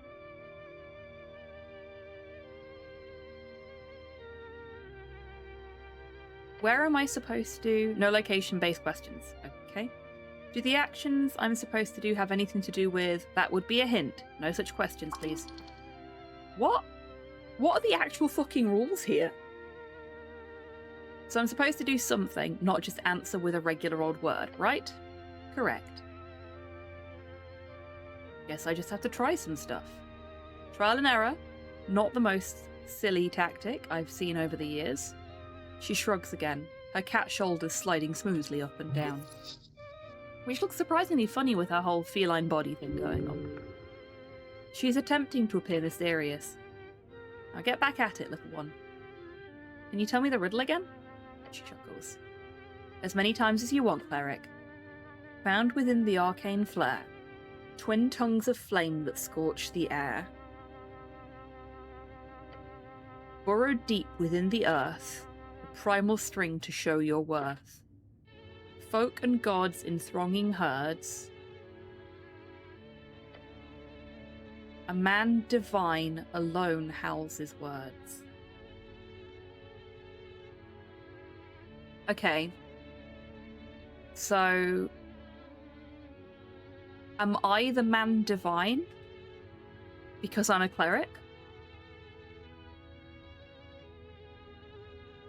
A primal string to show your worth. That would suggest that it's something to do with the druid. Or like the druid skills that I have. Found within the arcane flare.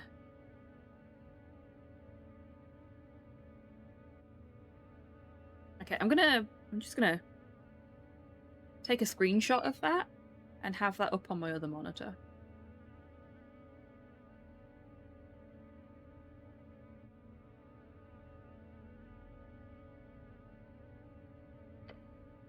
Okay.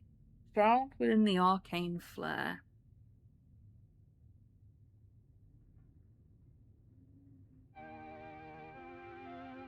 Is that... do I need to cast Dancing Light?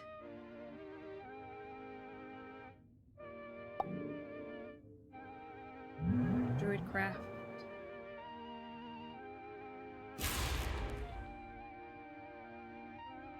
A man divine alone howls his words.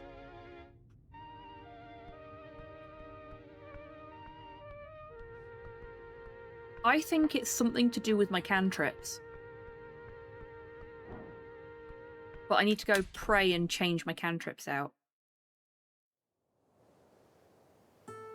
I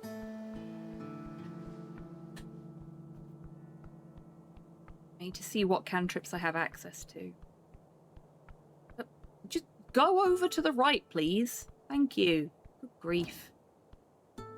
You get stuck in that circle so often.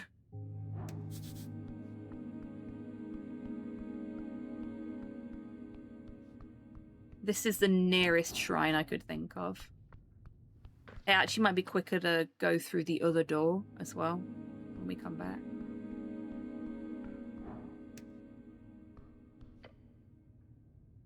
Prayer spells. Oh, I only have the 3. I thought I had more cantrips than that. Okay. Found within the arcane flare.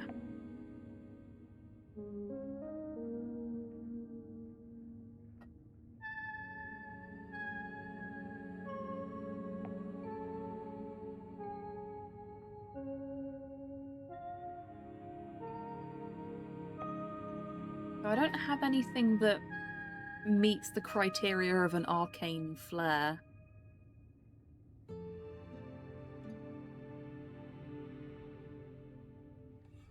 What do we think, chat? I'm just going to prepare my spells as normal.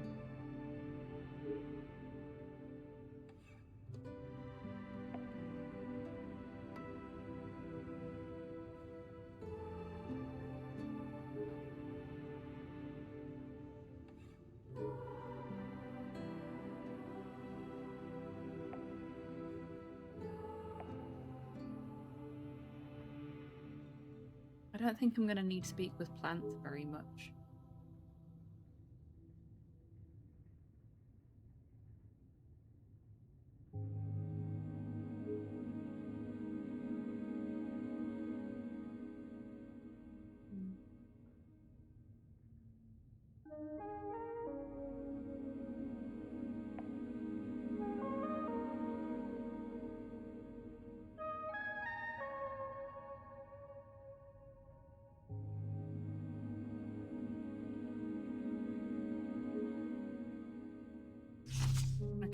So that didn't work out the way I'd hoped it would, because I don't have access to any other cantrips.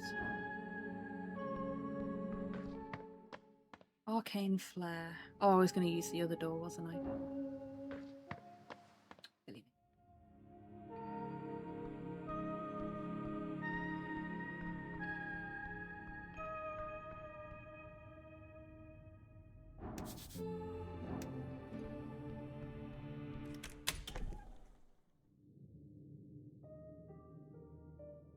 Wouldn't have been any quicker.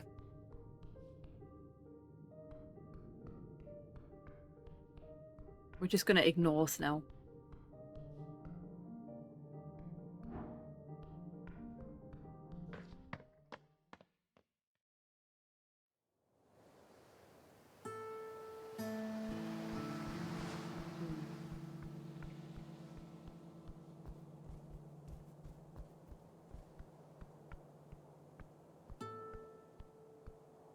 Ah, okay. Oh no, that's where the secret space is. It's fine. Okay, I don't know.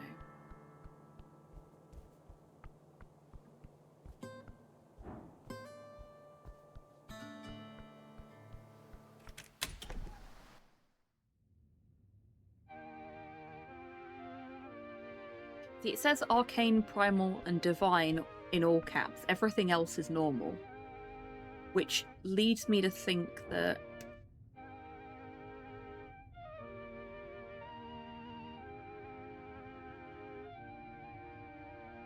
they're the important words. Because why else would they be in all caps?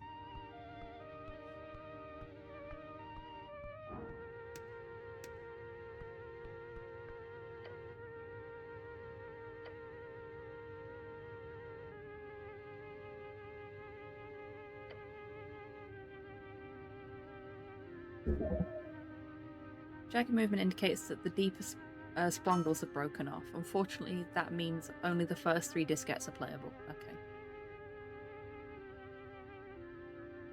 So it's not anything related to the music.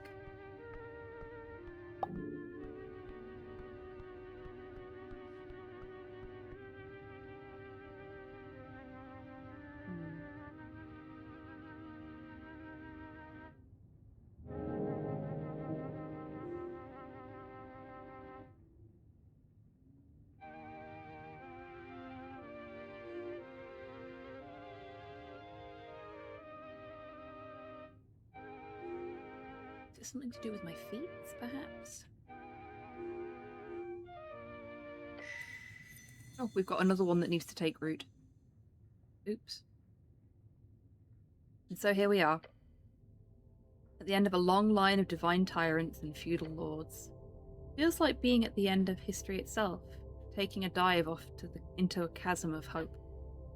That's liberalism, baby. I have no opinions on it. You may repeat that as much as you want, but the Freestrider slogans carved into the back of your skull prove otherwise. Like, purely bodily speaking. Not that your thoughts have any real impact on the city. Unless you get back to writing, of course. So we're turning Freestrider no matter what? Basically. Freestriderism is the future. Easy for me to say. That much is clear. What you saw happened in that fancy room, between Vera and her glowing guest, that's going to be the main conflict going forward. Not some scuffle with Asgard youth students or rigid theocratic bureaucrats grasping to hold on to their mansions. No, the future obstacles are out there. As Freestriderism creeps across the coast, there will be a lot of powers ready to meet it, both head-on, but also in more sinister ways. As shown by the Golden Horde, they're clearly trying to co-opt the whole thing.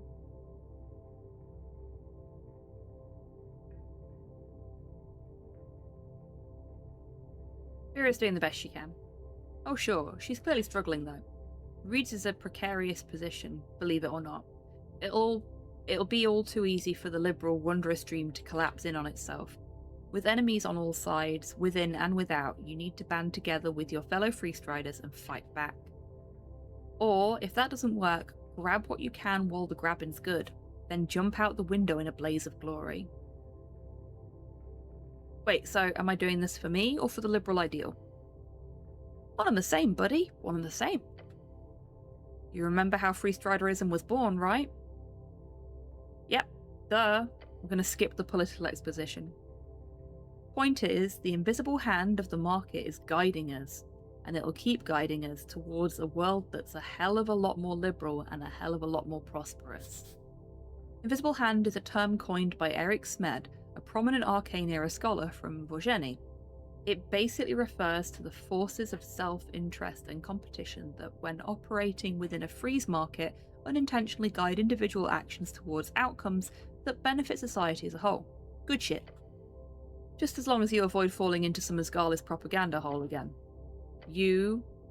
This tale you have heard so many times, a modern myth as the old keep being stripped away. Freestriderism, an unstoppable force, charging across the coast. You must arm yourself against the storm, quickly before you are crushed between the waves. Look, let's be real here. There are 100 different ideologies with 1,000 different interpretations and branches. Out of all of them, Reedsian freestriderism is probably the most powerful at the moment. You shouldn't throw all your eggs into the proverbial bag of holding, but it certainly won't hurt to move a bit closer underneath that yellow banner. So if you've got all of these forces pushing you in all kinds of directions, maybe try being a bit of an immovable object. One that's sitting squarely in the good graces of your new Reedsian overlords. Seriously, if even the apolitical boogeyman can agree to lean Freestrider, you really can't go wrong, can you?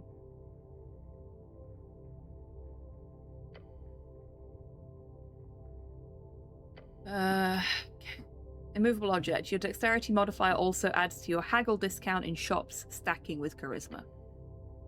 Invisible hand. Advantage on all trifle checks. Unstoppable force. Unstoppable force alters ability score modifiers on weapons. Positive modifiers get +1, negative modifiers get -1. Okay, we're doing invisible hand. It would be nice to not die while stealing things. 1000 XP.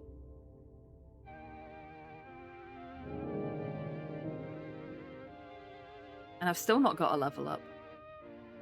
Right, is there anything else that I need to... Yes, there is. I've got ruffled feathers to do, and I think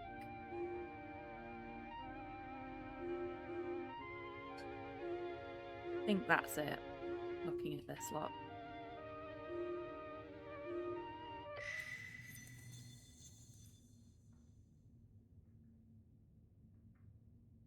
So you took the bird's papers, made him stick around with the snakes. It was a tough decision. Sure hope so. Look, it's time to establish some baseline, okay? First of all, immigration is good. What? Immigration. It's a net positive for a modern society for Norvik. Yes, that's true, but what's that got to do with freedom of movement? It's literally the most fundamental policy of the Freestrider bloc. In the real old days, the only people with resources to travel would be the aristocrats of societies. In the real early days, that'd be the top dragon servant, the top slaves. Then, during the last few centuries, that changed. The average person suddenly got the ability to move. On a societal scale, sure, but also in a geographic sense. Each of the Arcanist splinters dealt with it in different ways, but in general, especially once the Coast War broke out for real, all the borders got real tight. A shoot-on-sight type policy wasn't uncommon. And that's shit. Real shit.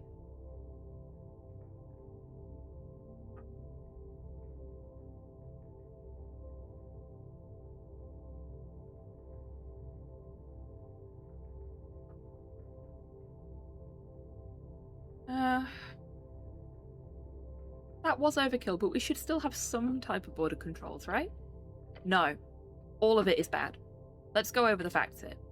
The number one cause of starvation, poverty, and economically related suffering is the general lack of prosperity. Historically, it's understandable why peasants and kings, or early Arcanists, didn't really get this, because they just didn't have any reference point.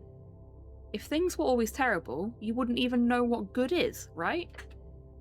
Then comes industry, mass production, both esoteric stuff, access to free food, healing services, teleportation, and the fundamentals, textile factories, metal refining, transportation, all of it giving way to an unprecedented amount of prosperity for everyone.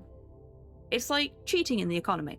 Everybody gets rich all of a sudden, even the old aristocrats. So then you have the question of nation states, of borders. Okay, now I've got to deal with this. Driving me mad. There is something, I think a stray hair, tickling my mouth, driving me mad. It's making it hard to concentrate on reading.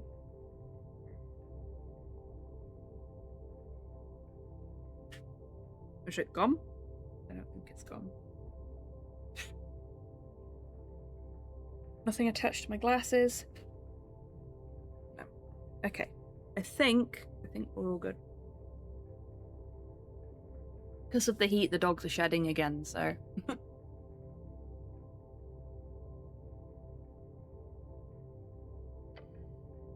You can make an argument that freedom of movement goes against certain ideals of nationalism, sure. You can't completely lock your own people away from others.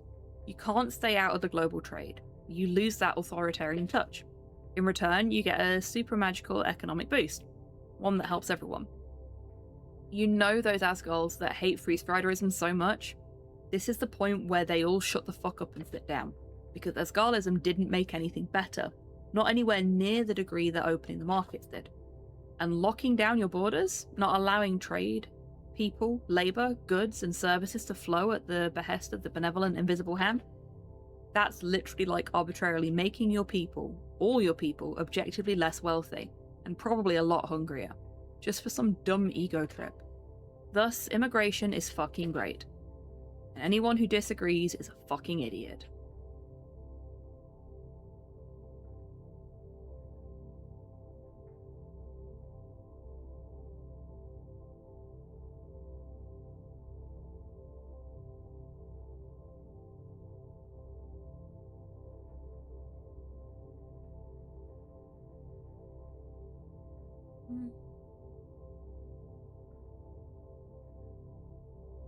I'm not sure I have the mental energy to go through all of the things I think about this, which are immigration is good, for the record. But there's nuance to it. And this feels like a really long argument that I'd need to have with myself in-game to get that point across. So I'm just going to go with the bottom option, because I'm getting tired. Whatever you say is good. No, none of this apolitical bullshit, motherfucker. Just let me rest! That purple fuck isn't here to save you. The city is changing, and you need to make a damn policy decision.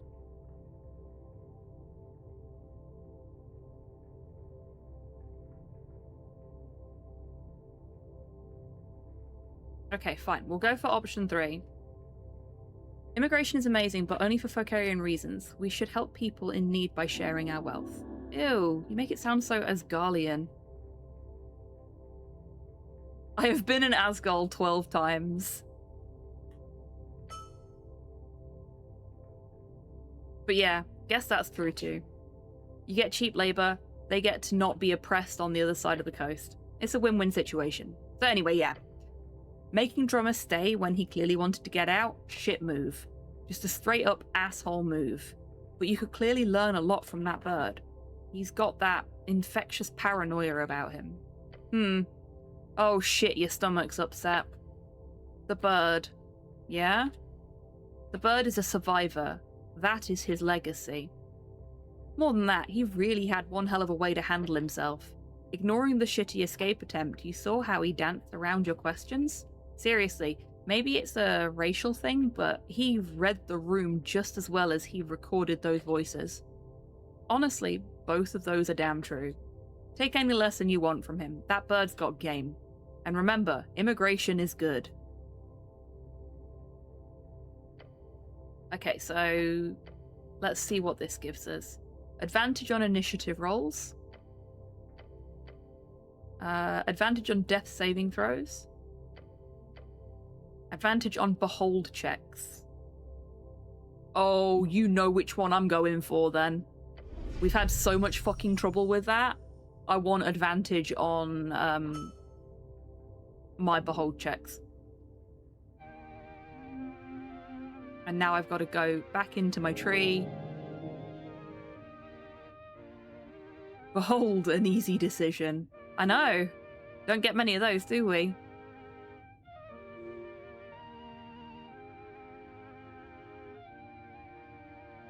Okay, I want to keep that one.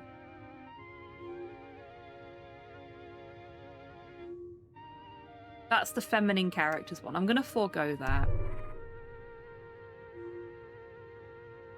And choose this instead.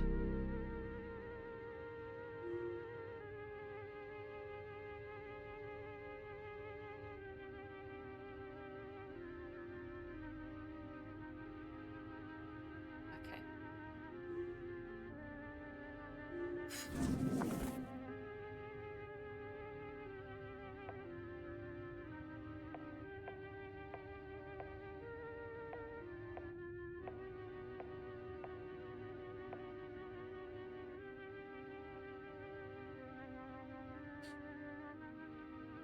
I wonder. Indeed, Soul. I wonder if it is still a spell-related thing, but what I have to do is cast certain types of spell or cantrip. So that's an intelligence one. It's arcane. Category arcane. Category primal. Yeah, okay. So I had the right idea. And I did them in the right order.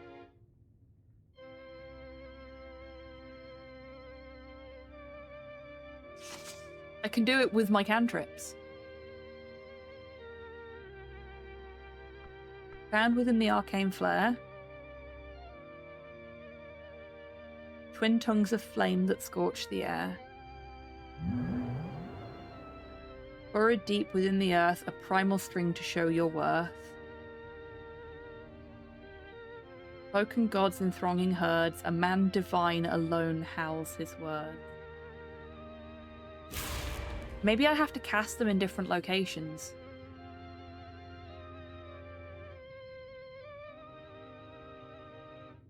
Oh, okay. Found within the arcane flare, twin tongues of flames that scorch the air. Twin tongues of flames. Twin tongues of flames. Where would that be? Alright, go on then, Soul. I feel like I'm on the right track, but... Bless you.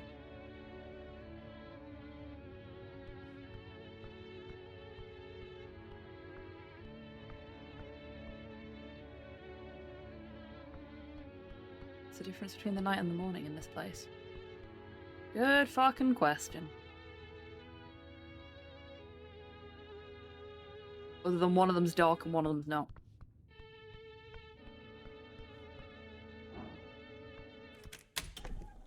Let's go outside and have a look.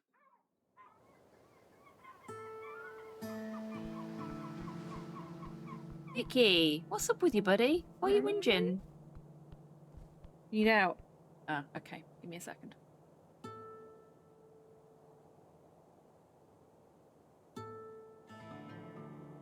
Let me just summon slow.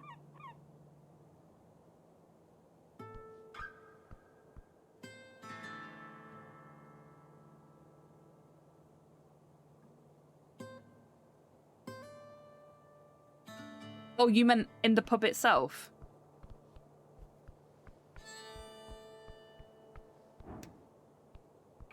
Good question.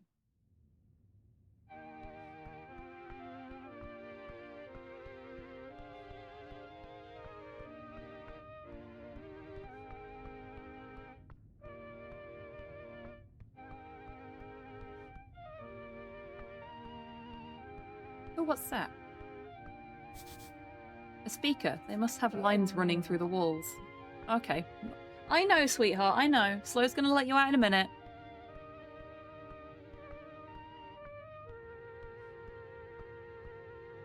Can't use that door.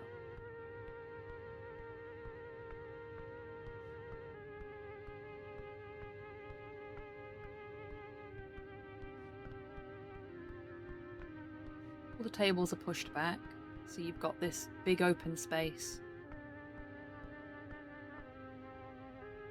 Is it something to do with that?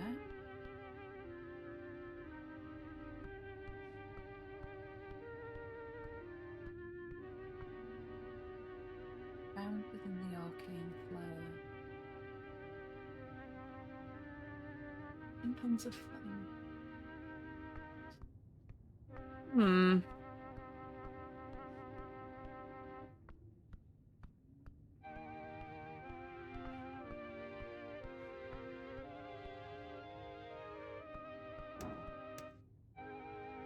I can't interact with anything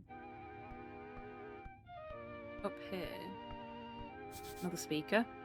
Arcanist tech. Incredible machinery.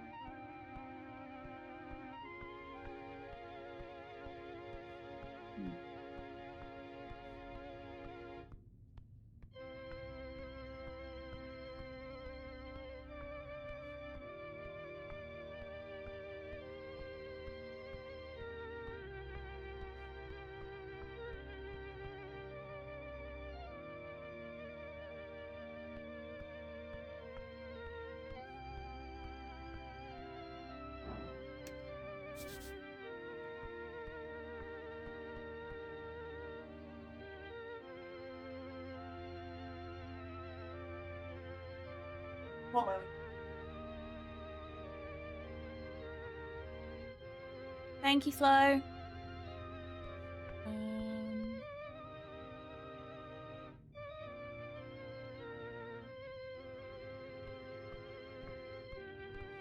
I'm not sure, Soul. Like, there's nothing I can interact with that I wouldn't normally be able to interact with. The only real difference is that all of the tables and chairs have been pushed out of the way. But there's this big space. Yes, please. By all means.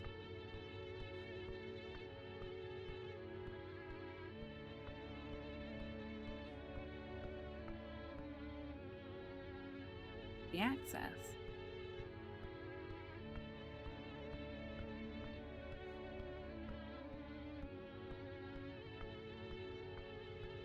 Well,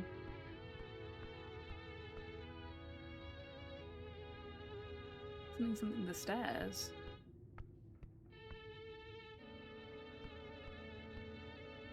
Well, they still look like stairs to me.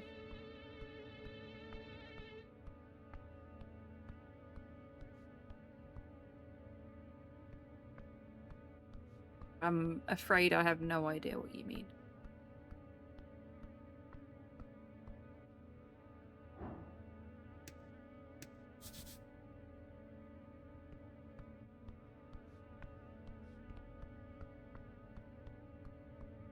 Because, yeah.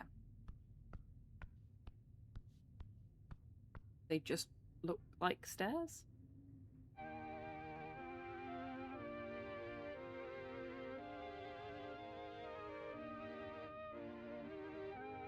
They don't look any different.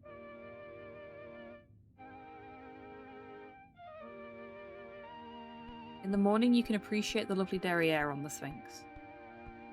Can you? Oh, you mean I can come up here? Can't do that at night. Right, you didn't mean the stairs into the building, you meant the stairs onto the platform.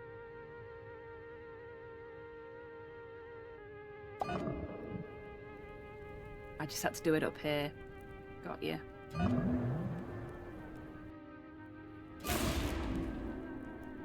There we go. So I had the right idea, I just wasn't standing in the right place.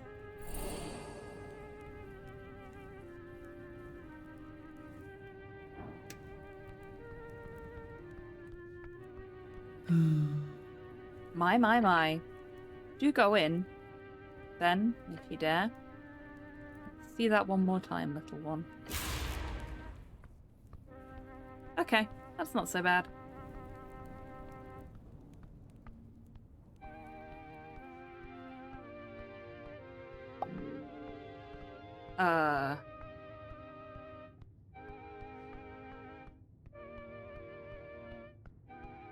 Getting flashbacks to web fishing now. Deck of many things. A deck. You are holding a deck. A deck of cards? Yes. Deck of cards. Feels very heavy in your hands. There is death in this deck. Sense an overwhelming power looking at you. A voice in the beyond telling you, commanding you to close your eyes. Why should I? The darkness wins. You do as it asks. Or perhaps the darkness simply accepted you as its own, as it envelopes the rest of the rest of you. What? The deck of cards is still with you. Should I draw from it? You could do that. But it is wise to not. Am I dead? No. Not this time. But you have been moved. Oh. You find yourself on the floor of the tavern. Sphinx sips on her wine barrel and laughs at you. You found it then. How interesting. In front of you, on the ground, you see that fancy zinc container. The deck of many things is yours. Do with it as you please.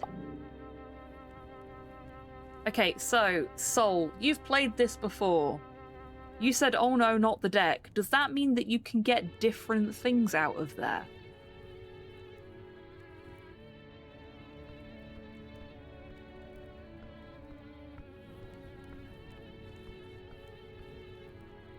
More importantly, can I do it again? No. No, I cannot. I'm only allowed to do it once. Never played this before, I just know the fame that the deck has. Ah, right, okay. Sorry, with you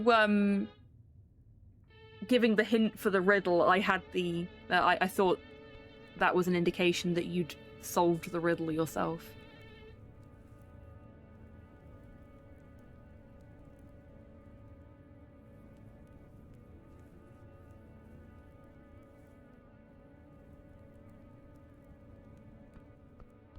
Okay. Well, we got ourselves a deck of many things, which looked like it was a minus to wisdom, which is not great. -4 wisdom. Deck of many things. You've heard many a tale about this legendary magic item. The cards are enclosed within a fine zinc container. Holding it gives you an overwhelming sense of dread. You take out the deck of many things. It is heavy in your hands. One card juts out invitingly as you hold it up. Is it dangerous to draw a card? Yes. Each card can break you or bring you fortune. I should leave this alone for now. Because what we're going to do is we're going to save. And then we're going to fuck around with it for a little bit.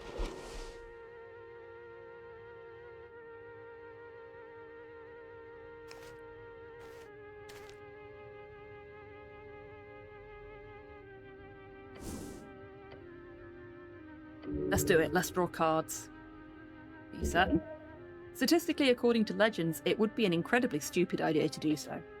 However, if you must, then to reiterate, if your first card is a negative, draw one more and then stop. That should maximise your chances of getting something decent out of it. Do it. The vellum material of the card feels light as you grab it. You hear a whisper. A groan. A deep, unnerving part of you is screaming to throw everything away through miraculous fate. You flip it over. It says, Skull! Deep, unending dread. In the darkness, you see a figure, a silhouette. Hello, it says.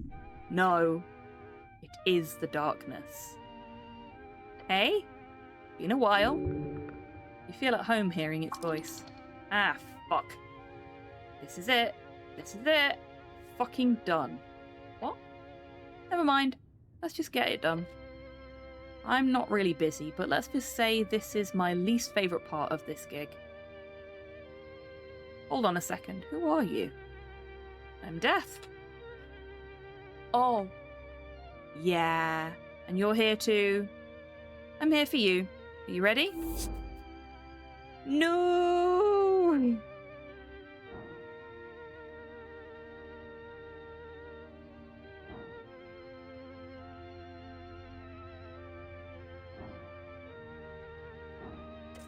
Let's try. Success. There's... What? You need to see the leverage. Go for leverage. There's something I can give you. Give Death? Freedom. I can give you freedom. Freedom. Go on. It's clear by your act here that your position as this avatar of Death is not something you chose. So I'm here to tell you, I am an altruistic and powerful spellcaster. I wish to uncover the secrets of Death and release you from your shackles. Oh. You would do that for me? Of course. Well, in that case, I would have to let you go. Really? No, I'm kidding, but good try. Shit. But really, I do feel the sincerity in your words.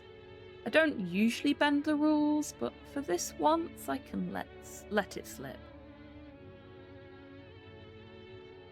You're not kidding me again? Nope.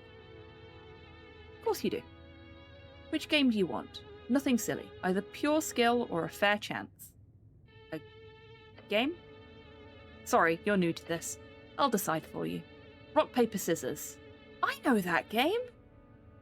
I sure hope so. It's one of the core games. Core games? Let's not talk history. I count 3, on 3, not before 3, or on a hidden silent 4, we hold out one of the 3. Rock beats scissors, scissors beats paper, paper beats rock. Okay, let's play. Out of the darkness you see a 5-fingered hand. It's pale and ethereal. It's a 1. He's doing a 2. 3. Scissors! He's doing scissors, so I throw rock. You hold out your hand and Death throws out his bony hand exactly and simultaneously as if a shadowy mirror stood before you.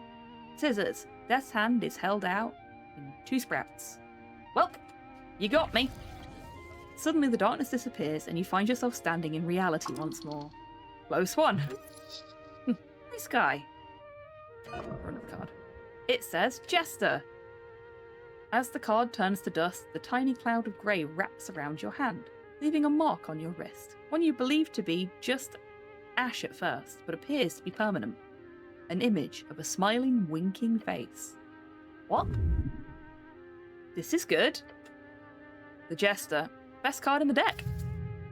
It will cause you to succeed in life, from what you've heard.